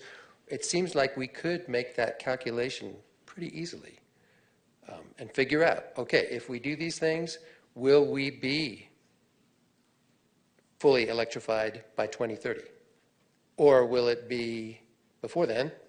Or will it be after then? It just seems to me, just a rough guesstimate, having read those reports last night, that it's going to be in the 2040s sometime. But I could be wrong about that. In any case, you guys as City Council want to know that number, I'm assuming, because you have this goal of net zero by 2030, which is an important goal for the city. It protects the city from all sorts of things in the future. Y'all probably read the report from the Economic Policy Institute at NEU that we could see catastrophic wildfire that would cost $2.8 billion. So this is really important. Emissions reductions is the only thing we have to reduce that increasing threat in the future. Thank you, Stephen. Thank you. I don't know, do you guys get to ask me questions? Or? I don't see any questions right now. Okay. Appreciate it. Thank you. Council, I guess at this time, we're just here to discuss, ask any other questions we have. I suppose I have a question if nobody else does. I'm not entirely sure who this is for. Jennifer, maybe you can take a stab at it first. At least you could stand there so I have someone to talk to. Heard a lot about streamlining policies tonight, recommendations, considerations, challenges. Andre said every journey, this is a journey, and I wrote down every journey benefits from a map. I'm wondering if there actually exists a plan at this point. I didn't hear that word tonight, and it's nothing that we have ratified or codified or discussed. And it piggybacks off of our public comment there a little bit. With the plan, we can sort of work backwards a little bit and do some calculations. I also just wanted to mention to the public commenter, to Stefan and your group, I think we sort of voted down a petition that was brought forward by you guys last week or the week before. I'm sure you were kind of disappointed with that. But I do want to add something that I don't think I added last time, which is I really appreciate the pressure you're bringing to bear on the process. It's important for folks in the city to see that this drive is coming from the public and not just us crazy 7 people up here. I think that if we weren't already doing this, there would be a great deal of pressure to get started and to do a lot of these things. And your presence and your activism helps to demonstrate that. But do we actually have a plan? And what would that look like if we were to create one? I think that's what we're in the process of doing, is we are in the process of creating a plan and making sure that we're doing it the right way, making sure that we do have the infrastructure, making sure that we do have the proper funding, making sure that we have the policies and directives in place. And that's where it involves a team. You know, it involves making sure that we're meeting the needs and that we're able to service our community, ensuring that with the police department, with the fire department, you know, that we can't just jump in and let them go fully electric, because we need to make sure that they can respond to our citizens. So the plan right now is to have this assessment done and kind of give us an idea of where we need to go. Where we need to go right now is getting a policy in place, getting directives, getting the right people on board. And that's including fleet management, that's including city management, that's including our fleet manager, sustainability. So I see us at the beginning stages, and obviously I've just started back with the city, but I'm ready to give a commitment that this is where we need to go, but we need to make sure that we do it the right way. Thank you for that. Anything else, anybody? Councilmember House. Yes, thank you so much for the presentation. And I think I had a kind of similar question. I saw in the presentation you had the specific, or some of those specific numbers about, the current number of existing charging stations and the plans to build that out into the future. I'm wondering what kind of timeline or scheduling we may be looking at or thinking about to both build capacity for electrification and the capability to acquire, because I feel like those things are kind of navigating or being navigated hand in hand, and I'm just wondering at what point of that consideration you all are.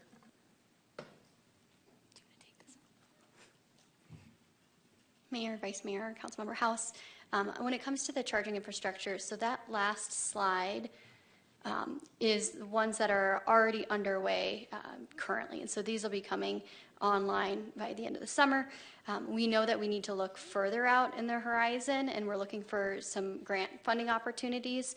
We're kind of going for the low-hanging fruit right now, where there is already existing electrical capacity, and we just need to put in the right kind of plugs and the right circuits.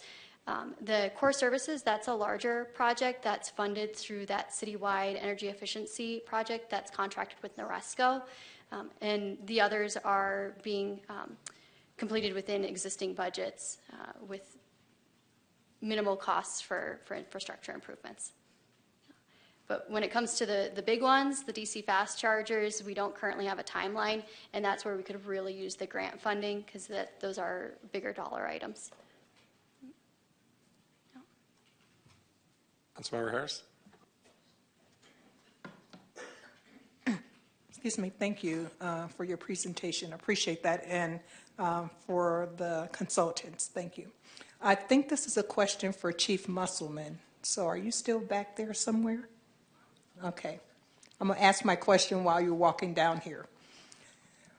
Well, maybe I need to wait till you get here, because you need to answer the first part of it.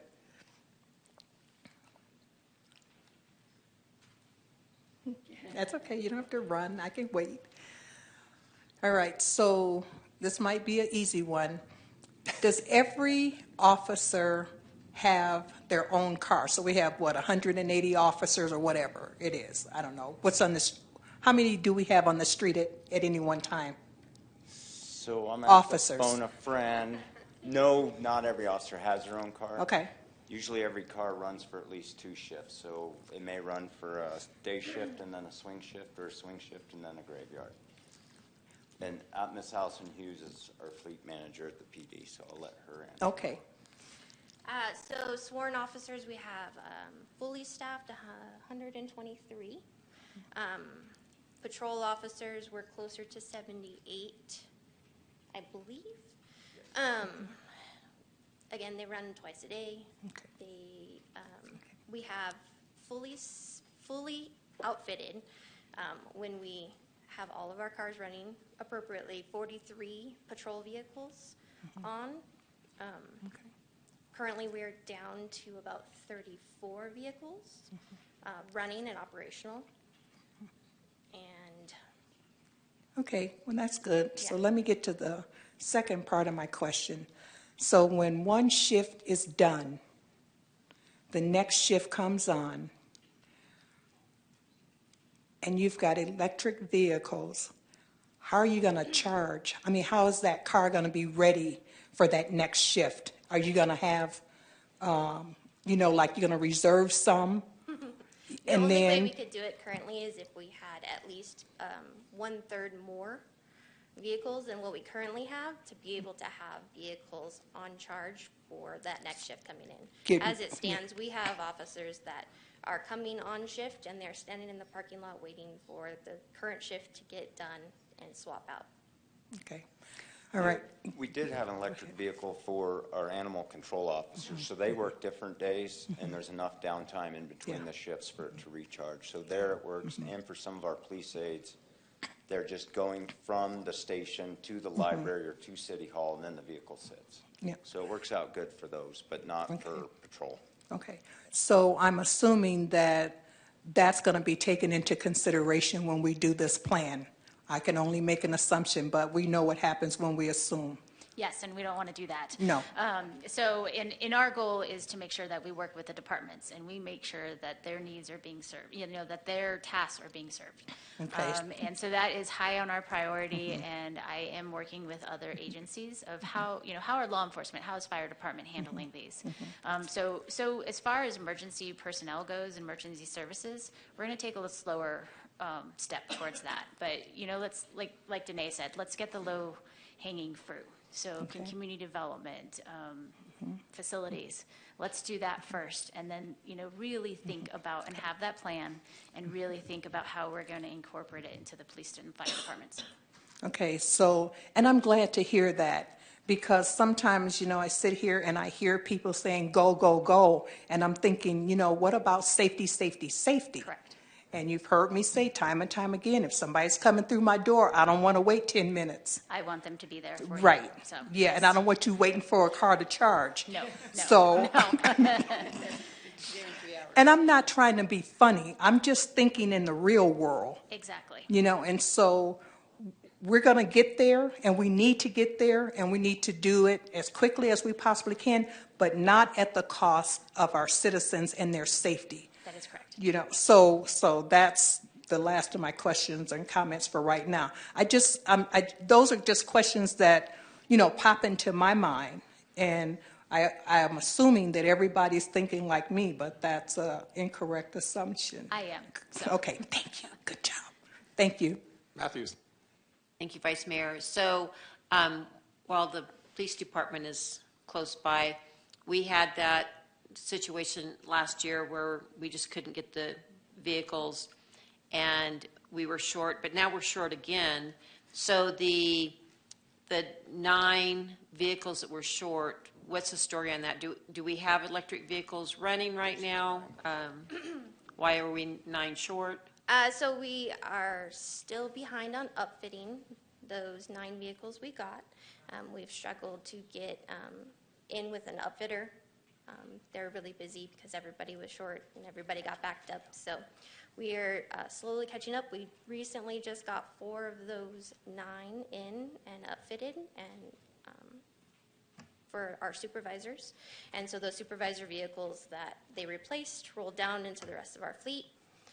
We've lost quite a few to accidents and damages.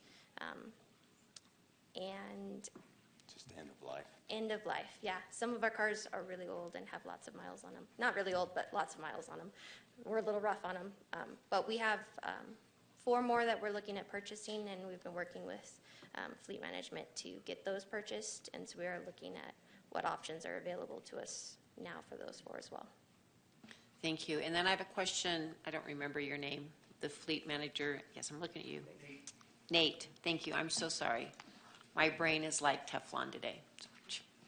I wanted just to get your clarification on something that sounded encouraging, that I think it was you that said this, that we're working on an agreement that we're kind of piggybacking with another municipality where we can do bulk ordering. So what I've understood is when we go off these one-offs, the wait time is really long. Is that for Patrick instead? Sorry. Get up here, Patrick. I got this, Nate. I just wanted to say hi, Nate. So this should help us with our momentum to convert to all electric if we have a better system that's more efficient, and we can buy more in bulk, if you will. Is that correct? That is correct, Councilmember Matthews. So the idea is to place our order for everything we need with our dealerships. And when they roll in, they're supplying them to us versus us waiting for one to come on a lot and then buying it one at a time out there. Plus, those dealerships will be able to place their orders with the manufacturer based on our quantities. So again, to then further clarify, when you say place our order, is that for what we anticipate for that coming year? Or no, we still need 50 in this department, we're going to put the 50 in, and as they come in, we'll buy them. So then we've gotten away from end-of-life replacement. So how we get there, I'm not sure. That's really the Fleet Advisory Committee, and they decide what vehicles need to be purchased. But for the most part, budgeted new vehicles or replacement vehicles that have already been discussed and we know we need to order, that becomes part of that group that say first of the fiscal year, July. We place that order for 11 or 8 because we know we're going to get those. Now, throughout the year, things come up where we may need to get more vehicles, crashes, that kind of thing. So there's still going to be those one-offs, but it will still be with those dealerships that we have, and it'll be set pricing in those contracts. So this will help us get our EV fleet replacement more streamlined and faster. Right. And then my last question is, with the 46 now charging ports, and this, I don't know if this is for Nicole or Jenny or whoever, how many additional vehicles can we bring on with what now the infrastructure we're building? Does that make sense? Yes, thank you, Mayor, Vice Mayor, Councilmember Matthews. There's still some kind of discussion about what kind of ratio you need. The conservative approach is a 1-for-1, meaning that you have one charger port for one vehicle. If we went by that logic, we could, potentially with the infrastructure that we would have in place at the end of the summer, have 46 vehicles if we were comfortable dedicating the existing chargers to fleet only. That would be, at the low end would be, we could support 46 vehicles.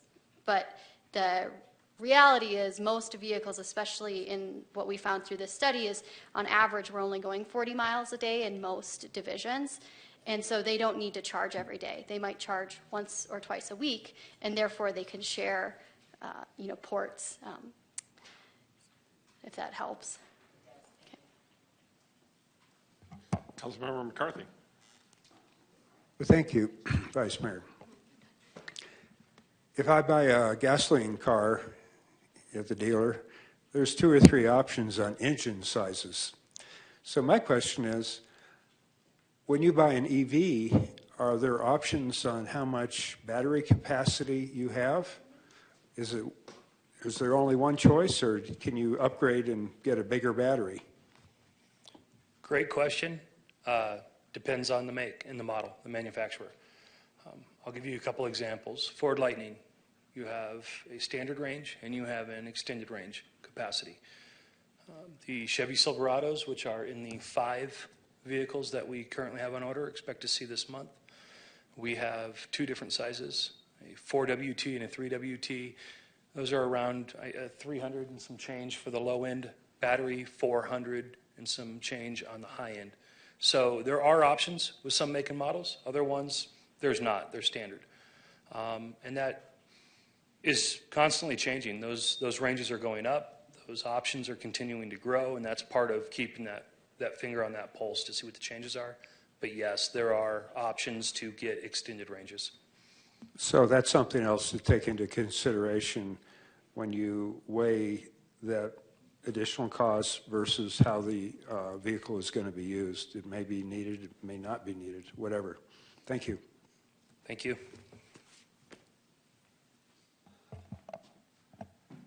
Thank you. I don't think we have anything more for that item. Appreciate it. Pros. Projects and planning discussion. Let's do it.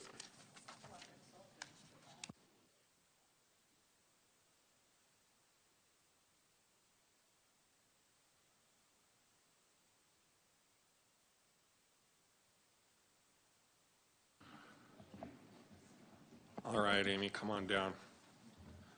I just realized, Rebecca, I called you Amy earlier. I think I did. If you didn't know that, I shouldn't have said anything.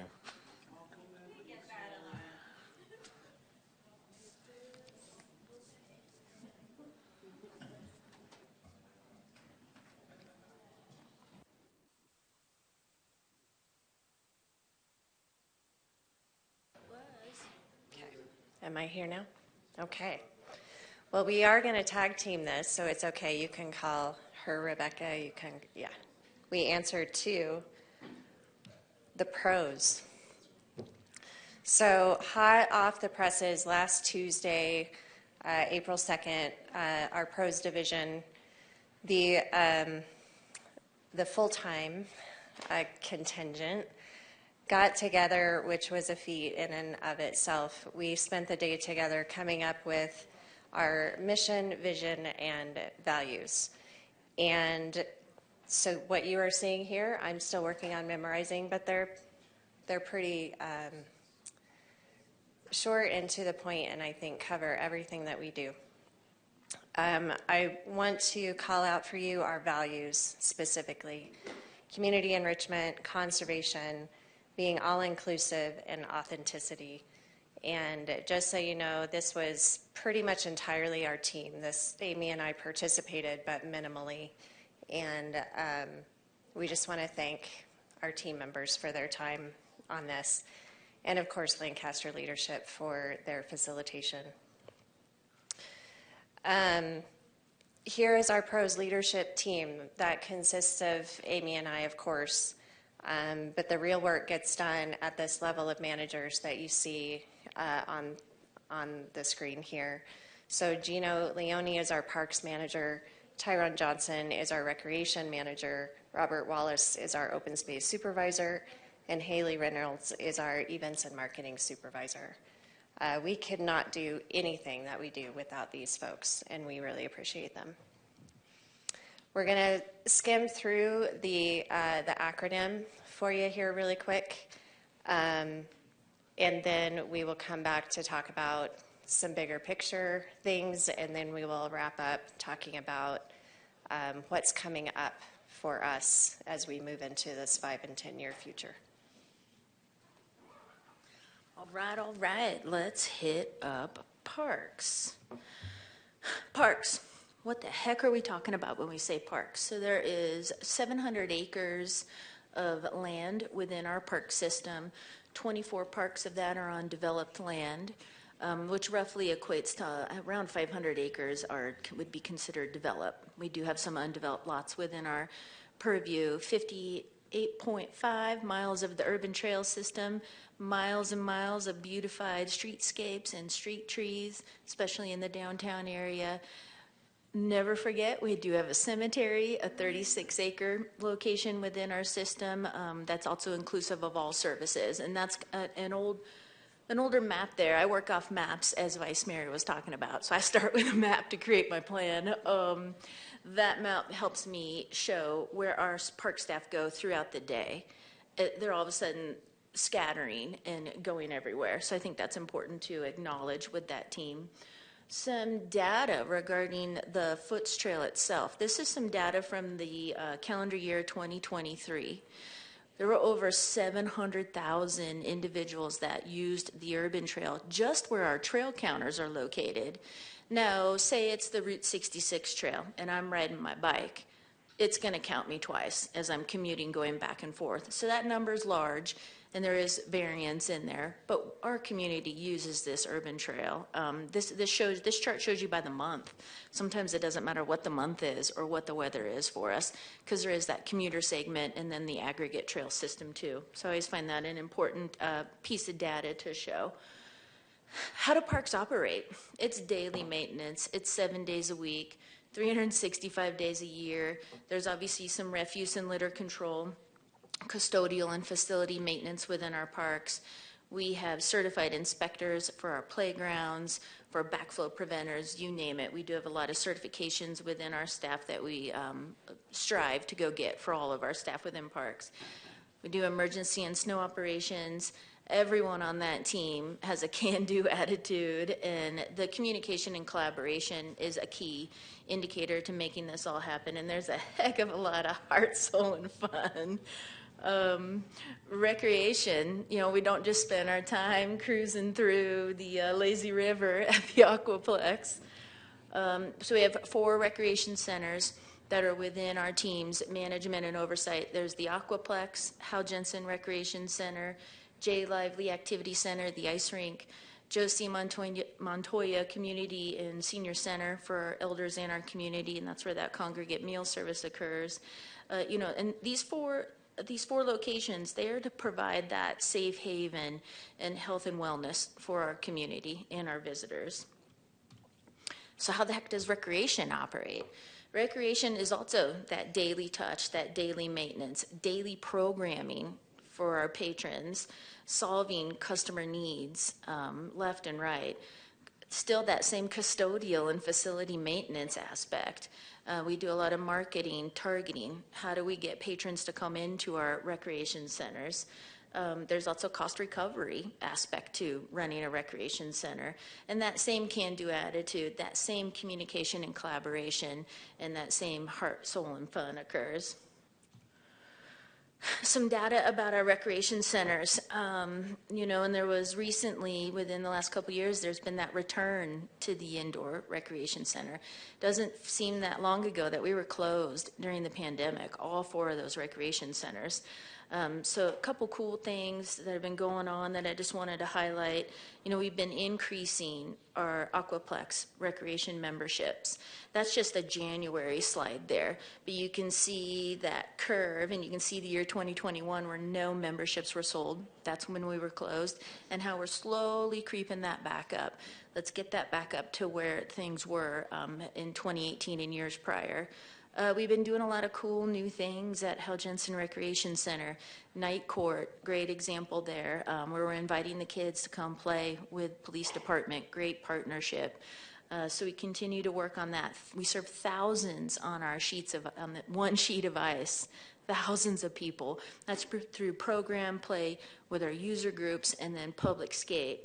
We had over 200 youth. I believe it was 220 youth this year were registered for our youth basketball program at Hal Jensen. That was amazing to see as we just continue to bounce back. And then we do roughly serve about 60 congregate meals per day during the week at Josie Montoya. Again, incredible program. Rebecca's going to talk about open space here real fast. See, told you. We're just going to go back and forth. Our open space section manages over 3,000 acres of open space. That covers 3 natural and cultural preserves. We also do education programming for youth and adults. You might have seen the full moon hikes. Those are just getting more and more popular. Even through winter, people show up for those. And they serve an important connection through the community. Foots trails go through all of these. And so as you'll see in future maps, because we like maps, you'll see the importance of connectivity for our community. A big goal of open space is to, actually of our entire division, is to get people within 10 minutes of walking distance to an open space or park or some sort of natural area for their health and wellness. So you'll hear that as we continue through. How does open space operate? What do they do? So obviously property maintenance, but also a lot of restoration, revegetation, where there is an illegal trail or a social trail that needs to be reclaimed that might start endangering a cultural site. We work with a lot of grants to get in there and reclaim that land, revegetate it, get it back to natural state. Cultural site preservation, education programming, lots of community programs, as I mentioned in our newsletter earlier today. Lots of grant projects and applications and implementation. That takes a lot of work. This is a team of 3. Trash and litter control and volunteer coordination. They do, in the summer, they do Wednesday weed pulls, monthly, sometimes weekly, depending on what the need is for the community. Some current projects they're working on. The Observatory Mesa Trail plan is a huge project that's going on right now. It's causing a lot of conversation in the community. If you haven't heard about it, you will. We'll be bringing, once the Open Spaces Commission is kind of done reviewing that and ready for it to be recommended to you, that will be coming forward. As I mentioned, the 10-minute walking access time. An important goal right now of the Commission is preservation of open space along the JWP corridor. You're getting ready to hear from the team about that, and we've been working with them as appropriate to talk about those opportunities. Invasive plant mitigation, that's a huge one for us as we try to maintain all these acres of property. Picture canyon restoration and signage, this is a current grant that's going on to update some of that and further protect some of the cultural sites. And educational programming, as I've mentioned over and over and over again, this is all grant funded as well, and it funds a position to do that programming for us. Things that are coming up, and this is division-wide. PROS has funds, and we have for a few years now, but we needed to get our feet under us. But now we're close to getting ready. We need to start working on a new master plan for the whole division. This is going to be a huge undertaking. The last Parks and Rec plan was approved by Council in 2013. It is out of date, although a lot of information is still good in there, but we feel strongly that we need to start over. We're a division now. We have open space, we have trails. All of that needs to be incorporated. It's not just a Parks and Rec plan, it's going to be a PROS master plan. So you'll see that, I'm sure, as that starts going underway.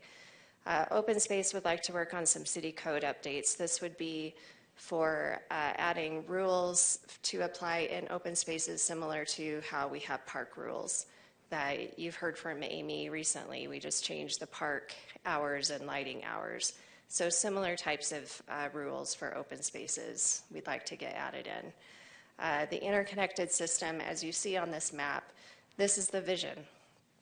Let's get all of our open spaces and major parks connected with a trail system that can include foots. Where we're missing a lot is in the southeast region. We don't have any community open space in that area. There might be some opportunity, though. You can see those blocks of state land. Perhaps we can eventually work to acquire some of that.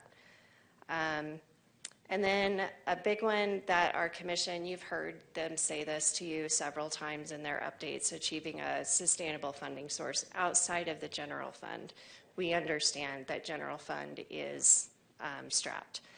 So I actually have some ideas on that. We'll be coming forward in the coming weeks to talk with you about the potential for including open space as an approved expenditure in our existing BBB recreation allocation. So that will be coming in the future. And now I'm going to turn it back to Amy. All right. Okay, events, marketing, athletics. There's a great picture of, I believe, Winter Wonderland right there. what do we mean when we say events and marketing? Like, what the heck does that mean for us? So our city events group, mighty small group of 2 people, and they manage all of our external events also. So we have our signature events, and then they permit this small team of 2 over 1,500 events annually on city-owned property. Some of those can be large, they can be small, it doesn't matter, but they're still going to be permitting those and going through a specific process. This group also does all the marketing for our entire division. Some great examples there. My favorite happens to be Scoop the Poop, because you can't get away from talking about that when you're with me, I think. We've also recently allocated our athletics programming to this group.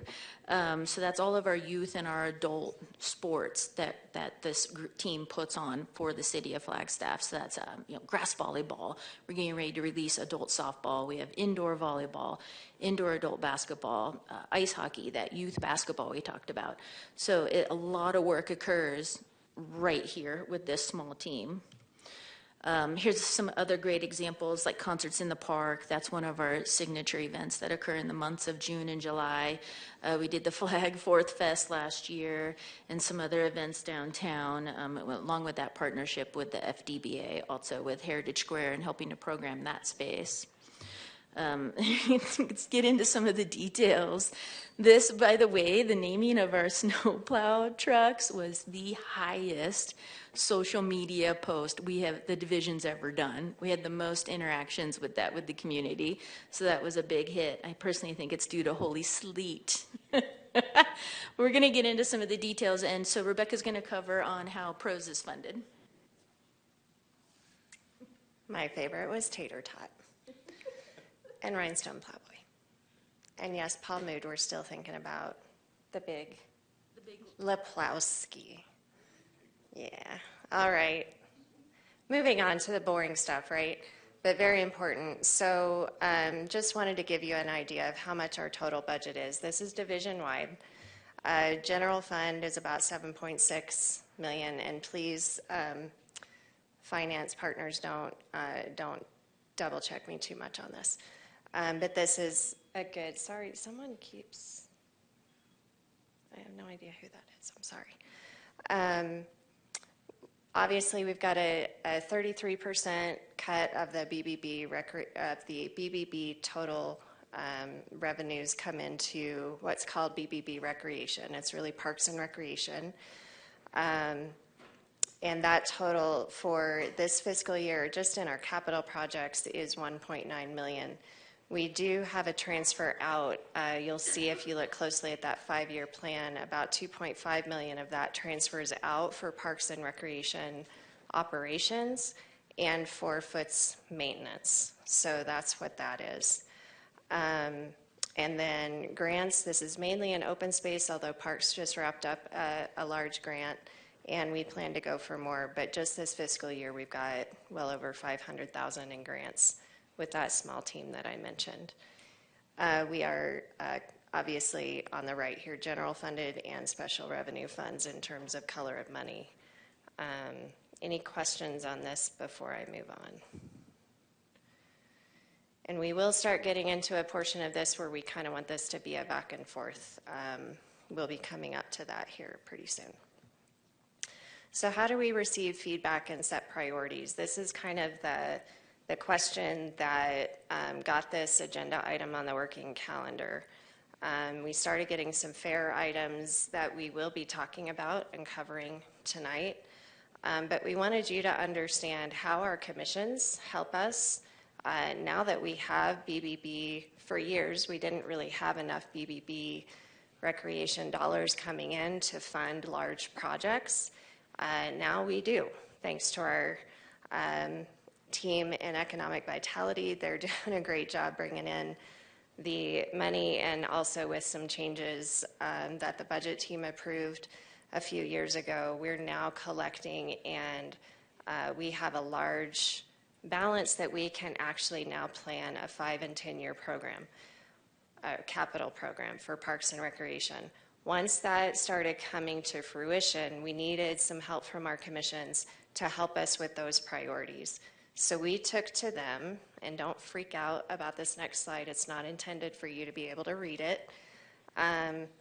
But we listed out for them and went through, don't even try, I'll make it better on the next slide.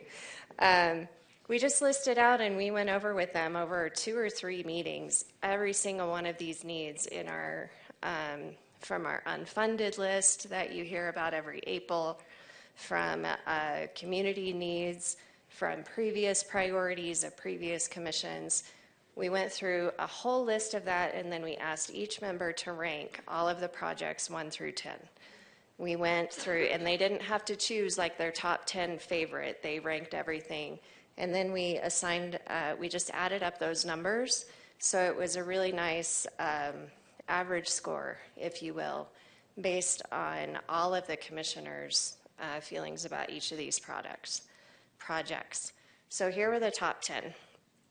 Again, we're not going to go through these by detail. Actually, Amy's going to go through a few of these with you in some slides coming up. But we just wanted to show you this is the work that we're doing with our commissions. I'd like to start doing the same thing with the Open Spaces Commission so that we're really getting their input and buy-in on the projects and how we prioritize. So that helps us guide that 5 and 10-year plan and what goes first. Obviously, the Open Spaces Commission helps us with maintenance and restoration priorities, land acquisition priorities, and other types of programming.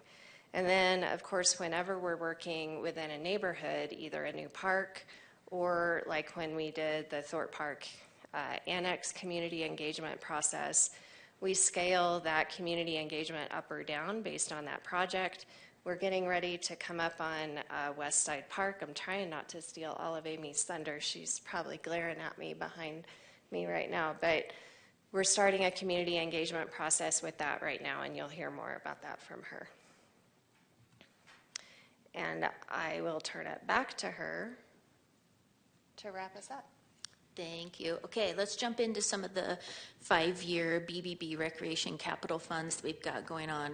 Current deliveries this fiscal year and a few highlights in the future that work in tandem with that work that Rebecca and I did with the Parks and Recreation Commission too.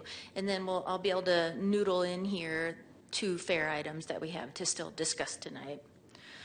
Ooh, look at that. That looks odd. Our first one are the sport courts at Bushmaster Park. So that's a current delivery that will begin this fiscal year and probably wrap up in the fall.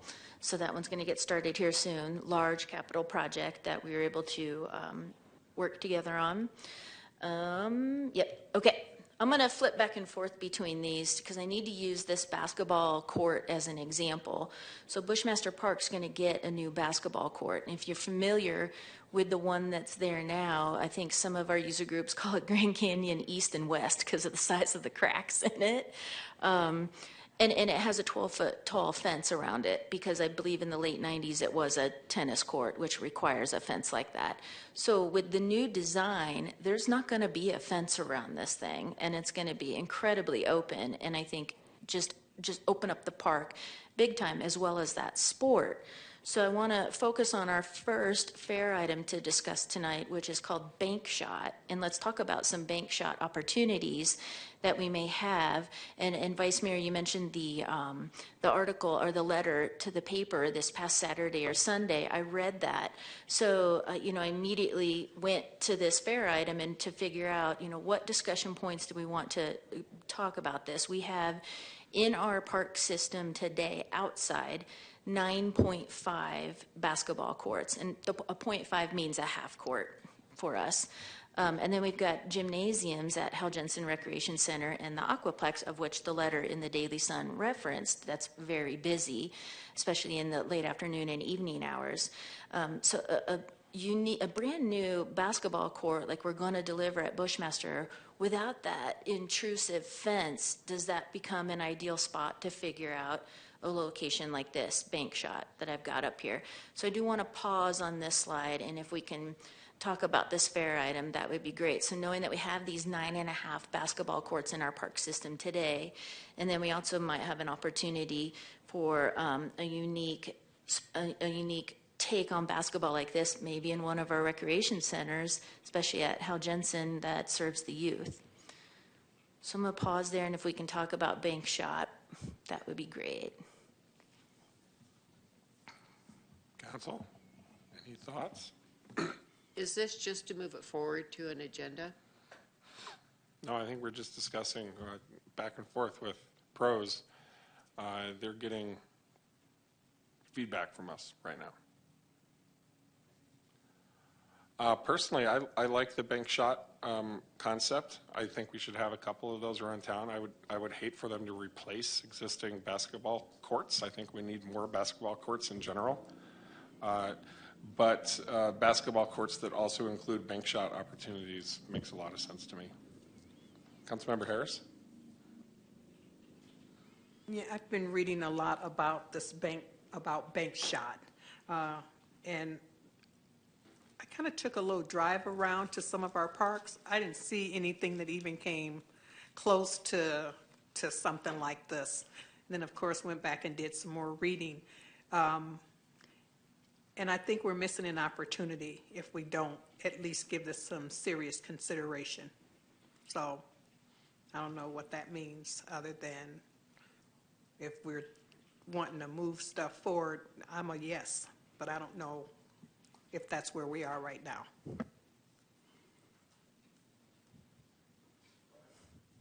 I'd like to explore this more. I had to look up what bank shot was, to be perfectly honest with you, even though I have 2 boys.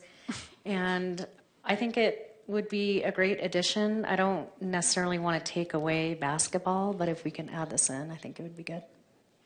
We could have an opportunity also, if this council recalls, with that Thorpe Park concept design, there are these smaller indoor courts where there's currently a metal building on site that's currently used. I believe the bookmobile's in there, Graffiti Buster's van is in there, but that does convert to kind of indoor, outdoor basketball courts as a part of that process. So that could be another opportunity to do this, but I'll discuss that in a little bit. And go ahead, Councilmember McCarthy, because that's years away versus now. So I guess I'm ignorant. I know what a bank shot is, but I don't, in the context of this discussion, I'm not sure what it is. Is it just like a third of a quarter or something, or? I appreciate the question because we probably should discuss that a little bit more.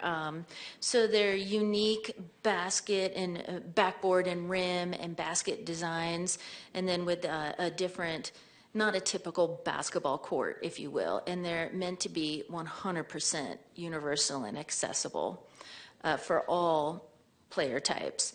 And it's really to expose the ability to play basketball or to at least shoot baskets. You see there's some unique even backboard designs. They're not your typical, and they do have varying heights to them. It really could be a neat, unique experience. I was reading earlier, I believe, if you had 9 kind of slots, if you will, more like the picture on the image on the left, that takes up a space that's about 30 feet by 15 feet. So we're not talking about a large space. And then again, it provides that unique experience. I think where pro staff are struggling are, and this was a fair item, there could be a grant opportunity with it, but I believe it does take some dollars to match. Then we would also need to identify location, because as we're talking about, we don't want to take away a half court or court that exists today. So instead, it's where do we add this? And, you know, this idea was not a part of that 2022 work that we did with the Parks and Recreation Commission on that priority list. So we would also need to go back to the commission and discuss that too, if the direction from City Council on this fair item was, let's find a way to get this in our park system. And this also provides opportunity for some differently abled people, and so there may be opportunities to get some grants from different agencies that we have not approached before, perhaps. And when I said I took a little drive around, I didn't see a whole lot for kids or people, not just kids, who are in wheelchairs. And this provides an opportunity for them to compete with themselves rather than with someone else. And it also provides opportunities for kids that may be challenged in some different kinds of ways, where that competition with others is not probably something that's real healthy for them, but competing with themselves would be. And so I see this as adding to, not taking away. If we didn't have any basketball courts, that'd be a whole different thing. But we have basketball courts, but we don't have this. And so that's my push. And so if people are thinking, well, there's not that many people, well, yeah, there are a lot of people that would use this and would welcome the opportunity. So I think it should take some serious consideration from us. And people should go out and do the research on it and see. But I can think of at least a half dozen kids that I know right now where this would be a good thing for them. So, Councilmember House, a bounce pass over to you. Thank you. So yeah, I'm definitely in favor of pursuing this as well. I shared in the chat for Councilmember McCarthy the link to thebankshot.com and am just taking some time right now scrolling through the different configurations and seeing just how many different options there are for this to make it work for a multitude of communities. So it's definitely very interesting. Love the description of it as mini golf, but with a basketball. That's probably my favorite thing I've read today. So yeah, it sounds like it's a lot of fun and has a lot of opportunities and a great point to play with, pun intended, for the goal of inclusivity within the division as well. Exactly. Thank you. Any other comments on this fair? Go ahead, Mr. Councilmember McCarthy. I clicked on it. It looks interesting. I'd be supportive. Thank you. Be a really fun game of horse. Right. Okay, I believe staff have direction on this item, so if no other comments or questions, I'm going to move on. West Side Park. That'll be our first neighborhood park to deliver to the community, our first park since 2003, since Fox Glen Park.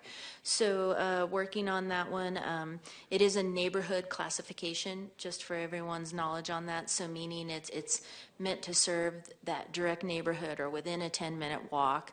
Doesn't mean that folks from other communities within Flagstaff are not going to go there. That is just the intended classification of it. So currently under contract for design services as well as outreach. And we'll begin some of that outreach to the direct neighborhoods of this classification neighborhood park would serve.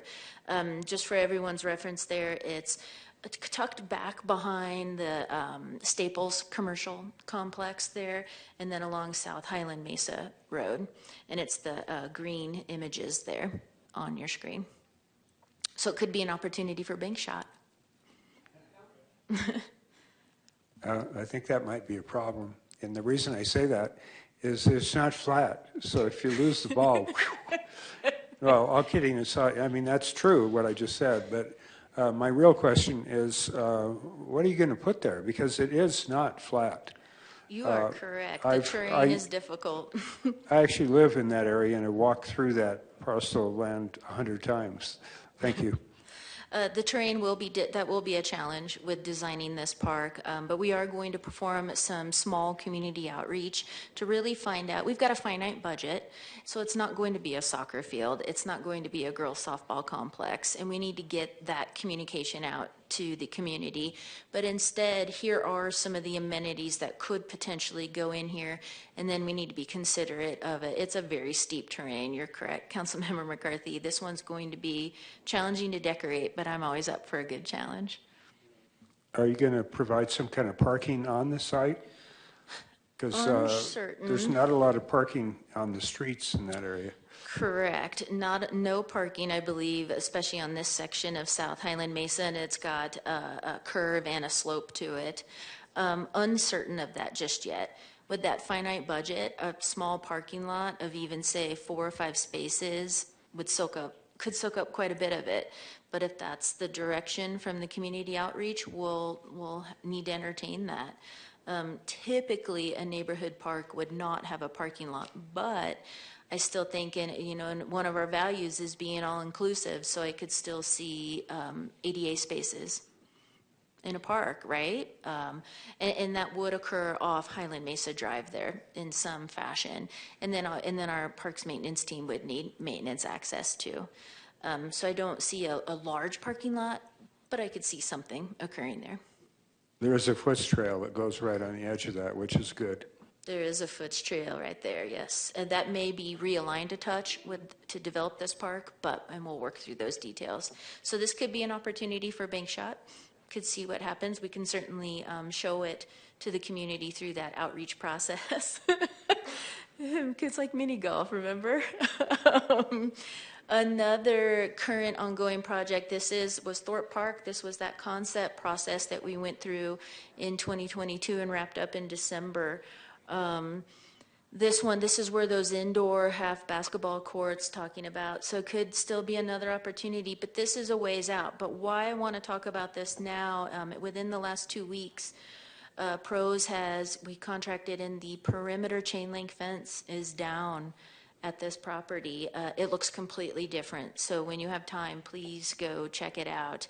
So that was kind of phase one. Some other things that are in the works right now would be, we have some IT infrastructure there inside the future Indigenous Community Cultural Center. So working with our partners here in IT to figure out how do we relocate that. The hub is inside the future Indigenous Community Cultural Center. It trenches over to the sustainability offices, and then there's another trench that literally goes all the way through this space over to the park shop on Thorpe Road. So we need to figure that out. That way the city's IT infrastructure we're probably just going to get it all inside the sustainability offices and still be able to use some of our current conduits in that way. But that's a next step. Also going to ask for, currently soliciting quotes for an assessment of the Indigenous Community Cultural Center. Because it doesn't have fire suppression, for an example. Now we need mechanical, electrical, plumbing, everything assessed inside that building, so then we can perform a request for proposal to find an interested and invested partner who's going to bring this to light for us. So PROS is funded right now this fiscal year with $100,000. We're working through some of those items, the fence, and we'll cover some more of this in our April retreat. So I just wanted to highlight that some work is occurring there, all for the good, for the future. Heritage Square restrooms. Told you I wasn't gonna shy away from restroom talk with you all. You're used to this by now. Heritage Square restrooms. That one I know that we briefly have talked about at the Capitol retreat, and this is honest images of it. This is one of the nuisances with this restroom.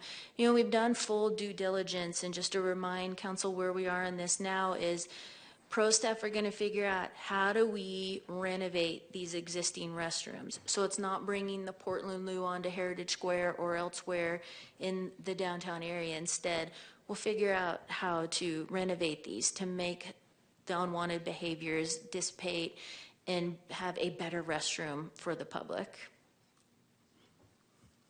I'm curious, who owns these restrooms? Are they owned by that building, or are they owned by the city? The building is not owned by the city, nor that entire It's parcel. Hopi, I believe. Correct. And then there is a maintenance agreement that includes these outward facing to the public restrooms in Heritage Square that PROS maintains.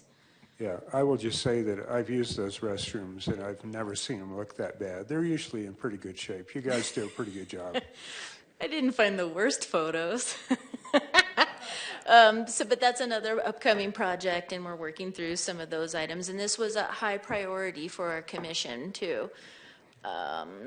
This is our next potential fair item that we'd like to discuss. So we'll pause here, too. This was brought up regarding the pond that is near the Sheep's Crossing and Cosmic Ray Tunnel, just south of Ponderosa Trails Park there along Pulliam. I've got the actual kind of natural water course there circled. It is Forest Service property. It is not City of Flagstaff property, that entire parcel there. So it would require a land procurement of some type of an agreement with Forest Service. And then there is not an identified funding for any infrastructure for this pond just naturally holds water at this time. So there would need to be, I think, some stormwater investigation or needs or otherwise if this were to truly become a pond. So I'm going to pause here because we need to discuss this fair item. Well, I guess I'll kick us off. I know this is my fair, and it's a really neat area. I think lake or pond amenity right there would be a fabulous amenity for the neighborhood, for the entire Flagstaff community, and for the county. It's really just, you can see Fort Tuttle County Park in part of the photo you have there.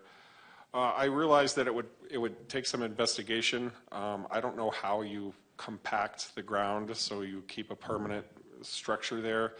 I think there would be considerations, environmental considerations, like, I think there's some rare invertebrates in the area. So if we were to stock it, it might be disruptive in that way. It might be more than we can handle.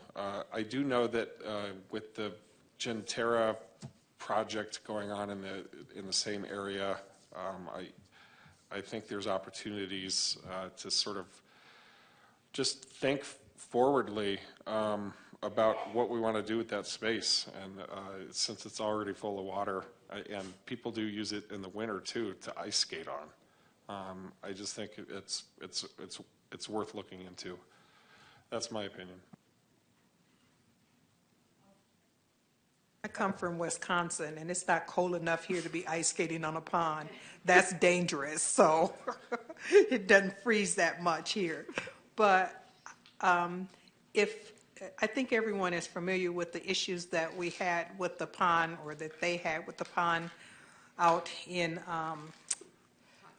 Continental, where there was a lot of issues with leaking, and I followed that for a while in the newspaper, and I don't know what was all involved, but I'm sure it's out there somewhere. And so, and there was a lawsuit and a whole bunch of other stuff. And so I think we just need to be careful, and especially since we don't own the property, we have to purchase it from the Forest Service, or we have to, I don't know, swap it, but swap it for what?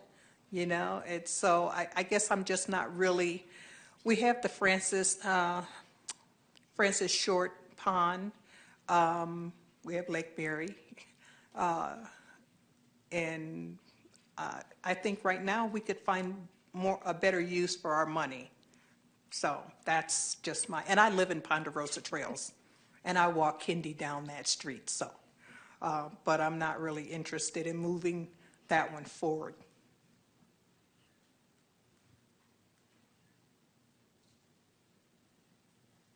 Doesn't seem like there's strong feelings one way or the other from most folks. Well, again, I don't have strong feelings, but it might be worth a swag, a scientific wild guess. In other words, just a preliminary investigation to see how complicated and expensive it would be. It would be valuable, but it may not be worth the money. I don't know. So it's hard to really say without a little more information.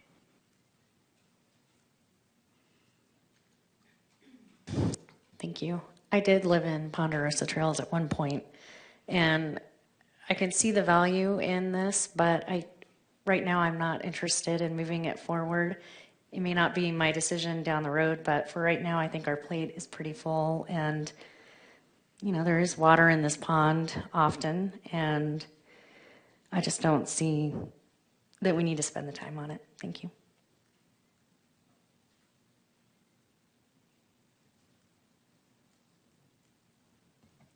Well, that's clear as the pond water over there. Muddy as clear as mud. Okay, we're going to move on. Appreciate the content on both those two topics. So kind of what's next for us? Because again, we've gone through a lot of that process.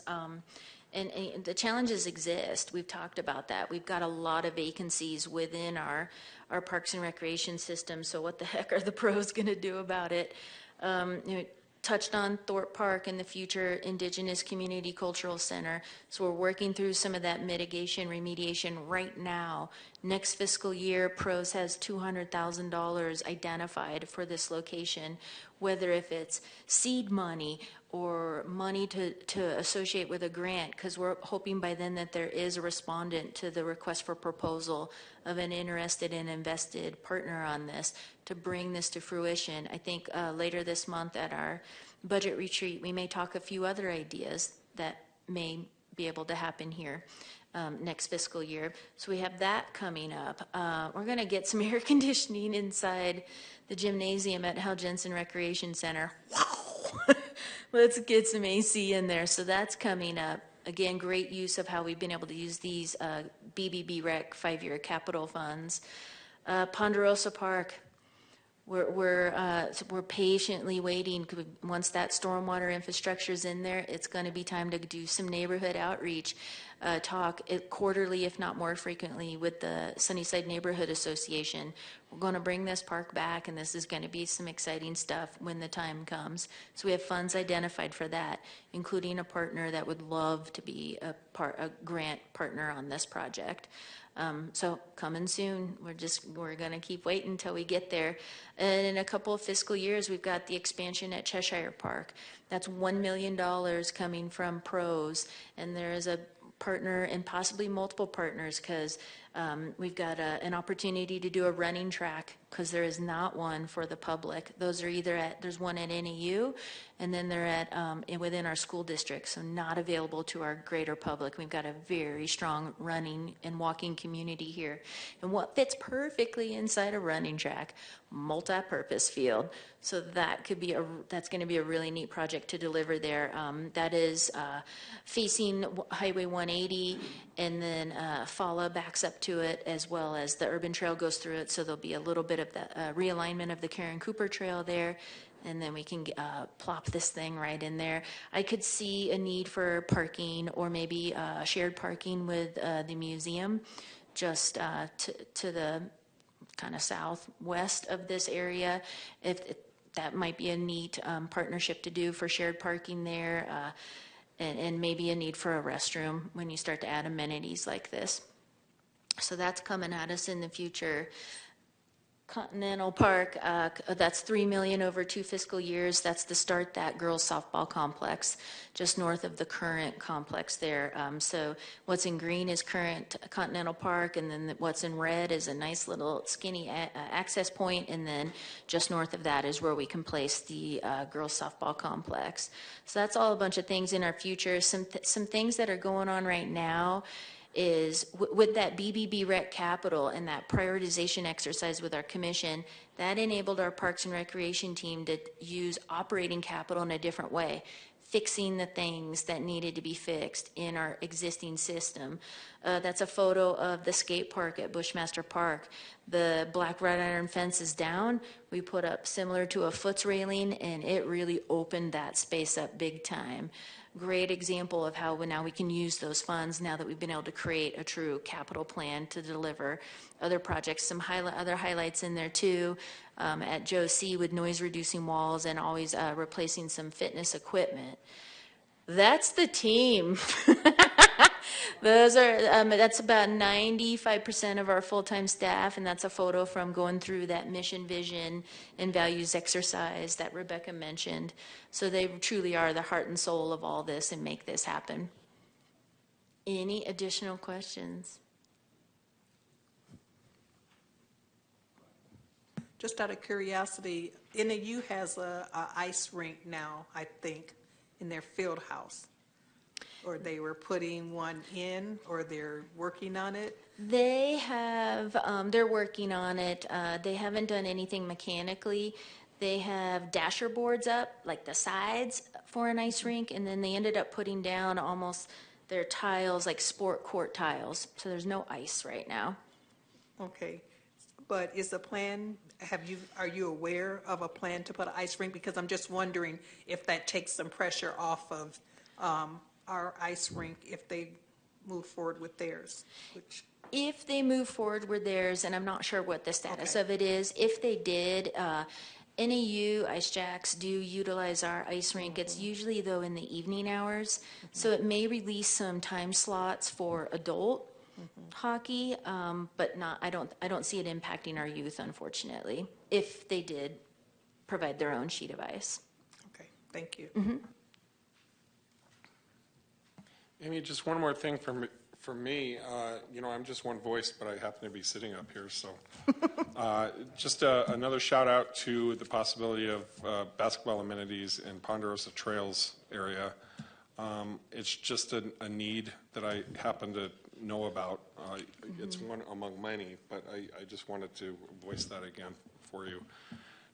Nothing in terms of basketball amenities in that entire area of town, and most of those HOAs don't even allow basketball hoops outside the houses, so very much a need in that area. I'll leave it there. I think we're all done here. Appreciate the time and to get through those two fair items. Thank you. We do have one more agenda item, and we need to muscle on through it. Agenda item number 13, John Wesley Powell project update. Hoping our JWP team can be efficient and thorough, but efficient with the presentation here. Thank you. Take it away.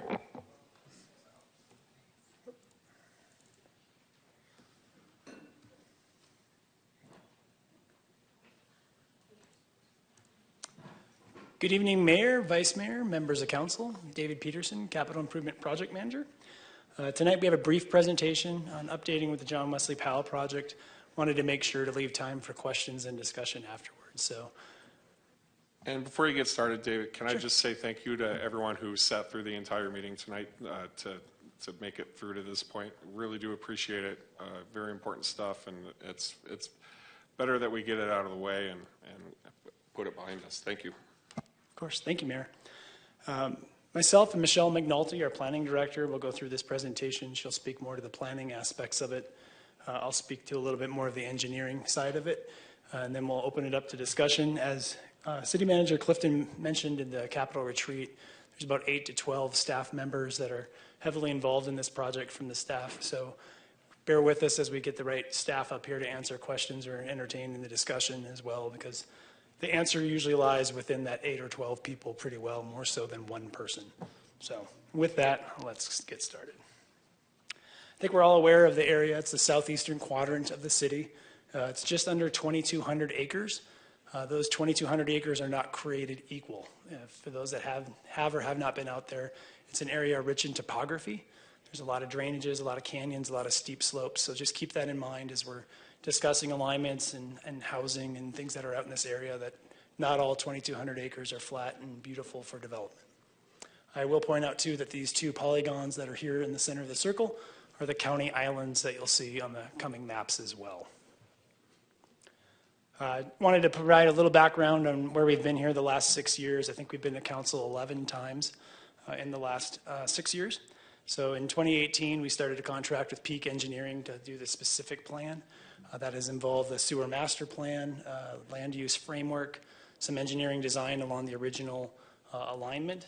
Also in 2018, we had the Proposition 419, which allocated a proportional fair share of funding for this project, that 40-60, so 40% with the city, 60% with the landowners in this area.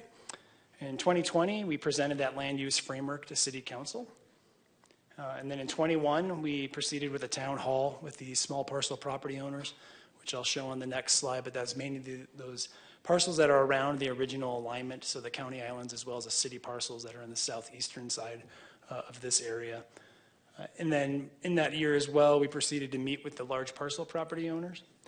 Then in 2022, council approved in July the new alignment, or that salmon alignment that we shared, thus moving it out of that South 4th Street corridor further to the west. And my apologies, we were here back on May 30th in 2023. I left that off. That was a project update as well as approval by council for change order 5. So that item, we were here about a little less than a year ago. So this is the map that we discussed back in June and July of 2022. when we were looking at the original alignment here in yellow going through the South 4th Street corridor.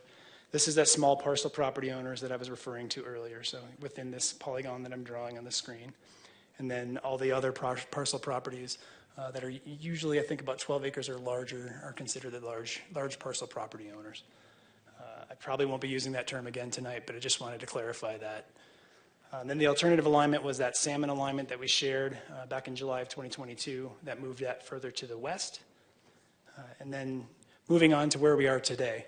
So that salmon alignment is left on that screen just for reference. The yellow line is likely not going to change a whole lot, especially at this small scale as we move forward to our finishing design. There probably will be some horizontal shifts here and there.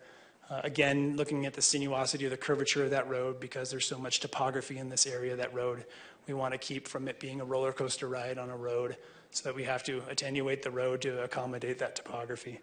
Another consideration there too is the development needs of these property owners as well.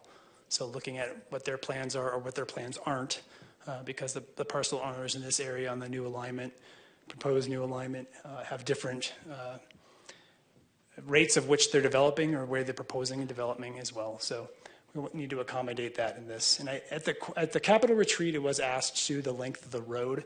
So the yellow line is 2.65 miles in length, and the salmon line is about 2.75. So because we're cutting the corners on some of those alignments, it's a little bit shorter. I think it was shared at the Capitol Retreat, it was about 2 miles, but it is a little bit longer. So I just wanted to update the council on that. And then there's a couple things I wanted to point on this map, and then I'll ask Michelle to come up and share a little bit on the planning aspect of where we stand. So on this map, Martin graciously put this together last minute. As always with all his maps, he does a great job. So the yellow line that was on the previous slide is a gray line on this one. That is the proposed new alignment. And then the salmon line is left on there for reference. Two things I wanted to point out here. The existing Harold Ranch Road, which you can see as this gray dotted line here. And then as it is today, that's accessed off Butler Avenue across Little America property. So that existing road would be abandoned once the new John Wesley Powell is built. So Harold Ranch Road would be accessed off of the new John Wesley Powell. So that's one item I wanted to mention. The other one is the wildlife, pedestrian, and drainage crossing. Again, we don't have anything conclusive on new trail alignments for Arizona Trail. Have a little better idea on proposed foot trails and where they might go. But one idea we're looking at here is this crossing of this yellow box here in the middle of the map for an area that we could have an underpass or underpasses to pass that wildlife, to pass that drainage, to pass the people that are going to be using this area and utilizing this area. We are not far enough along in engineering design to say whether that's one structure, multiple structures, but it is something that we have in our mind as we continue to work with Game and Fish, the design engineers, and obviously the parcel owners that grant access to having trails on their land. Vice Mayor, the existing Arizona Trail, it currently is occupied on a 20-foot wide easement across this parcel. And again, we have shown in the past proposed Arizona Trail alignments, but we're not far enough along to be able to conclusively share where that might go. But we are in discussions with the proper landowners as well as the Arizona Trail to be able to have some idea of where it could go. But once we have a better idea on where it might go, we were more than happy to bring that back to council and share that at that time. And with that, I will turn it over to Michelle. Thank you. Thanks. Good evening, Mayor or Vice Mayor and Council. So as this was originally proposed, there was supposed to be a specific plan for this, this area and as part of the 2018 funding. At the time, my understanding is just, kind of a lack of resources. Some of the planning effort got underway, but it never fully went off. But the idea of the specific plan was to look at the trails in the area, wildlife corridors, open space, identifying where public facilities such as a school and fire station would be. And so it's kind of been an interesting process because as we've moved forward with the alignment, we still are going to do that specific plan. We're kind of calling it a specific plan light. in the sense that a lot of the things that you typically see in a specific plan are kind of not really needed for this area, so it's really going to focus on those key points that were identified and when that was established to do the funding for this.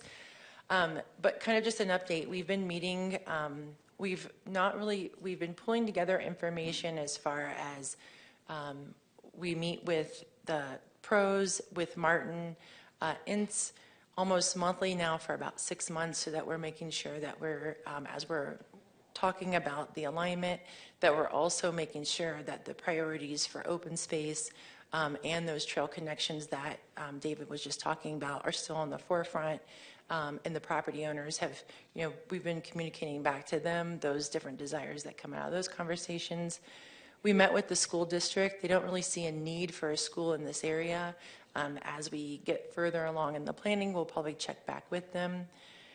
During the NAH rezone process, we did a needs assessment for fire that ended up encompassing this area. So we actually kind of have identified where that's going to go. So through just the kind of normal progression of planning, we've collected a lot of that information. But now that we're at a pretty good place with conceptually where the alignment's going to be, we do intend to start packaging all that information and then going out and after working with our property owners in this area, going through the public process for that specific plan, and we'll be back to you on that as well. But just want to give you an update on where that is and let you know that we haven't forgotten that that's part of this project. Thanks.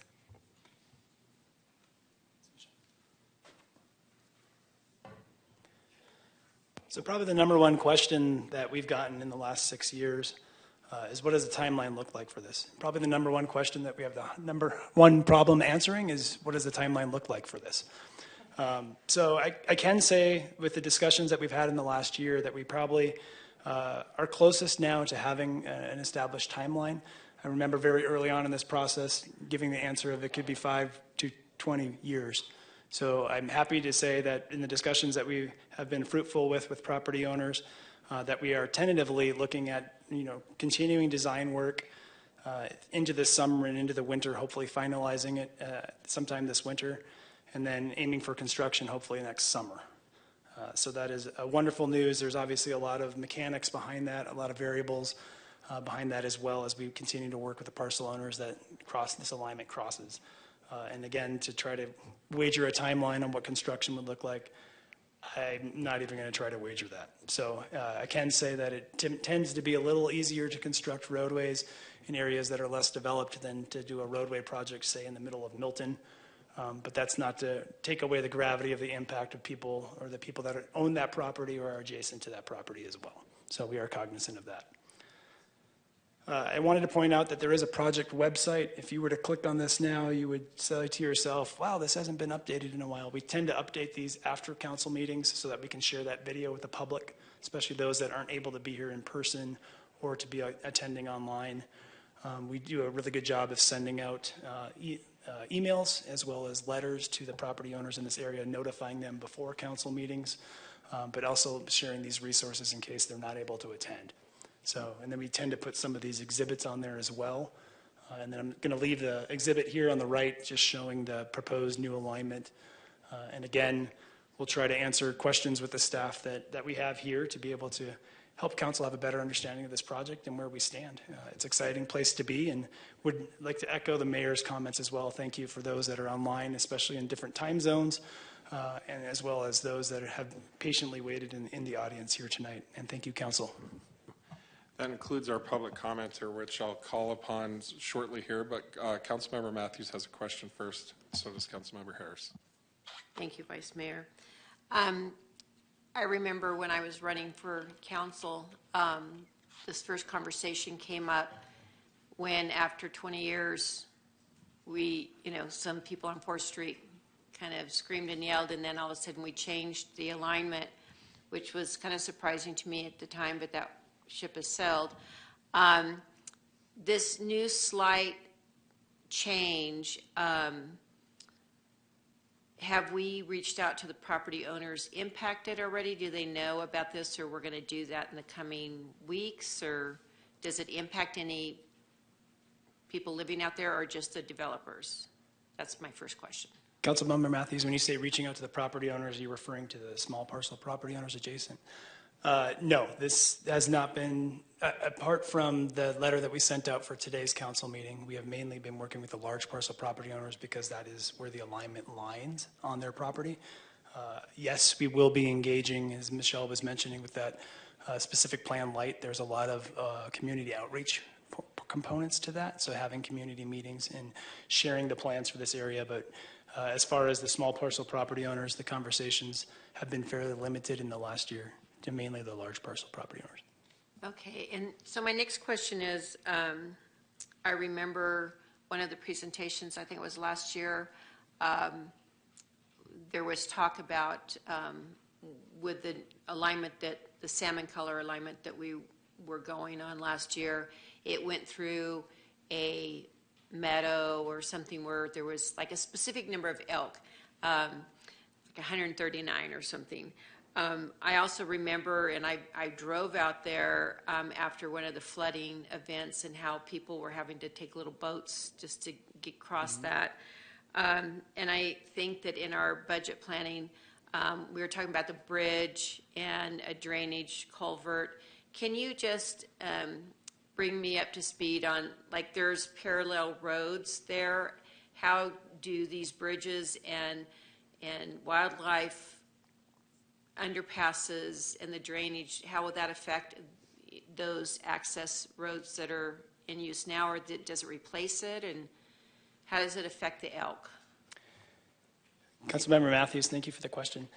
Yeah, we do have color data from Arizona Game and Fish, and it is an astounding map, as was shared by the property owners that are out here.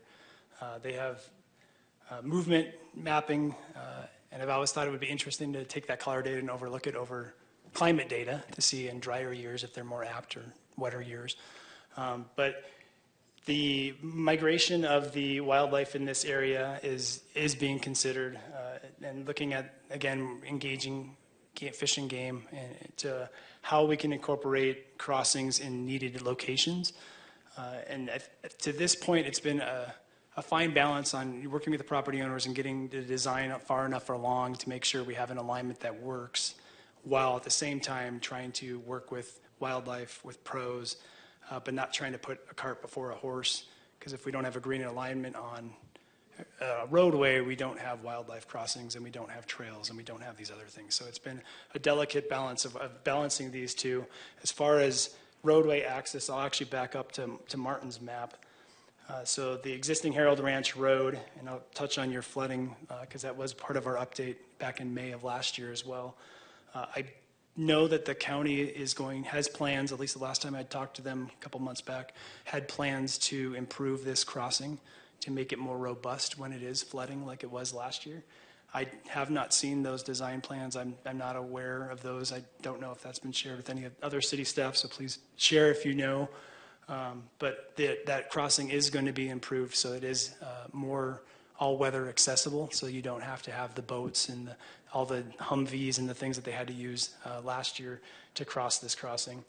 I don't want to speak too much. I think planning, Michelle might be able to speak, but there is some preliminary plans for having a secondary access road coming off John Wesley Powell as well and tying back in here, so having a secondary road, but that has not been approved or designed or planned, I think. But there is discussion of having a secondary road there as well.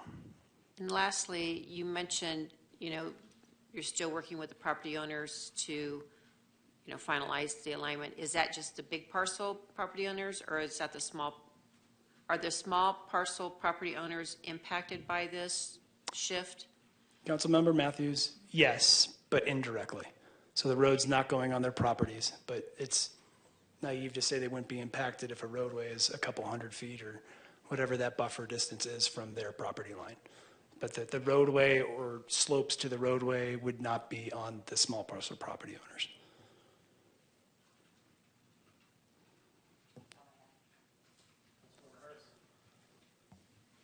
Yes, so there's been some discussion out in the community, in the airways or wherever the discussions happen, that NAU is purchasing, or they're going to take Kinsey School, and the school district is going to be doing another school.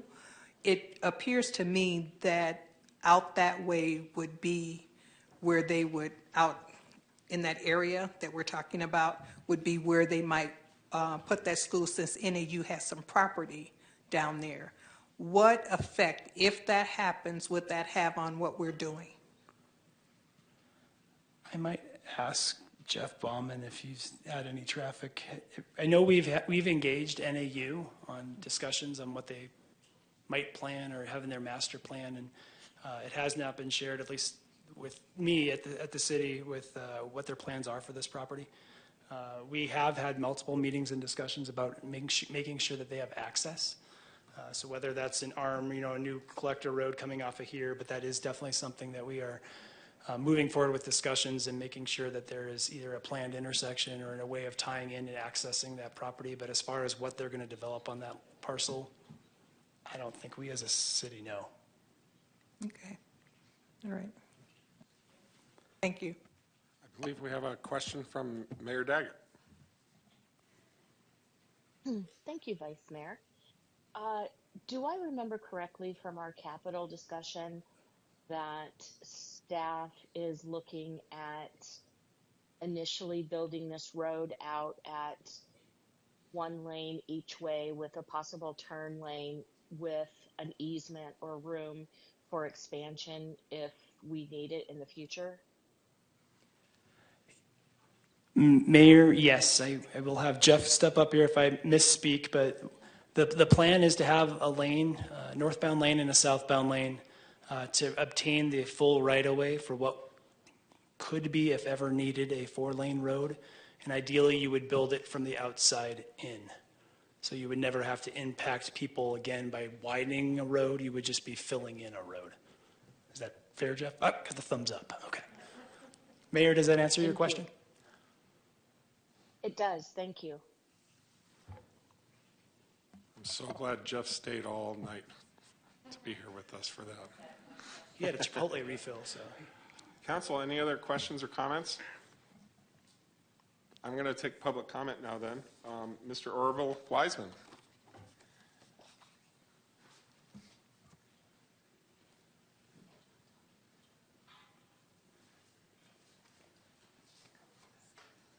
Good evening, Mayor, Vice Mayor, City Council. Orville Wiseman, 2250 South River Valley Road.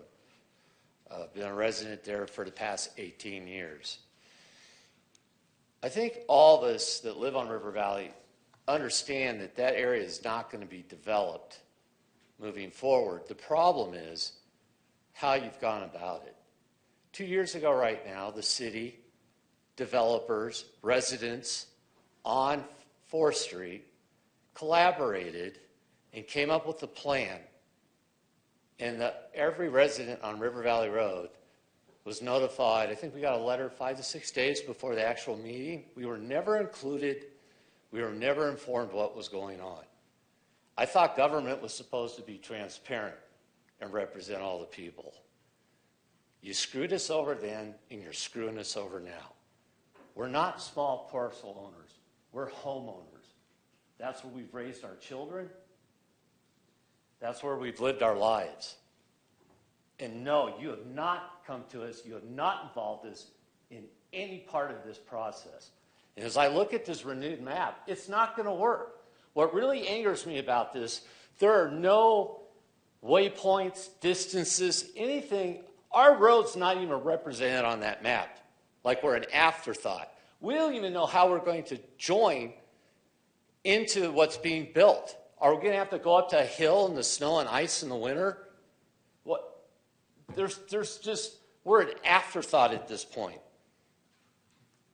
You can't stick a bridge or a bunch of culvert pipes right next to our road. Look what happened last year. It's going to happen again. It'll wash our road out. I can tell you right now, a court's not going to approve that. It would be best to work together rather than end up in the situation we're in right now. You know, and the other thing about it is I look at this, I don't know what was wrong with the original design, but this community is so hung up on carbon footprint and neutrality and all that. This is way more inefficient than what was originally there. And as was just brought up, the NAU property is totally circumnavigated.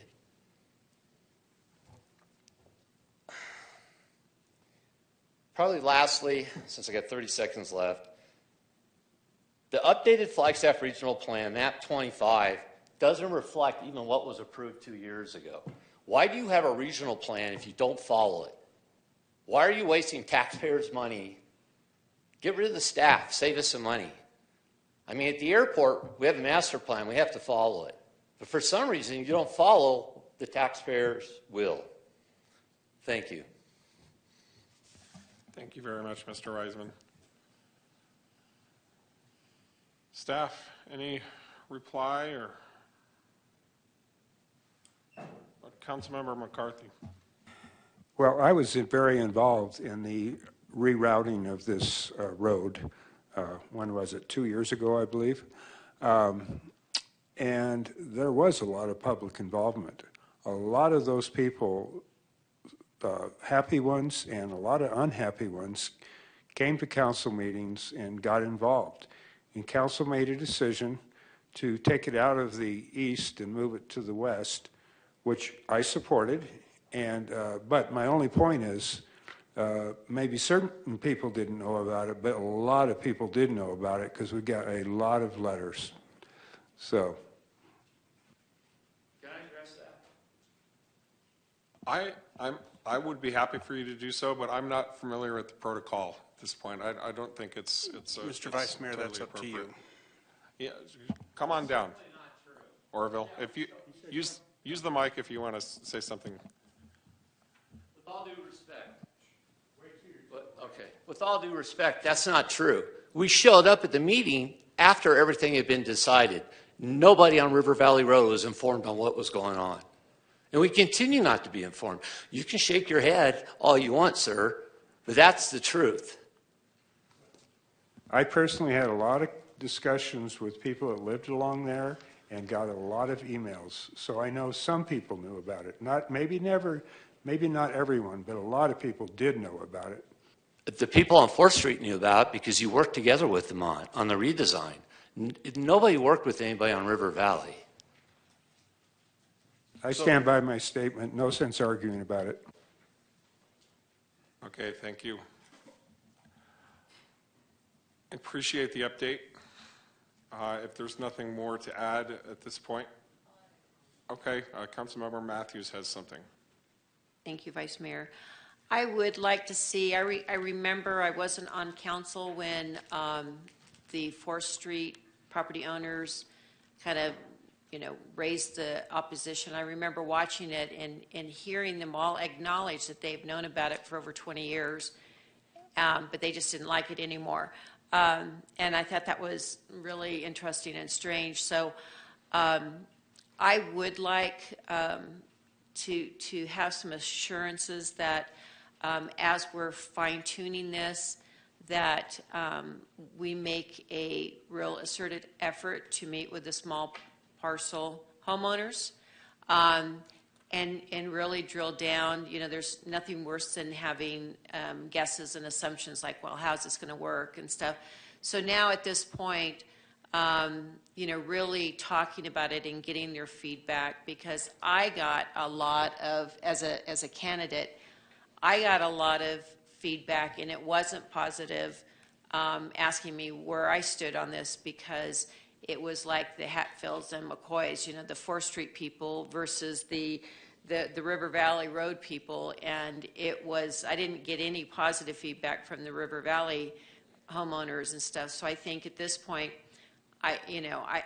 what was done back 2 years ago, but I think that just to clear up some concerns and maybe hear concerns that we don't experience because we're not living out there, that right. I think that we owe it to our community to, just really open ourselves up and really talk about those direct concerns and maybe hear some concerns that we could have solutions to make them feel better. I'm anxious to get this road done, but it feels like it was rocky at best getting us to this point. So if you wouldn't mind. Councilmember Matthews, we always strive to have as ample and as transparent communication as we can. And there's property owners out here that I've personally communicated with that don't have email that we send snail mail letters to let them know about events like this. We've offered conference rooms here because they didn't feel comfortable coming in here, but they don't have internet.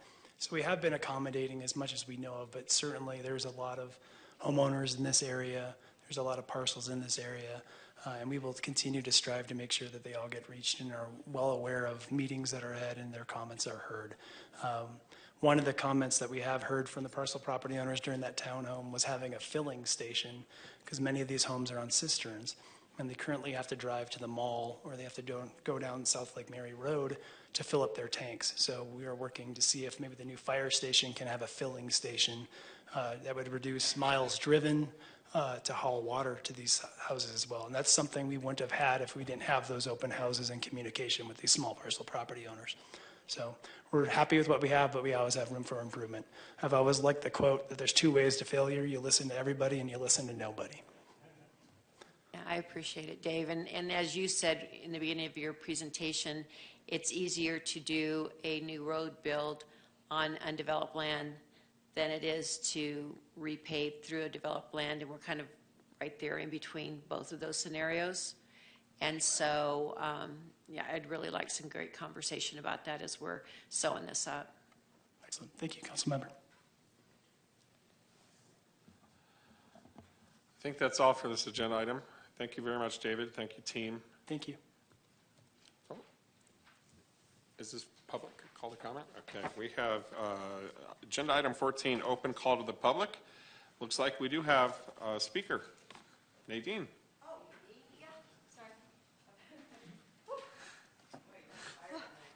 Well, we had Special Olympics today.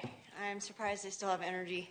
It was really cool to see the families and the kids and, wow, you know, people for years. But I came today and I stuck through because over the course of the weekend, my friend Richard came in. We volunteer. And he looked so sad. I'm like, dude, what's up? He wouldn't want to tell me, didn't want to tell me. And then he told me a few things.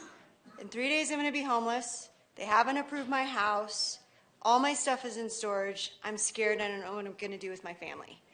And for me, I was just like, you're Section 8, aren't you? And he's like, yeah. For the public, I'm housing choice. And it just made me sad because he's lived here for 30 years and you hear these stories. And I was like, man, I wish there was something I could do. He tried, same situation, 4-bedroom house. Nobody will rent to me. The guy who had his house said it's more profitable to rent to a college student. Same story. So I go to church on Sunday, and I'm talking to one of my friends, and I'm explaining the situation. And she said, whoa, is he Hispanic? I'm like, how did you know? Because we're not wanted anymore. That's happening more and more with our families. And I sat here today, and I listened to things and words like pods, incubations, hubs, like we're going to go into these poor neighborhoods, and we're just going to get everybody self-sufficient. But we're not doing it for people like us. I sat here and I questioned the $200,000. Like, who's getting paid that? Is it one person, two? Well, we have special certifications so we can make more. I want to get those. Richard wants to get those. What can we do as a city to come up with our own plan for people in the housing program, people in Clark Homes, another lady who's eating like potatoes because she makes $40 now, not going to go into the minimum wage, but it screwed her. She doesn't get food assistance, no car, no money to save. The more she makes, the more her rent goes up, just like me. I went to the dentist. That doesn't get covered. None of that does. So we're just barely making it with housing. I want to know, like, what do we need to do? Who do we talk to? Can we get a program, a grant, like everybody else, to really come up with a 10-year plan for us? Go to school, do this. Let's help you save money so that you can get out of this system and have your own house. Even if it's buy the homeless showers. Like, we want to do better. Living month to month, year to year, it's a horrible feeling. Watching your friends leave because they don't have housing, knowing that you have the money. We can promote better, but at this point, can we just come up with something? Give me a 10-year plan, man.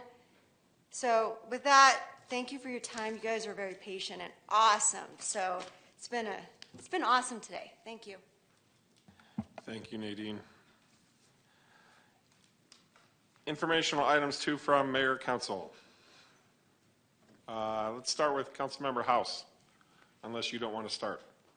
I can start, and I'll be quick. So just wanted to acknowledge, I don't know if anybody brought this up last week, but the bill did pass to recognize Pluto as the Arizona state planet, which is very exciting. I did notice that a couple of our state legislature we're still referring to it as the state official dwarf planet, and I'm going to be contentious and say, no, it is our state planet, period. Also, on a more serious note, the Northern Arizona Festival of Books is coming up this weekend. It's just chock full of activities to engage in. The two poets that were with us today from the Youth Poetry Council are going to be engaged in that. And there's going to be numerous readings representing various cultural voices and perspectives, different opportunities to engage and participate in some writing personally or learning different styles of writing. So just a lot of fun things to get involved in all throughout. I think a lot centered in downtown, but also in other areas. So please head out to their website or Facebook and social media pages, see all the great stuff that's going on, and find ways to get involved where you can. Thank you. That's it. Councilmember Sweet. Nothing tonight. McCarthy, thank you. Nothing. I don't have anything. Mayor, do you have anything? Just that I came to Waco, Texas to support Lowell Observatory and celebrate their participation in the event around the eclipse. And was supposed to be home today, so I apologize for not being there, but I will be home tomorrow. And Vice Mayor, you did a fantastic job running the meeting. Thank you so much. I was going to say there's only 8 other states can name a planet, so they better hurry up and get in line. Councilmember Harris. Yes, thank you, Vice Mayor. I just want to say again that that was an amazing poem, and I'm looking forward to seeing it hanging somewhere in this building. She did a great job.